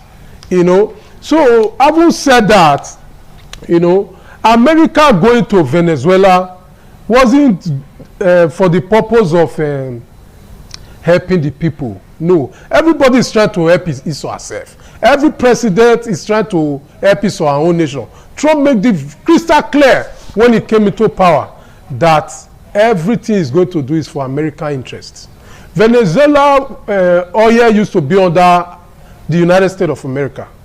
In the past, the ExxonMobil, Shell, and what have you, were the companies that were, in charge of the upstream sector of the Venezuela oil industry. And a time came, I think Hugo Chavez, came and said, no, come on now, you cannot be taking our own natural resources and giving us less than 10%. And you are pocketing over 90%. No, we need to, re-examine this trade or economic pacts. America grandstanded and he said, come on, then you all have to go. America didn't want to negotiate and he sent them packing. Since then, they have been under sanction. Venezuela have the highest, largest crude oil reserve in the world. Over 300 billion barrels of crude oil reserve, And they also have this heavy crude.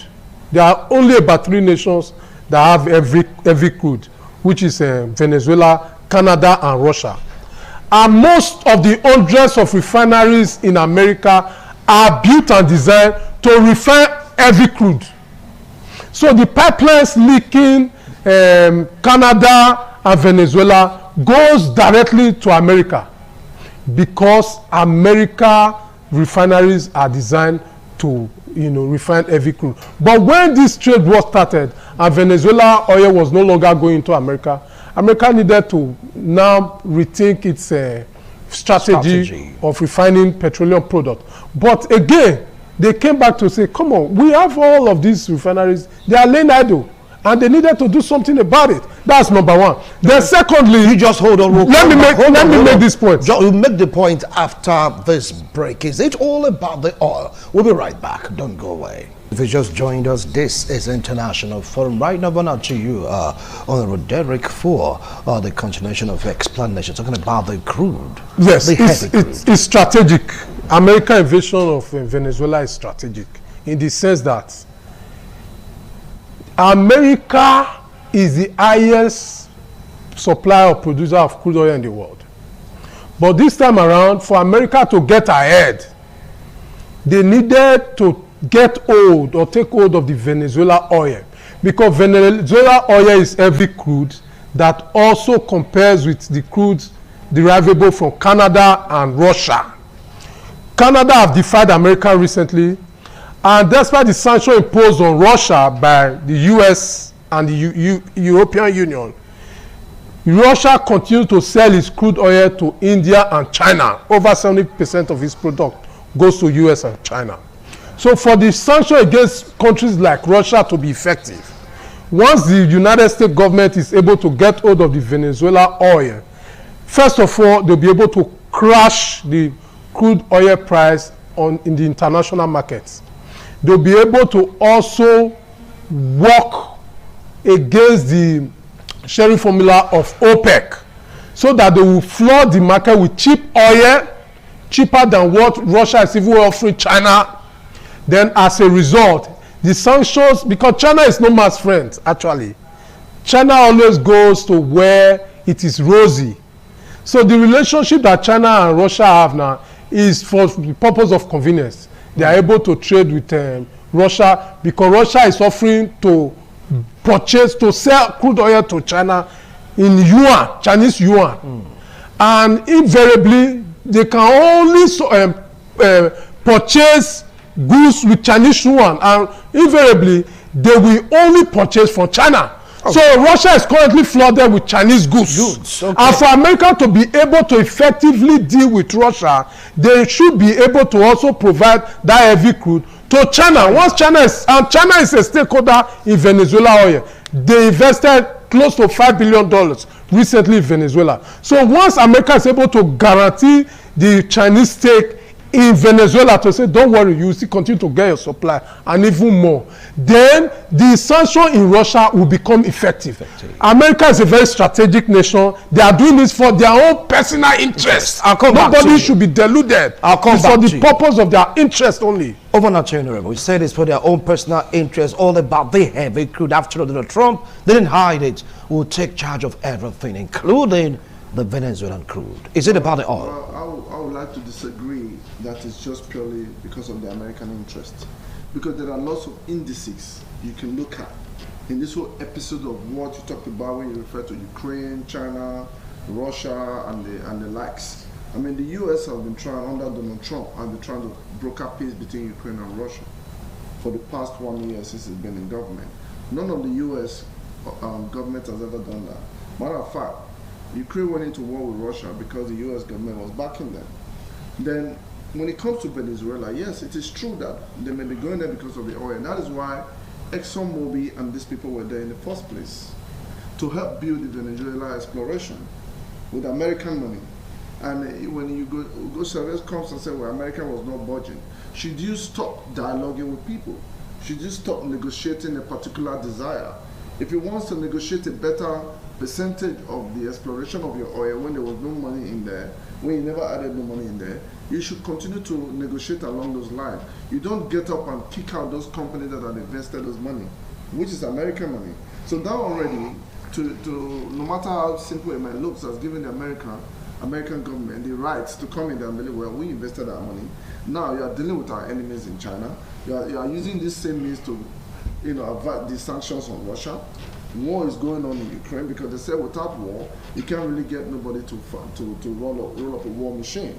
So, yes, to a very large extent, there's an aspect of wanting to have interest in Venezuela oil. But my brother Derek also said they want to crash the cost of price of crude oil.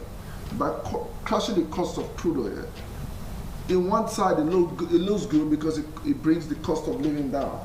You will say that is a good thinking from the American government. But then my flashback comes back to the Nigerian state, because we're also relying on that mono economy to an extent in Nigeria oil at a higher price in order to be able to kind of like make more money to run the country.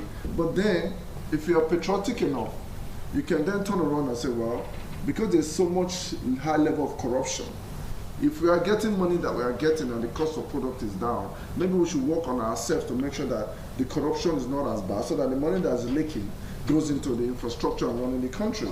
Likewise, in America today, recently I went abroad last year, I saw people from America who were really complaining of Donald Trump. For example, in the aspect of immigration, Trump is not doing well in that area at all. Then in the aspect of saying that America should get rich, a lot of people are complaining about so many benefits that they get in America that is affecting them. So if Trump is being a certain way in another country, within his own country, it's also hostile in certain aspect that they believe the previous government, who is completely on the other side too, was not doing well. So the politics is so deep. The politics of the Venezuela issue and obviously the geopolitics is part of it. And this is about working on the edge money. But then again, how could you blame America and the American government led by Donald Trump when you just said that China is nobody's friend? I'll take, for instance, in Nigeria, China is mining minerals in Nigeria and encouraging banditry without caring about. About is that you don't have adequate proof of this. Chinese government will react negatively to your comment. Let me tell you this. You need to read more on what is happening in those areas. I'm just trying to tell you why when we blame what Donald Trump has done by breaking the UN Charter, it's not the first time. They broke it during the time they went to Iraq. They went to Iraq ignoring the UN vote of not going into Iraq. So what I'm saying is that China is nobody's friend. That is coming from a very, prima facie aspect of how the Chinese deal with people. They will deal with people that are not supposed to be somewhere. They can fund them and give them what they want, provided they get what they need. Okay. So then again, just to run up, we can't overflow this issue enough. When you're in position of power, there are things you know and understand that is better than what others who are looking from the outside get. However, if the interference in Venezuela and getting rid of Maduro, which are not supporting the means and ways it was done, is to stop certain aspects of war in Ukraine and Russia. Remember, I condemned the Western world. I never supported America for going into war with Russia over Ukraine. If that intervention in Venezuela helps to bring down the cost of living through energy production with oil and whatnot, I think overall that would be more beneficial to the world than actually making it so expensive and people are living hand to mouth. Interesting. Quite interesting. Now let's get to hear from Aigbe or Maurice. I should not call him honorable. It's not honorable, but a seasoned political analyst. You heard them. The studies about the oil and why you were analyzing. You mentioned that America was dealing with a criminal. Don't forget that he's still the president of Venezuela, and this issue of oil, for Trump to say we take over everything, including the oil, is not about the heavy crude in Venezuela. Fantastic. I mean, that's part of the gains in war. In war, there's what we call booty. Some of the things you gain after you succeeded in any war. So oil could be part of that booty. But let me quickly also state about my brother who tried to make dictionary definition about invasion. The title of this conversation is Adoption. Adoption. I'm sure AIT was very careful of the choice of words. When you invade, you literally take over. Even when America went to capture Nicolas Maduro, they did not capture the vice president. You may be surprised tomorrow, there will be another adoption. Venezuela 2.0, invasion or whatever name will be called, the capture of the vice president or any other action that will lead America to truly own, in quote, own all of the Venezuela oil. Right now, I agree that oil and other things may be part underpinnings on all of this. But beyond that is the geopolitics I mentioned earlier. I remind you, a few days ago, Maduro came out publicly threatening America to come after him, that he was in Caracas, that they should come and pick him. It was vibrating. In another meeting, it came out publicly, flagging the Huawei phone that the Chinese gave to him, that with this phone, America cannot track you anywhere. You are secured. He was relying on China on one side, Cuba providing him intelligence and security, Russia training his military arm. So it was literally, he knew that he got some buffer, but he did not know that the American technology or whatever supersede any form of technology. That even his own bodyguard could be American's technology. So he undermined, rather than approach it peacefully, the Chinese, and of course the Russians, the Cubans, and all of those actors in that sector began to no, don't worry, you are secure. So when America went for him, America did not go for Venezuela. America went for him. As of today, the vice president is already in power, who is also threatening to go against American oil hegemony. So it means that if it was oil, America would go for oil. America went for precision, went for Nicolas Maduro, and captured him to face prosecution on American soil. Having said that, again, it's international politics. America is the police of the world. But today, that police of the world nature is gradually coming down very fast. That the Chinese can even threaten America to say, America, listen, if it's war, we are ready. If you shoot one, we will shoot two. And the Russians are on one side. Don't forget the BRICS narrative. On the economic side, the Indians, the Brazil, they are there giving buffer to India and China, like a colleague said. China is nobody's friend. China is playing politics. China's interest is permanent. Its interest, not friends, not enemy. Its interest. Once interests are aligned, they go straight for it. And that is why. So you were trying to say just now when Tim Ada Honorable was talking about the Chinese having something to do in Nigeria and co. Go and check the record. Who are those manning the gold mine in Zamfara? Are they invaded Nigeria? Of course, no. So when Nigeria, when the US came and bombed Sokoto area where you have the terrorists, can you call it invasion? No. These are military actions. One, because this one is a capture of the president, it becomes an invasion. Then the one that they shot their warhead drop in Nigeria, that is not an invasion. With all due respect, if there's an invasion, there'll be bombardment. You can call invasion like in Iraq, in what's it called? In Iran, or what Afghanistan, or the rest of them. Done to the Pakistani state. Those are clear bombardment and invasion of a state. I also agree with you that whether you like it or not, is a president. But does he have the local standard? An election of 2018 that the global community criticized, including the EU, the US, that election did not meet any threshold. And Maduro continued to usurp on power. Over 7 million Venezuelans have run away from Venezuela because of one individual. That is why dictators in Africa must be careful. That when they usurp on powers of citizens, there will be somebody else who will usurp on their power. And today, the Venezuelan people are excited because one individual who continues to usurp on their right will be taken out. And now there is some level of free will and free movement, free speech in that country.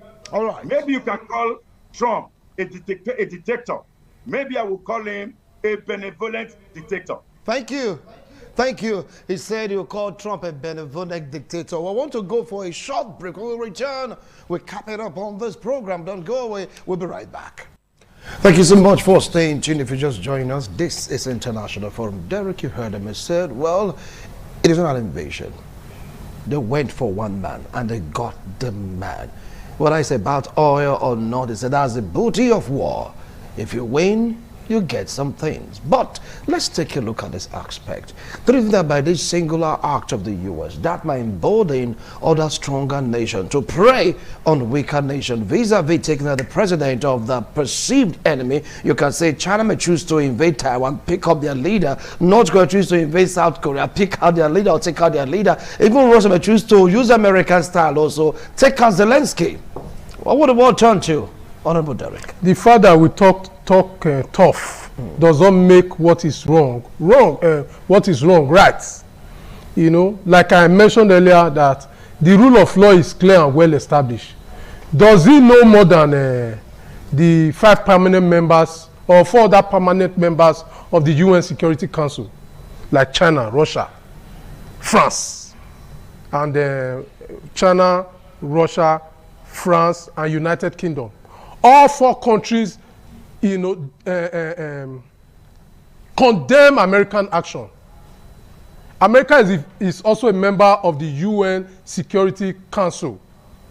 You know, all 4 other countries condemn the action of the United States because they know that this is another precedent, a new precedent in international diplomacy. And people will now be using this as a reference to now oppress or try to subjugate weaker nations. The United Nations, Charter and other international law guarantees that every nation is a sovereign state, and that on no account should another country leave its borders and go into to violating the international integrity, sovereign integrity of another nation. Full stop. You cannot enforce illegality. What America did is a violation of international law and all UN charter with regards to that aspect. So the fact that, yes, they might have gone there to try to liberate the people of Venezuela is another issue. Sentiment and rule of law are two different things. Morality and rule of law are two different things. What America did in the face of the United Nations Charter, like I said, and international law is illegal. China condemned it, Russia condemned it, France condemned it, United Kingdom condemned it. And these are seen as allies of America, United Kingdom and French. So if they have condemned it, who are we, to not say what he did is right? All right. Fine. He might have done it, and some people in Venezuela are happy because they've seen that a dictator is gone, no doubt. But under the international law, it is wrong. Full stop. You heard him. Under international law, it is wrong. After all, the UN Council really condemned what Donald Trump did. Take it up from there. Just like when I reference back to the differences within some of the rules of Donald Trump in America, whereby certain people are not too happy with it. That is the same thing I would say that the Joe Biden bloc of American government is completely different from the Donald Trump bloc of American government. Just because the English or the Prime Minister of England, the England government or the French government, who may be more inclined to the Biden type of government, disagrees with Trump, does not necessarily give it an outright wrong on the part of Trump for what they've done. Like there's history with Venezuela. For instance, most of the countries you see that have problems like this to this day, although we have to be careful of not giving the room for certain things to happen, has been countries whereby the people have been suffering. There are people who does not have the capacity to speak up to the president like Maduro has been, like the elections he did. There are so many wrong things that he has been doing. For more than 13 years, many people have left and run away because he's a president, because he's president. But somebody has come now to say, look, this is not going to work.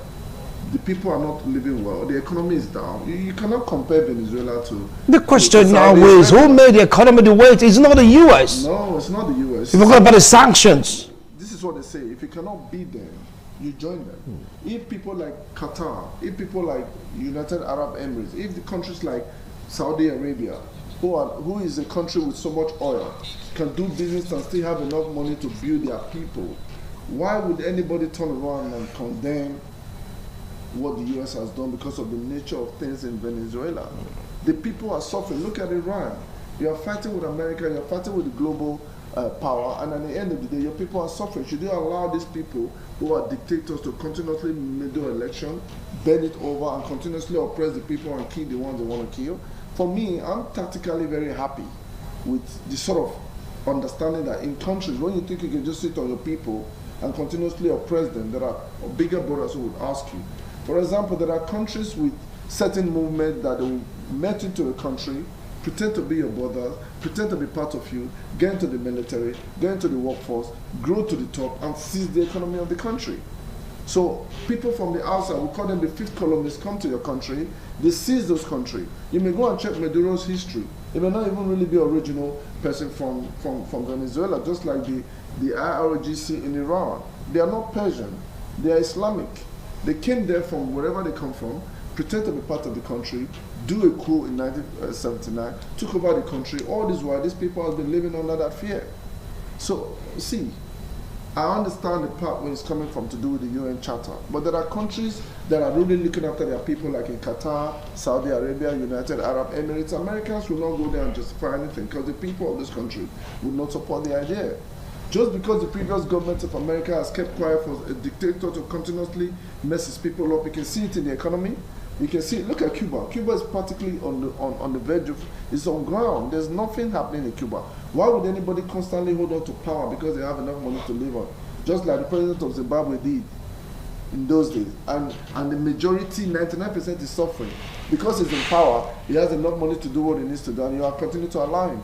Must there be a revolution all the time for people to keep getting killed before you change some? Any reasonable person leading the country knows the country is not doing what should step aside.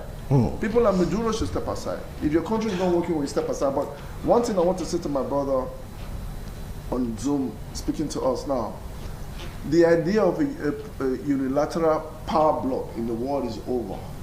Whether America goes to Venezuela to do what they need to do and put up some kind of political correctness in Trump's way is a different matter. Any country that possesses a nuclear weapon, you don't just go around and mess with them, because you can both end yourself. So the world is bipolar now. I don't know how to call it. Unipolar. And the what? Unipolar. So you have Russia with a nuclear power, England is nuclear power, France is nuclear power, Chinese is nuclear power, India is nuclear power, Pakistan is nuclear power. Most of these countries that are nuclear power, you cannot just sit on them. America cannot even threaten them because of the kind of the nuclear power that they have. Even North Korea right now is like a threat also. Say again? It's like whoever owns a nuclear arsenal. You see, with the North Korea, they will not have a nuclear arsenal. Okay, fine. The North Korea economy is down. They're also struggling. For me, and with the North Korea system is like a communist system. But they're nowhere near the way Chinese has helped build their people. All right. Thank you. Thank you. But for the North Korea right now, they've heard news of them or instances testing serious missiles. Some are saying, man, these are nuclear weapons. All the same. Let's get to hear from you in 1 minute because our time is up. Igbe American, I wanted to say in form of advice, just in 1 minute, about this particular trend, taking out leaders by the U.S. This is not the first time.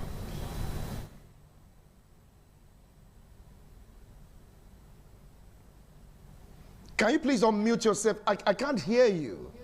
Oh, sorry. Right. This is not the first time. This is not the first time. So my brother said this is the first time. No. Panama had happened. Many others have happened. It is not the first time. Many more will happen. I understand that the charter of the UN is okay, but it sounds as if you are telling me that it's okay as a leader to usurp power in your own country, kill your own people. When another power comes on you, is no longer good. So domestic rules are okay against the people. International law is not okay against you as an individual. Having said that, for me, world leaders must stay on the side of the citizens. When citizens are for you, this kind of happenings will not happen. All right. The oil of Venezuela is not being enjoyed by Venezuelans. It is also clear elsewhere in West Africa and many parts of the world, those advantages that God has put on the land, let the people enjoy it. Thank you. And that is exactly why the U.S. threatened Nigeria. So say if you cannot take out this militia group, we will come after them. Thank you. Because Nigeria was divided. Thank you. Thank you so much. We are pressed for time. Anyway, they said this is the first time it happened. They gave an example of what happened globally, how America went about some countries taking out their leaders. But is it healthy for international relations? I don't think it's going to open a floodgate of leaders of stronger countries picking on presidents or leaders of smaller nations. Big question to be answered. Gentlemen, thank you so much for coming on today's show. Honorable Igbe Omori, say you're not an honorable, but come on, you're an honorable. Thank you so much also for coming on today's show, though virtually. We'll do it again next week, Tuesday, God willing. Bye for now.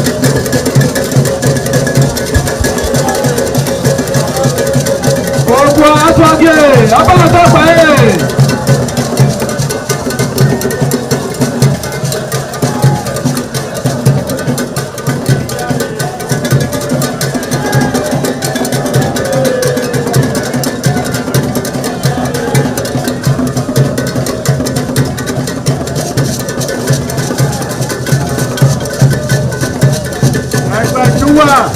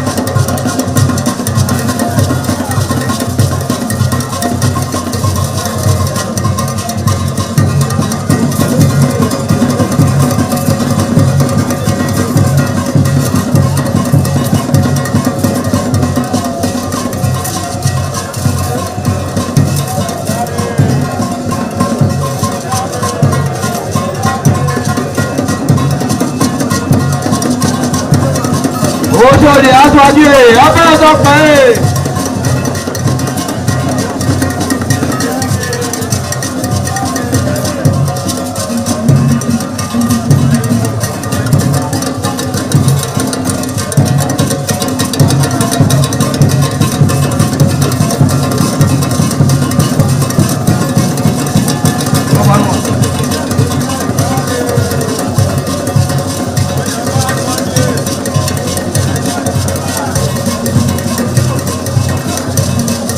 Ayaba sọ́kè abẹ́rẹ́ pẹ́.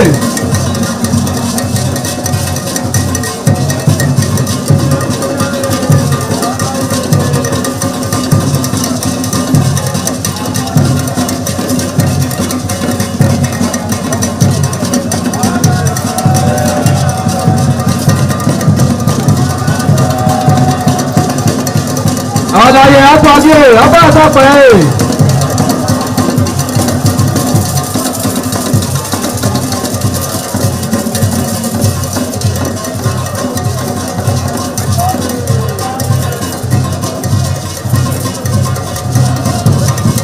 Ẹgbẹ̀júwà.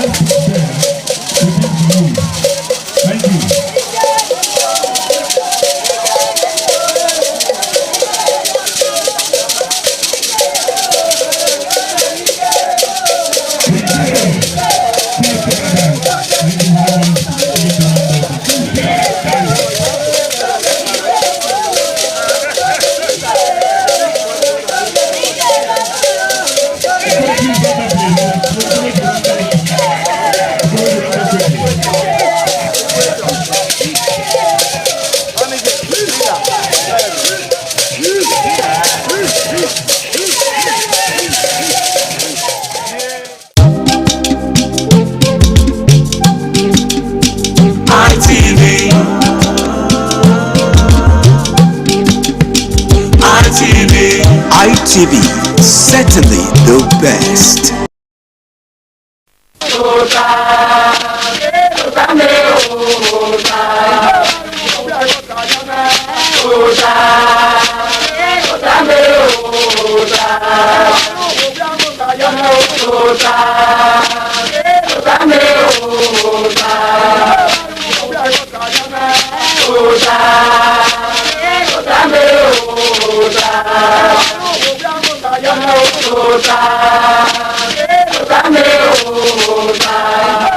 Oya bota now. Ogi bota we say do no pe o. Do no wa yire. Waya bupo ogbon na imala. Maka bokon salobo aye dagbe ma ya fe. Ya na mi we onwe ma we supuna 2026. You know na ni wa. Awe gbura 2025. Awe gbura ene. Awe ani hu yo. When my venerunia, Nupowe say, Honorable, you know, we dinner. Uki Yasukino, a day I said there, Upoya Supu, Uzola Suzola, Irako Yarwe, the Nania, when I Upo ye, when I am Upo, you know, Hekenaru, having no bela, na ya doline, na la ye. Ma yeni wa ono ibota already na ibota e kwe ga gboso we we matawa na na ya ka ono o khanata we iba ota eredikete egedede ana swi balile uga ni gedegbe na ite palo we na iba na tutayi a ebiagayo iba ota ono ma ite ibota na ni wa ya no gwen gwan we na we de na we na bupo na na ore ba go ten re pastor Calvary na mo iwe dodo go be ise lo gbe wa bi na ge kai wa bota wa bi dawio wa be dikete ofo so sago wa ya ro oba atok pe ise ore ba ten re Victor Ibizugbe don't know why, don't know someone. ọwọ́ do na kí kọ́ atẹ́mi ọ̀rẹ́rẹ́rẹ́ kẹ́nu mi ò mìíràn náà dọ́ àti yé náà gbọ̀n bí màá wá ayé ọjà fìwéré rárọ̀ òpó náà gàfìwéré ládàgbọ́n máa ya ọba àtọ́pẹ́. iṣẹ́ mẹ́ ọ̀sán abọ́sẹ̀ ń jẹ lórí ẹ̀ o lórí ẹ̀dọ́ba yọ̀ká ọ̀rẹ́dọ̀yà fẹ́ẹ́ méjì tó wà yà o ọba àtọ́pẹ́. ẹni máa gbà ká ní wọn ọ̀rẹ́ òmùhàn ọ̀rẹ́ òpó láyé náà òmùhàn ẹ̀ gbọ́dẹ̀ nìbún yà fẹ́ẹ́ náà yà gba ọ̀rẹ́ gbìmọ̀ dé àfiwòrí ẹ̀rọ nọ́kẹ́kẹ́ náà nàrà òpó náà máa rẹ̀ kò yín ìlú ìka ẹ̀ dé rẹ̀ bẹ́ẹ̀ rọ náà yẹ ayé bẹ́ẹ̀ náà ayé rẹ̀ núpò máa rẹ̀ rẹ̀ ọtúmọ̀ lọ́gbọ́n máa gbọ́ sùn ògbé náà ọ̀rẹ́ wọn rẹ̀ pásítọ̀ kábàárì wọn lámọ́. ẹ̀dọ́dọ́ pẹ́ o ọbùkún dọ́múnà wa ẹ̀ makaka bọ́ tu wa ẹ̀dọ́dọ́ pẹ́ o màá bẹ́ pọ̀ sálọ́bọ̀ ayẹ dágbé ìmáyàfẹ́ ńdá nọ̀rọ̀ agbọ̀n ọ̀wẹ́ ìṣẹ́lógbè nọ́pà ànẹ́ wẹ́ àdóbọ́sì kìnnà yé kìnnà lórí ẹ̀yí ọ̀rá àrísó wẹ́rẹ́ àwọn ìṣẹ́lógbè ẹ̀mí nù náà ká wẹ́ ogbé ìṣẹ́nu nù dáwé yẹn gígú agbọ̀nrọ̀ ó wẹ̀ gu agbọ̀nrọ̀ ẹ̀ ń náà dàmí yìí mana ń náà rí mana bí ma gbé ìṣẹ́lógbè nù ẹ̀ màkà àbọ̀ pọ̀ sábọ̀ ayé mi nù sábọ̀ àwọn onímà kéwu wẹ̀ ọ̀nà àdórí ẹ̀ tí ni má dà yà sẹ̀dẹ̀ náà náà ni mà yà nà náà wò dá o náà dọ̀ mí ẹ̀ wẹ́ òpọ́gbọ́n náà láyé náà osalogo do akeri etini ma ya la o eyin ma je na ma pomogo do anu we edi ma pomogo do anegbi ma be pon ne te ni pe abe ni ko ma be pon ni mo osalogo ya we ma se oro mo ge pon mo ge so pa ete apomogo do awe ara mi fore ni are mi mu e oro bi de yiye da dia opono gbera ofo mo e osene so pa ọbẹ ẹyí màgíjẹ náà ọbẹ wọn ènìyàn kà òrà kí a sún ẹ ènìyàn mọ́ná kí a sún ẹ ọbẹ yẹn náà yà mú ẹgbẹ kọ yẹ ọkẹ yẹn náà wọn mọ nọrẹ sùkú ara ìmíẹrẹ ọgbẹdà rẹ ara miẹrẹ èkílàsì lọ́ra ayé ni rẹ àmú ẹ̀sùn fún rẹ ìyẹn kẹ́ yẹn mú ẹgbẹ òpónà àwọn ẹgbẹ sùn ẹ ọbẹ yẹn kẹ́ kílàsì ọbẹ ẹyẹ rí bẹ́ẹ̀ rí náà ègbò dẹnìyàn làmú ẹgbẹ kọ yẹ ọbẹ sẹnìyẹn lágbèrè nù dá ọ̀sọ̀ọ̀sọ̀ọ̀ ẹ̀rí lọ lákòwé bìnú ka ọ̀nà àti primary 1 ìmùpàdé primary 2 ọ̀nà ẹ̀rẹ́ mi nàkẹ́ ẹ̀rẹ́ fi ọ̀rẹ́ nọ́mẹ̀gbẹ̀ gbèsè nìyẹn lágbèrè ẹ̀yìn nọ ọkàrà bọ́ mọ̀ ẹgbẹ́ dọ́ọ̀mù nẹ́tẹ́ tí ebe nọ ọ̀gbẹ̀gbẹ̀ síkà ọ̀gbẹ̀gbẹ̀ wòyọ bẹ́ẹ̀ni àṣẹ tí yà lẹ̀ ọgọ́gbọ́n náà nà mìíràn náà nọ lágbèrè sọpá màpọ̀mọ́wọ́ dọ́ àyè sọ yìí ògbé àmọ̀ ẹgbẹ́sẹ̀ lè ọgọ́gbọ́n náà náà yẹ wá rí má fi òdẹ́fì agbọ́n màá yẹ kí náà nìyẹn amayi lọ kí ayé ẹ ọwọ́ amayi lẹ̀dẹ̀ bí ẹ bò tí ẹ insurance wẹ́ẹ̀ gà mú ìgbésẹ̀ ọba àtọ́ pẹ́ yé. ìṣe wọ́n ṣe ọ̀rọ̀ yé mi ẹ wà ẹ̀rọ náà ta amayi lẹ̀dẹ̀ ẹ yé ẹ ìmọ̀ wà gbọ́n pẹ́ẹ́dù sọ̀rọ̀ lọ́kà pẹ́ẹ́dù ní kpọ́gì bá ìmọ̀ yà gbọ́n náà wà náà ṣùgbọ́n àbí lọ́ọ́ rí ayé ẹ ó sọ lọ́bọ̀ àjọlẹ̀ yìí ni ma. ìṣe àwọn àdínhùn ẹ mẹ́nu wo yà mọ̀ ẹgbẹ́ ẹ̀wọ̀n ẹ̀ sọ lọ́bọ̀ àrí ẹ̀wọ̀n ẹ̀ ẹ̀wọ̀n ẹni kàwárí ẹ̀wọ̀n ẹ̀ ní miẹ̀rẹ̀ náà gbéra ní ma ó yà dọ̀lọ̀ òpónà yìí ẹ̀mí náà súnú dàmẹ́ ẹ̀wọ̀n àmì náà ẹ̀mí ẹ̀rọ ni máa miẹ̀ náà ẹ̀mí ẹ̀mí náà máa sọ̀rọ̀ bọ́ náà ẹ̀mí amádọ́lù yẹsẹ̀ náà ẹ̀mí agùnmọ̀ ẹ̀gbìn náà náà àmẹ̀rù ẹ̀mẹ̀gbẹ́ ẹ̀mí náà má kẹ́kẹ́ ní ìhù èyí ká rú à dòzàn náà ká rọ̀ ẹni yàfẹ́ ayé ìyá rẹ̀ wẹ̀ rẹ̀ má mà nà rẹ̀ òpónà ẹ̀kìnà dọ́nà wadu eki ye de no mi eki eke fi gbona eki we no eke wari na eke egbe na eke milano nudo de no mi ewo npo itegba e na ya fe aare ya we mama o ku na dala ya se gbogbo na ma agwa kaya ni wa o te mege bizugbe egun ayo hedo never wa happy to ta akaka boss aga wa se kepe ti uwe ni wa dan hell ma ha you know kana no kan po gbona la na who that were eri unagawe ebo we ẹgbẹ́ wa rọ̀ rẹ̀ ọ́ dibidibi àfi wèrè ẹ̀tọ́ ladian kúgbà kẹ̀kẹ́ unagawe mi ọ̀pọ̀pa èmi náà bẹ sùnù yìí kẹ́ ọ̀pọ̀pa kí wọ́n yà sùnù wọ́ èkèrè gbúnyà yìí nùpò òwe gbàyà òpó náà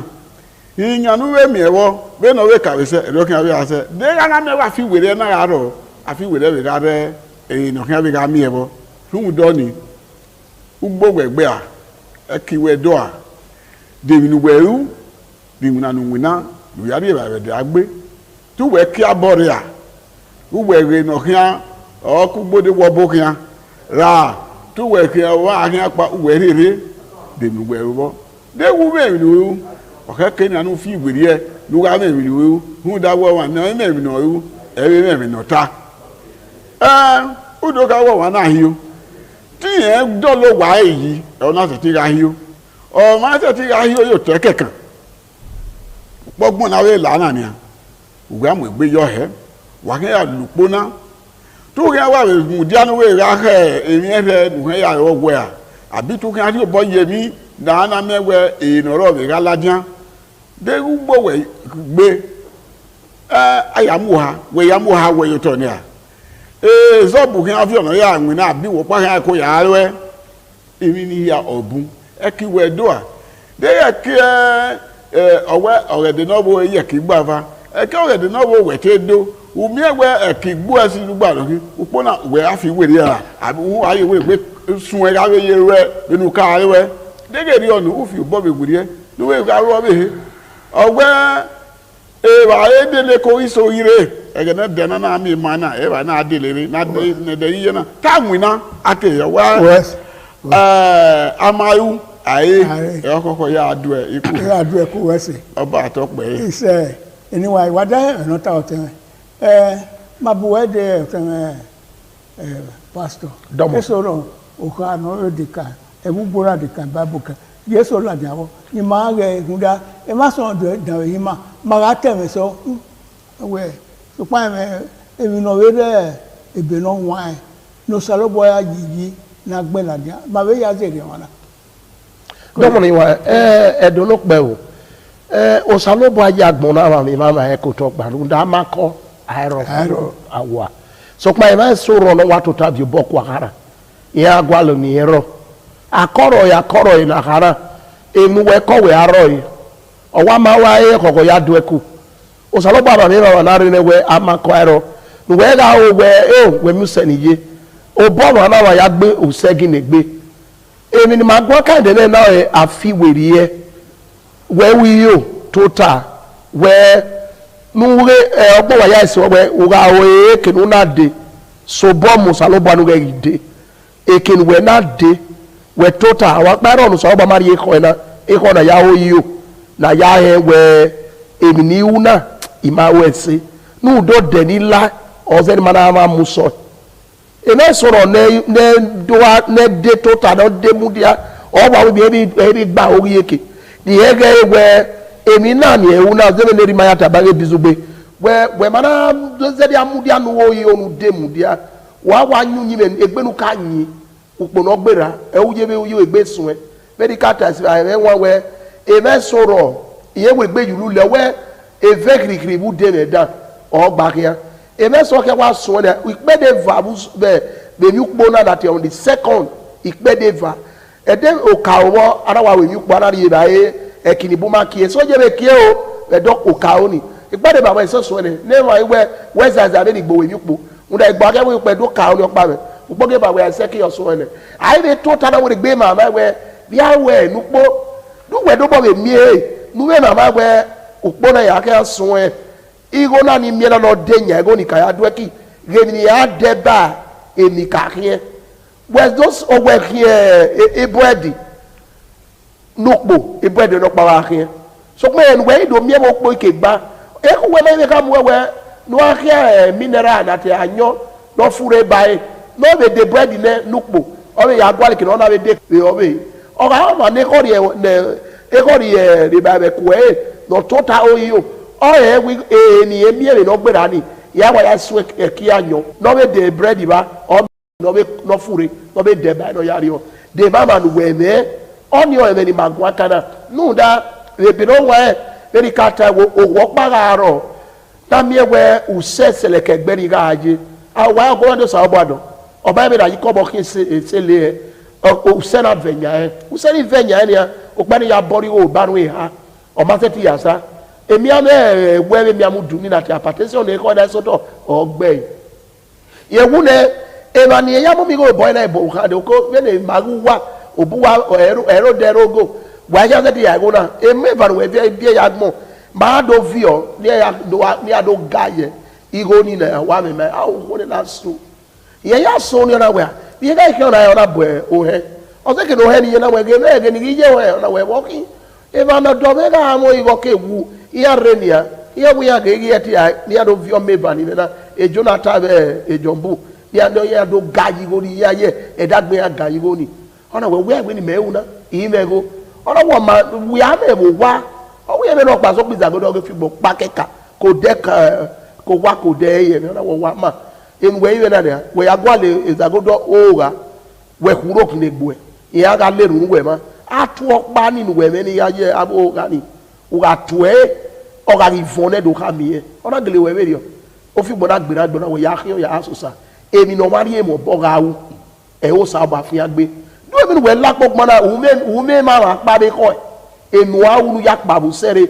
usena obama ya guse gi negbe obama be ya ra igbo wa sere oba atokpe ise anyway obama ya guse gi negbe so bona guse sima bona guse suwa usomo no usigo no no yaki na tuto sanu dazi enika emi no iwe mane do ya fe no salobo apase yo no nere iwe ma ya se egbe otona mu mami mi mai ya se hotel gelegele ase amanya enia ma ho ni awe awa mi mai ma wa biubo ma wa hunwa otono salobo ya yi ma ke pori ade ke go giso ade ma evidence eni ye ma na mi mai bo otondo ma na mi mai na ite data ere mara be mi us ma na mi mai wo ki edo no pe wo ma agbegbe ma kan owu egbe ora la gogo ile na mi ma ebi yo we upona mo na ni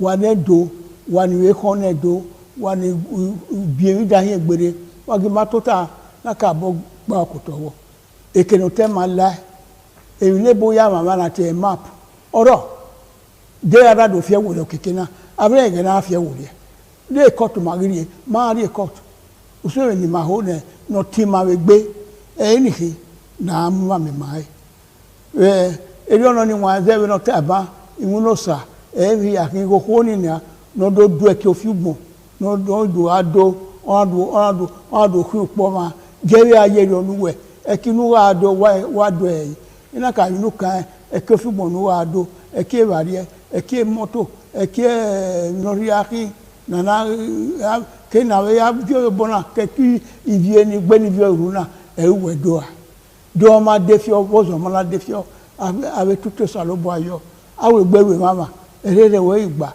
you know say o mana sete asan e mo no vio ye webe wo so mana migo ya mo migo ya ha e temina we temi itewe gba o ma ti we migo no abi ya ha temi no pa olowo udo uro ani wo ke dege ni afia ya ze so pa ori enwe o saro bari no wa we ro ubi ewe o we ro enina o ma oro ipolo apolo no giwa o eya ruwe ni wa egbe emita ma wona da ge we upono gbera na ni maye na na no gbera na da mo he na emi no ye no lowo no hin ara mi no lowo ni ge gbe sunu de mi o do ko isipo na be ni mi ani aya fo so abono ge mi ani fo egbe we o me kina ma o da mi na o me kina dolomo yi o ten bizugbe upogbon na mu he be no ke na ya yin be na ya be lo e magun kan na o be are be no wan o pe ana no wa me ogomade anobun o na mo egbe wi yen me keni ehin ari o ke pa o na fi obo ye po o na ri e isele o na ri no pa o na ri isleva na ri no pa o na ri slis na ri na awogomade ai wa ya do e ki o yen de ni ere o tere na ri slis ona yisi sona ya kiyen ipin isen ya kiyen ipin egbe na di slave na ya kiyen ipin ene ya kiyen ipin ipin na di slo pa na we o pe na yen awo ma lo kin economic ko yo na ya ro ona ya to no to na ri wo ile yuwe ari na mewo ke no yore awa gbo wa da negasi wa ma wa be wa ya draki he na ri pe ipin se na ya bi ipin gbe la na we re ni emi ewo ona we ofun egbegbo ero ogbon ma die si e ohi na ri ipin vana ori ipin nere na we ofu egbe emi no ma kan aso obo na ri se de pa na na we awa ma do hi no ro we kan ma ko yi igo we yen to na yi wo to ona ya wo le na we ogbon ma ja dan e ohi wusa ti yi kobo ya ki kobe va de ti yen wa ri wo na ya we mi o be ni go no abie nugbe na ya ton ya yo to ni ọ̀pá náà mẹ́ni ọ̀nà àmì ẹ̀yẹ ọ̀nà àríyẹ bá náà mẹ́ nọ̀bùn. Nùhùn dọ́ni déwù wẹ́ tẹ̀ sí yí kọ́bọ̀ yàkì yí kọ́bẹ̀ fa wẹ́ fi wèrè yẹ òpọ́gbọ́n àwẹ̀ lànà.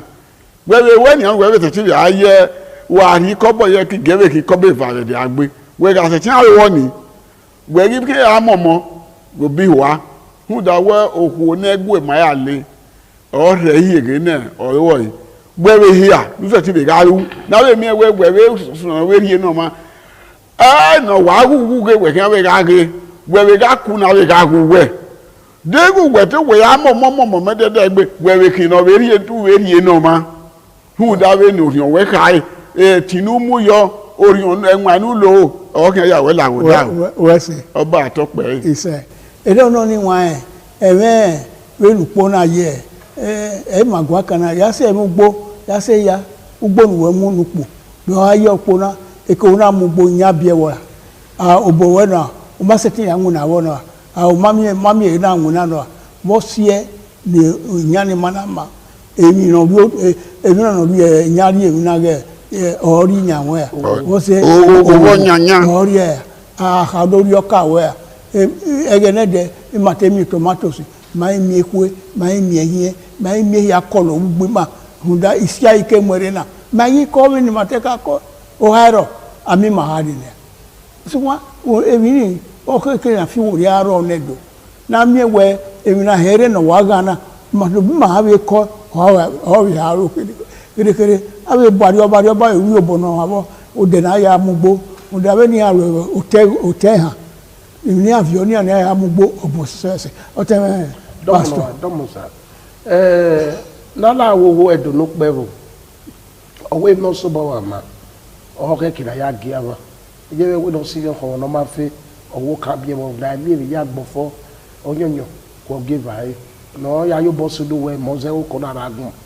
Nala wo eme ni magun akara. O ke ye na we emi na gba ori yeke. Na ya re mi se na mana muso be na gwaleji na mana muso be o de no keke nda ken wete on wese ukpono gbera o ma seba woto bo ye ku wege ebize ni mana wa seba fu emize nda ara no mu egbedo o eke no ri a do bo mi o ma seba o emi ze no mana seba eye ga ki abe do be emize no mana seba ni o ka bo mu egbe be no sun no de na we gbedo sun de na o kwe emi na gba ogi yeke na ge kina na de na ge ri ze we mo gbe apowo so ba we eno ya ma su we lupo no gbe da fun ne so pe ye na e be ri etin we be go be o oje be ne upoje oje na ge be wa izeti be una ti e papa ni fo ugwo ni uwo ogbo nu we gbe ni ba nu we ha ke we gbe so ebi na wo monitari no tam we nu ya tie o emie enu dege enu mie so pa wa gi ma ga ese o sa no ba la ni ma ga deri eke no ga la go da oni ma so pe no aya la go da oni awe ma we na be ipede ne no gbera na ni we amu egbe wa ga kia do afi we ri ebu nyi me so do afi we eri ma no ro wa ma ne bu wa no ro wa go ze bo do no ro wa we akpomo sa oba we un we lupo no gbera supo na de ba me so no afi we ri gi wa we no jo wa di de no ko ni e ga fi okmanike na ku gbe ga ro ne mo we mama e yo to ne a e do ya tie mo ya fe bupo na nu ye ne no gbe so no vie so kwa we ro ya wa dolo e ogun we ri nomo panupo osowa there eri de ade no ma no onu ma na yo no aya tie so wa e eri ya no ma de yo na we gbe adole yi se de ma panu we me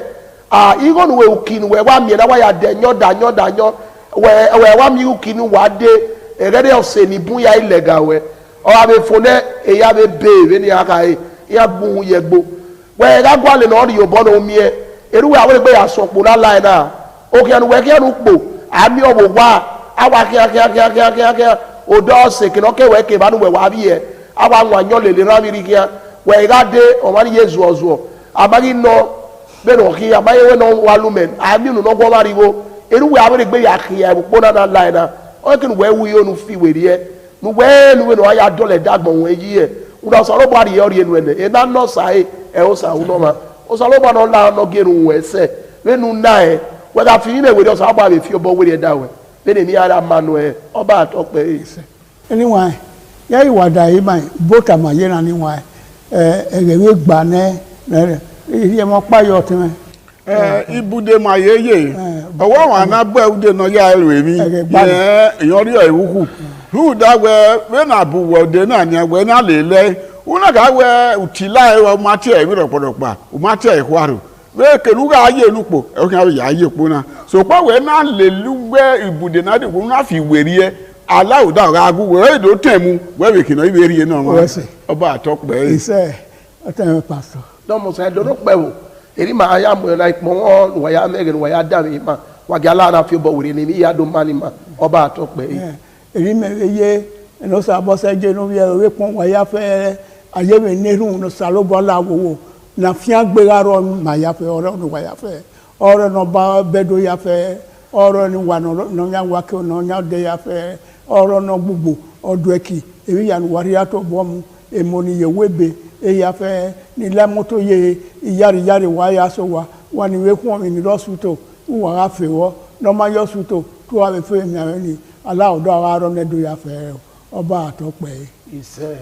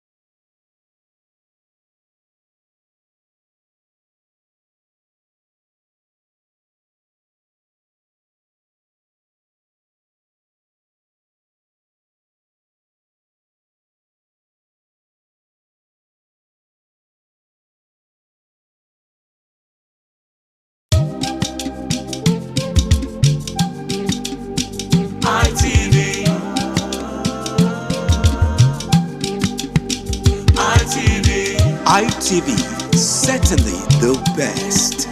Top of the evening to you, ladies and gentlemen. It's another lovely episode of your favorite men's rendezvous on television, which is the Guys Hangout Show on Independent Television, reaching you live from the city of Bronx.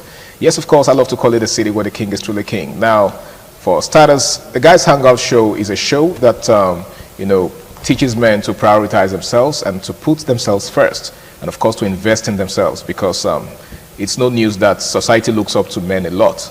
A whole lot is expected of men in the society, from protection to provision and what have you. Now, if you don't have to give, you really can't give. Just like they say, you can't give what you don't have. So it's very important that men learn to prioritize themselves and invest in themselves.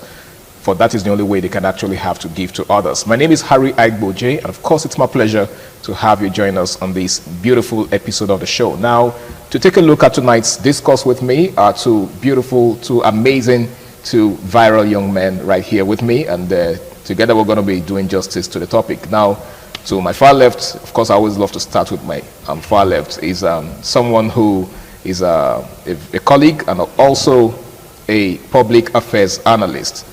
He goes by the name of Michael. It's good to have you, Michael. It's great to be here again. Thank you very much. Welcome, Michael. How's your day been? It's been great. Wonderful. You look great. Thank you. And you too. Thank you. All right. Seated next to Michael, seated in between us, is a public affairs analyst as well. He's a member of the family. He's a brother, a colleague, and someone who is very passionate about things that have to do with men and masculinity. He goes by the name of Ramsey Uwaila Abu. Good to have you, Ramsey. Thank you, Harry. It's always a pleasure to be on the show. You know, the show has given us a platform to help correct some of these things in society that needed to be corrected. Absolutely. I mean, it's a pleasure being here to talk about some of these things that affect us, because what better platform is there than this, right? Yeah, of course. All right. So we have a very important topic before us, right? A very interesting one. It's something that has to do with young men and their finances. Okay, so first of all, like I said in opening, a lot is expected of men. You know, so one of those responsibilities that society has placed on the shoulder of men is the need, you know, for them to meet their financial obligations.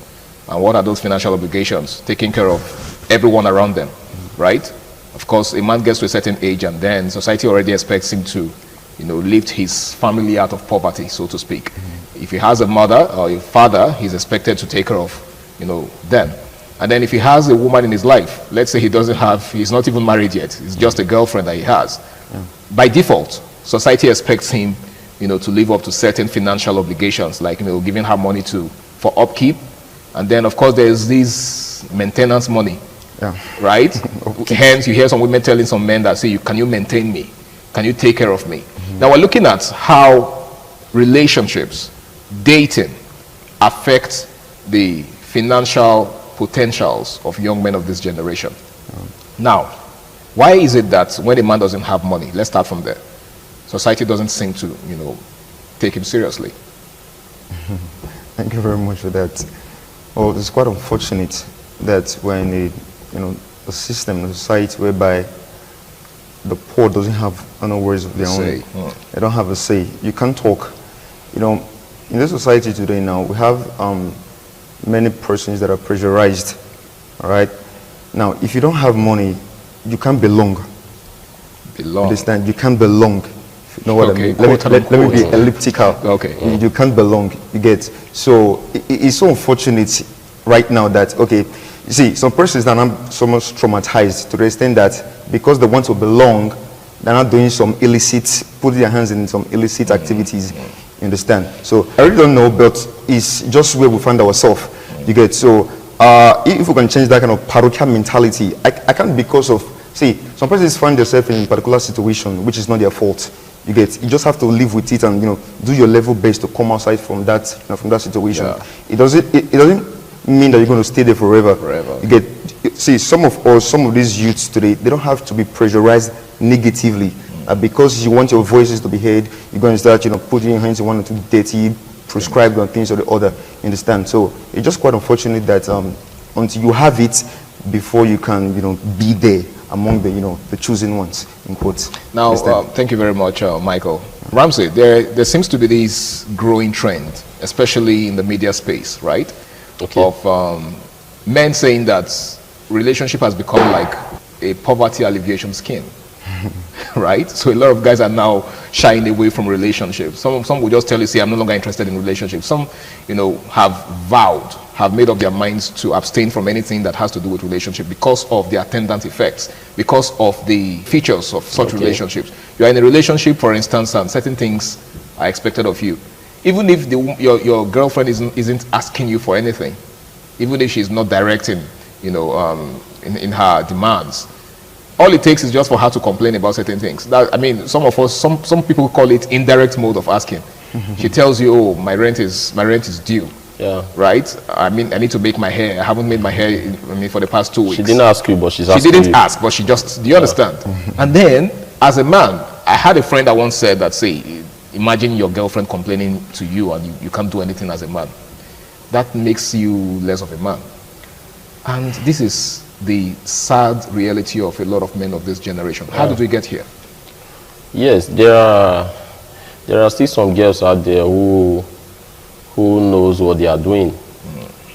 I think I will fault those guys who went for what I call outer beauty, what I call a coconut carrying a human hair, what I call an empty brain, wearing makeups and all that, who sees you are going for that girl, who sees you as a poverty alleviation scheme. If she can afford these things in her father's house, why is she disturbing you with these things? The problem, I know many girls out there will say, okay, if you can as well get whatever it is you are doing with her, having sex with her and all that, why did you decide to go for her? But the truth is, it is not a market thing. I didn't buy it. I am not paying for it. It's not transactional. Thank you very much. It's not transactional. Now, for a man, if you are a man, you should be able to take a stance and say, I will only go for that lady who is career-oriented, who is focused, who wants to do something in life besides depending on a man.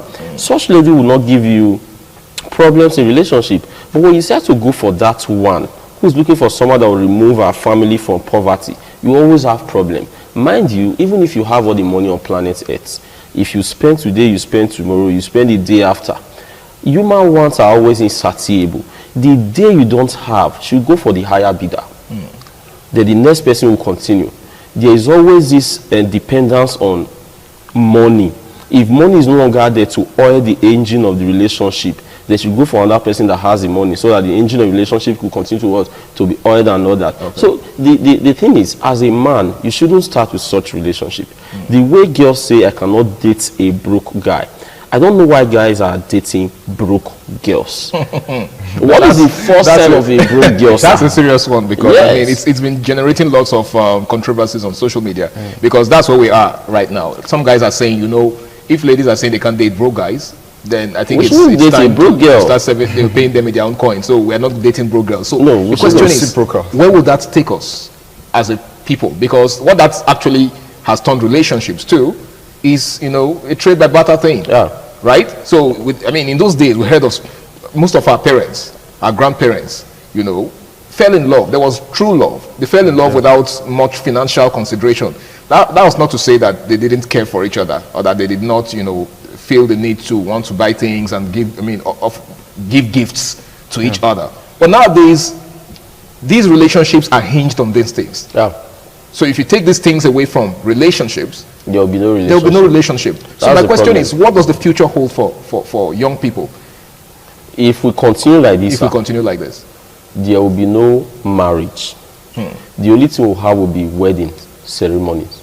And these days, many girls are even hyping or putting all their hope on how their wedding is going to look like, instead of thinking of how their marriage should look like. And that's because they have tied the whole of their life to the financial status of a man.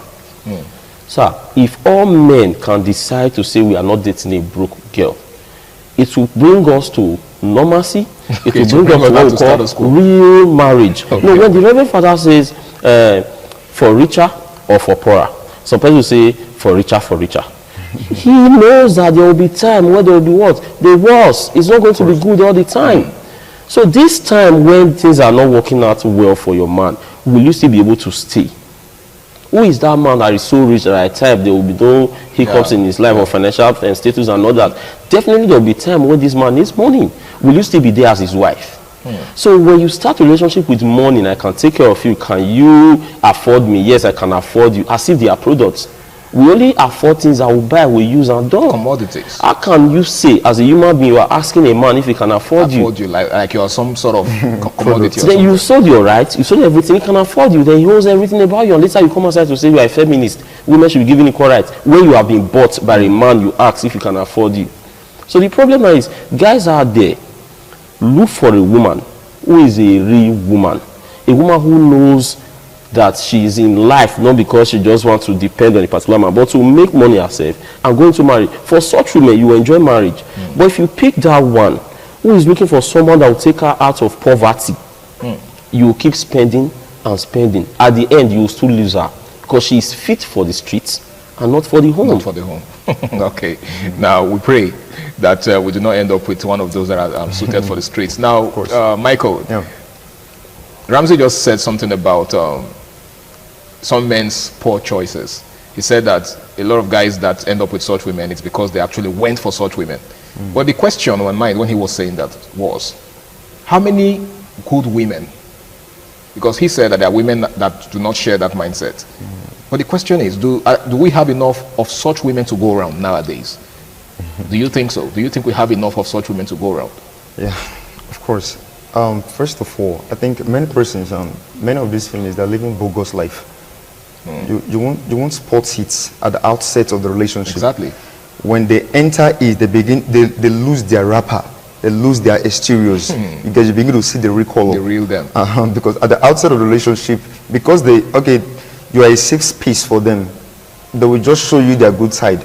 But when they are in, they begin to show you the terrible part of it, and you start wondering, like, I don't understand, is this the person that I was with? You know, like from your question, you said, are there good women, enough good women to go around? Yes, actually there are good women to go around. So you think men are looking in the wrong places? No, the thing is that actually there are many women like that can go around. But you see, most guys today, they go for what they see. They're looking for voluptuous women. Oh wow! Like when I take this girl out, people be like, wow, you really select. Wow. They're not looking for the interior.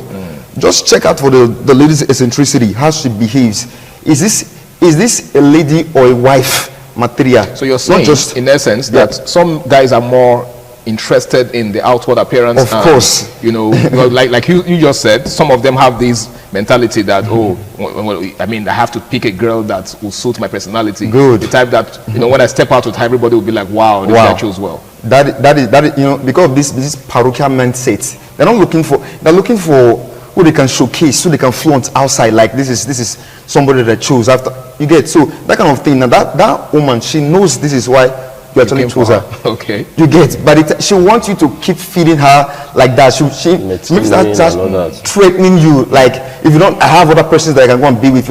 You understand? So because of the parochial mentality at the outset, you get, so there are actually many of these women to go around if the boys choose relax, to look the right way, to look the right direction. There are actually very, very many to go around. Understand? Now, Ramsey, I think, because a lot of times we accuse women of being too materialistic, right? So what you guys have said now is actually, it actually puts men in the same category. Because, if women are looking for superficial things in men are also looking for superficial things in women. Like, the question could also be, are there good men to go around? Okay. We only have few. The kind of men we have these days are men who like flashy things, who, like he rightly said, who love voluptuous women. Women who they will present and their guys will like, you tried, you are a man and all that. But without thinking about the character, the content of this woman. But then there are beautiful girls out there who also have good character. If boys actually calm down, look, see, for everything there's a reason, right? So at the outset of everything, look out for is this the kind of, like you rightly said, is this the kind of person that will give me peace of mind? See, heaven is a place of splendor, but there was war. So in marriage, no matter how rich you are, there will still be, some sort of problems, you understand? Yeah. So this particular girl I'm investing on, will she become a liability on assets? That should be the rhetorical question you ask yourself. Should become a liability on assets. That's a $1 million question right there, because I think this is a question that a lot of young men don't ask themselves. Okay, they are easily carried away by the superficial things, the glamour, the glitz and glamour. She's a fine girl, she speaks well and all of that. Ramsey asked the question earlier: how long will they sustain the relationship? What happens when the wrinkles begin to set in? What happens when she's no longer that beautiful girl that you met the first time? What happens when all of these things begin to change? Will she continue to be that, person that you met that first time? Now, Ramsey, what do you have to say about what the question I asked him? Now, the fact that a lot of guys really can't give a reasonable account of their expenditure annually as per relationship. And their expenditure is on the relationship. That's where their money goes. See, the truth is, when I see guys trying to make a woman comfortable by spending all his money on the woman, using the word I am maintaining my woman and all that, I begin to marvel, like, do we still have some foolish people in this society? A woman that was given high latch, she said it's not enough by God, she added to it. Okay. A woman that removed the eyebrow, she will remove it with razor drew another one. and draw another one. A woman that as well decided to increase her bum bum. A woman that as well decided to increase every part of her body just to. A woman that is not satisfied. God was not able to satisfy a woman. And you think you can. And you think you can. The man will die. And the woman will continue to live. Other men will continue to maintain her. The truth is, do what you can do. It is not even your responsibility to maintain a woman you've not taken as your wife, you've not married. You are not a poverty alleviation scheme. If she needs all these things, her father should be able to provide it for her. If her father cannot provide, her other brother cannot provide, her family cannot provide, she can't even provide it for herself. Then who said, where is it written in our constitution that a boyfriend must always provide all the needs of a girl? A girl that loves you will never stress you. She will not ask you what she knows that you cannot afford. If she's asking you what she knows you cannot afford, she's trying to say you can't take care of me and I'm moving. Maybe she's saying it indirectly. Because she knows you cannot provide this 1 million, for example. And she's asking you for $1 million. She knows you can't provide it. Indirectly, she just needs a reason to go. Then you let her go. And focus on someone that will grow with you, that will help you build your home, and all that. Now you see, it is not also their fault. There are some guys out there who have so concentrate and value this idea of physique of a woman. She must have this, she must have that. And that's what leads some girls to go for this, is it BBL, BBL, this and that, enhancement, because that's what get. But the truth is, those guys just want to use you as show off. The love is not there. When it's time for that guy to settle down, he will go to that other girl out there, who they see as Mary Amaka or Christians and all that. That's the girl he wants to make the mother of his unborn kids.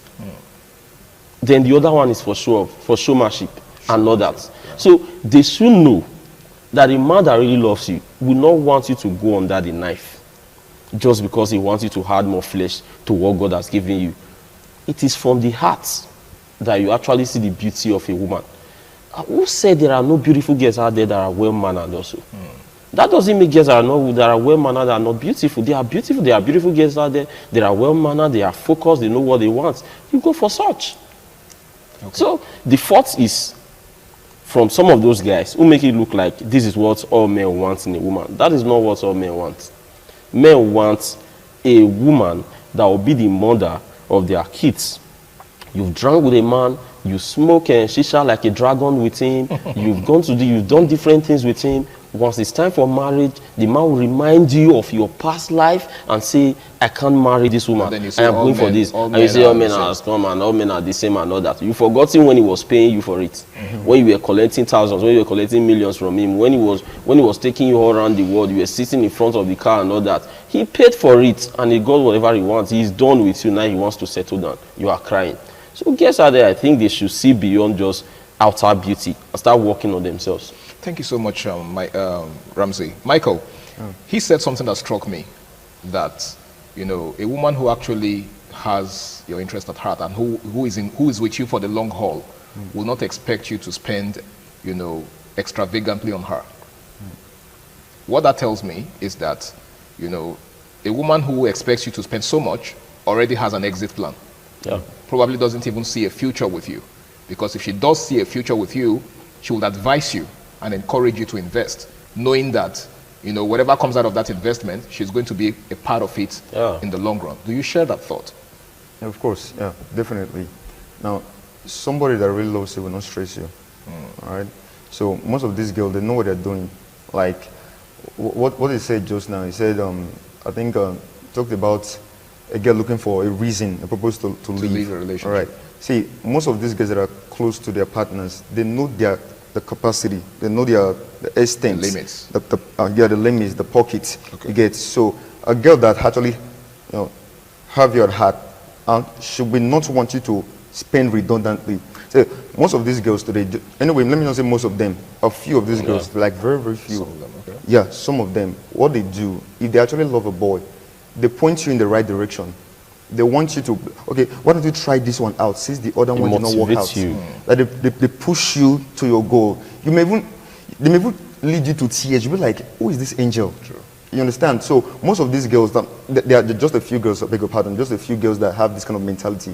Most of them are carried away by these social media material things. Look at what my friend's boyfriend got for her. Let's not forget about social media influencers. Yeah. I just got a new hair. Yes. Then my friends used to see it. Yeah. So her boyfriend bought it for her. You get. So as we're moving like together, I was the black sheep. I was the one that was left out. Look at them with their their exorbitant hair. She was under pressure. Just look at, yeah, you understand. So this kind of girl, that is, if Grandma Cooper met me, I would say that's the reddest flag. You understand? Okay. So you understand. So that kind of thing, if a boy spots such error or such thing, nobody should tell you to, according to the balance, to borrow more leg and run. Okay. You understand? So a girl that really, really loves you will not overstress you. All right. Now, Ramsey, what's your advice for young men who are in one-chance relationships? Okay. One chance in terms of, you know that the person you're with right now doesn't really have your interest at heart, but because you're already emotionally attached, you don't know what to do to opt out. What's your advice for such? Let me remind them. Less than 30 seconds. Yes, let me remind them, if they've forgotten that you can give a woman everything. Give her all the money. There will be one bicycle repairer. It could just be a driver. It could just be the vulcanizer by the roadside who is servicing her. Let me use that word. And you are the one spending the money. Women don't even know what they want. They can fall in love with anybody just for anything. So you can be taken as your dogu. Some women. Yeah, some women. You can be taken as your dogu. Okay. Why she would just love the other guy because of the way he looks. So if you think money can buy love, you will spend and spend and spend. At the end, it will still end in futility. So in a nutshell, money can't buy love. Can't buy love. Definitely. All right, Michael? Yeah. I think, well, like I said, let me contribute to it. So most of these relationships that we find ourselves in, just do your level best and leave the rest. You don't have to kill yourself. You don't have to pressurize. Like you said just now, you said some women, they found calmness, they found safe space in some certain persons. They can like a guy because of his sexual prowess. They can like one because of his pockets. They can like one because of his. So there's no particular reason why. No particular reasons. They are ones just insatiable. Okay. You just can't please them. So just do your level best. You understand, and leave the rest. All right, guys. I want to say a big thank you for making tonight's edition a success. You guys have been really, really amazing. Well, like they say, a word is enough for the wise. You really can't go beyond your limits. Every human being has a limit. Okay, and the moment you begin to try to stretch your limits, that's when you begin to wear yourself out. And then the moment you're done, she would leave you for the next person. Okay, so just like they've said, if there's anything I can take away from what they've said so far, is the fact that you can't please anyone, not just women. Okay, you can't please anyone. Human wants are insatiable. Where you stop is where somebody else is going to begin. So why not just do the best that you can? And just like Michael said, the person that loves you will not stress you. Seriously. Whoever loves you will not stress you. If that person you are dating is stressing you, just know that the person is not for you. And you'll be doing yourself a world of good to walk out of that relationship. It's been the Guys Hangout Show on Independent Television. I want to say a big thank you to each and every one of you out there. A big thank you to the gentlemen in the house for making today a success. My name is Harry Agboje, and until I come your way again, same time, same station next week, ensure you make every single day of your life count. To have yourself a beautiful night rest. Bye for now.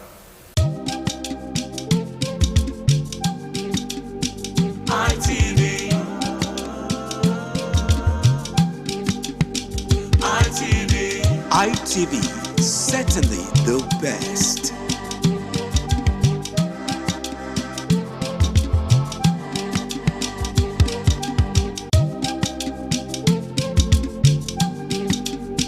ITV.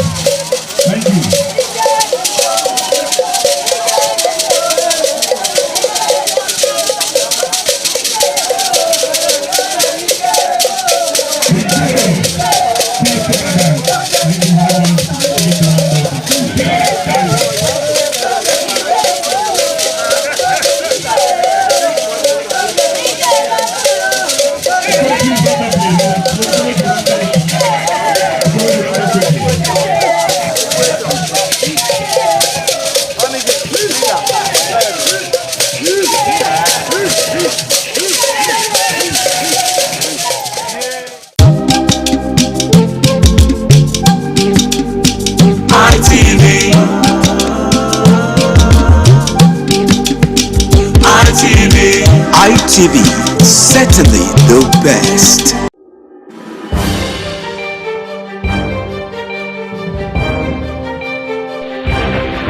This is ITV. Certainly the best.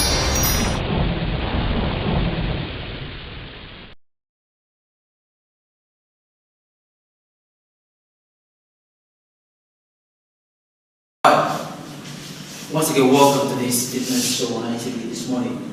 I'm Gato Destiny, aka Man of Steel. Already, I've introduced us to the use of cardiorespiratory exercises, and aerobics. This morning, once again, we want to take another variation of the aerobics. Thank you as you watch. We will be stretching first, of course, otherwise called the warm-up, which is very essential and necessary in every workout. Afterwards, we'll do a cool-down. 1, 2, 3, 4, 5. Inward please. 1, 2, 3, 4, 5. Outward. 1, 2, 3, 4, 5. Please return that, please. 1, 2, 3, 4, 5. Inward. 1, 2, 3, 4, 5. And outward. 1, 2, 3, 4, 5. Alright. For our waist and of course on our torso, we have to do some stretching. Please place your hand by your side. And let's go. This direction first, please. Let's go. 1, 2, 3. Alright, that will be fine. And of course this way. 1, 2, 3. Alright. And before the last one, let's place our hand behind our back. Mind you, it's proper this way. Don't go like this, it's wrong. Just do this or alternatively do this. Alright? But I prefer this personally. 1, 2, 3. Yeah, that should stretch your back for you. Of course, let's do our thigh stretch. 1, 2, 3. Remember, when you pull your thigh, ensure that your elbow is directly facing, your knee is directly facing the ground. Alright? 1, 2, 3. Yeah, that'll be fine. Guys, are we good?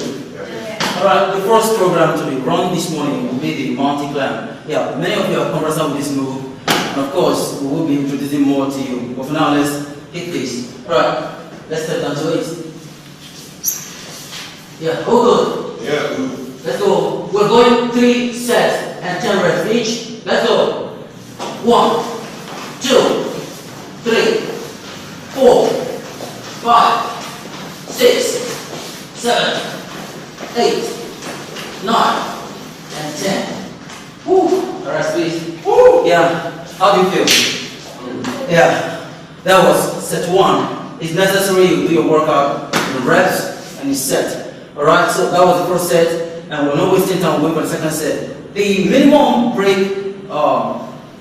duration for every set should not exceed 20 seconds, and a minimum of 10 seconds. Alright, we're good with 10. Of course. Let's do it again. Right. Let's go. 3, 2, hit it. 1, 2, 3, 4, 5, 6, 7, 8, 9, and 10. Alright.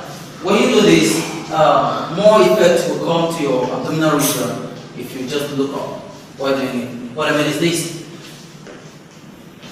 Alright? So not all the way this. But there's nothing wrong with staying this way. However, breathing your head might place more pressure. Alright, for the very last set of this mountain climb, let's get down, please.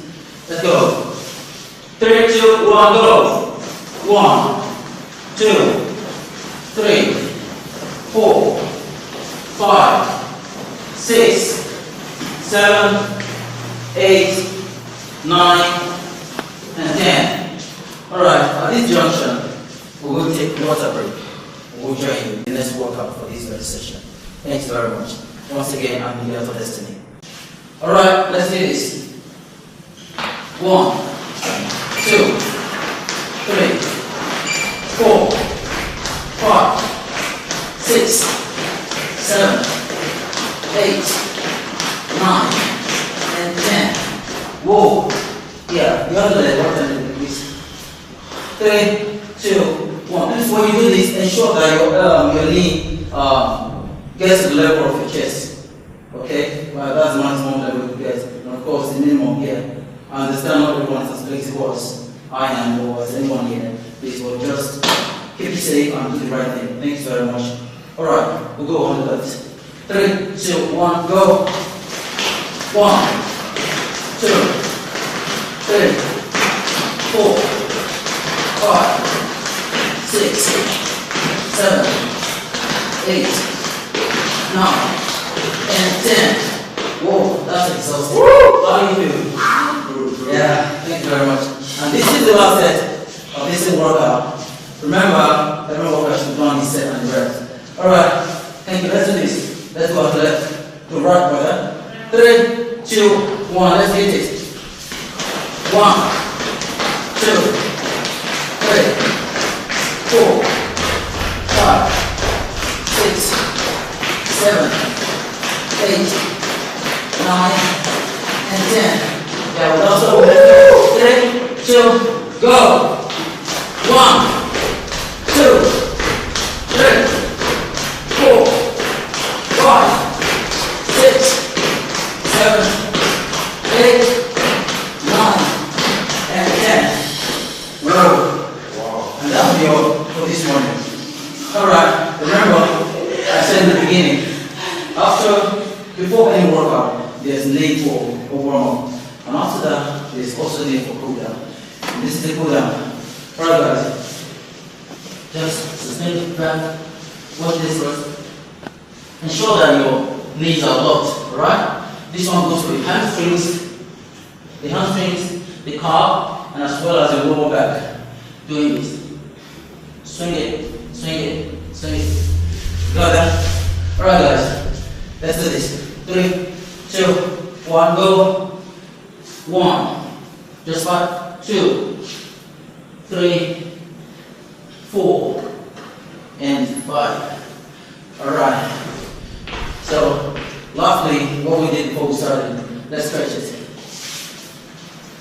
1, 2, 3, 4, and 5.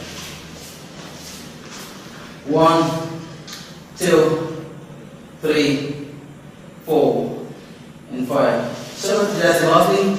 Yeah. Please let's target our hamstrings.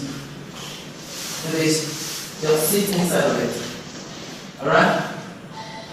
Please don't stand on it. Keep that shape like this. And hold stand just this. Alright? Stand 1, 2. Yeah, this is a form of squat though, but this is not the purpose of developing or building the hamstring muscle, it's just for stretching it. Yes, today you do not need to use weights to build your pectorals, your chest, and of course your biceps, your biceps and triceps. We have programs you can do at home and get what you want. You understand? So we'll be doing push-ups this morning, what's called push-ups. We're doing push-ups this morning. And of course, we have our ladies, there are variations for ladies. Please watch them very closely to get your lady out there. Watch them closely to get what you have to do. And of course, our guys are here. Thanks very much. Let's hit it, guys. Are we ready? Are we good? Yeah. We're going to do the pyramid first, which is the closed range and push-up. Alright, let's go. 3, 2, 1. 1, 2, 3, 4, 5, 6, 7, 8, 9, and 10. Whoa, how does that feel? Yeah, that's the first set for this morning. And we'll be doing 3 sets of that. Meanwhile, the first one was close your hand in pyramid shape. And that one goes for the tricep. For ladies that have sagging hand, you can do that actually, and it will help you. And of course, this time around we're doing mid-open, and finally we'll do wide range of it. So we're going there now. The mid-open. Let's go. 3, 2, go. 1, 2, 3, 4, 5, 6, 7, 8, 9, and 10.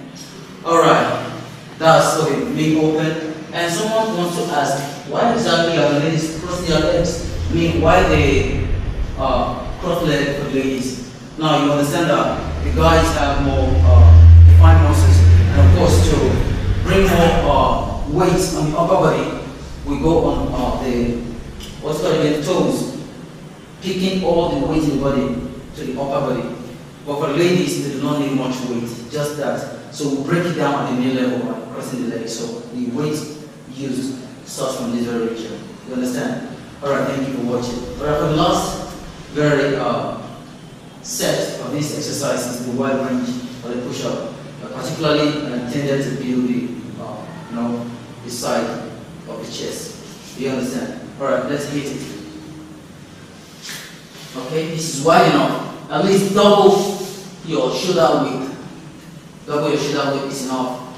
3, 2, 1, go. 1, 2, 3, 4, 5, 6, 7, 8, 9, and 10. How many of you noticed I cheated there? I actually did 1. I did 2 and called it 1. Yeah, just to lay more emphasis on that part. But today, thank you guys. Yeah, you were awesome. But today, we're done with this. Thanks very much for watching. Please, be safe. In the morning sun, searching for a longer day. People feeling like the light has just come. We must never stop the way. Yeah.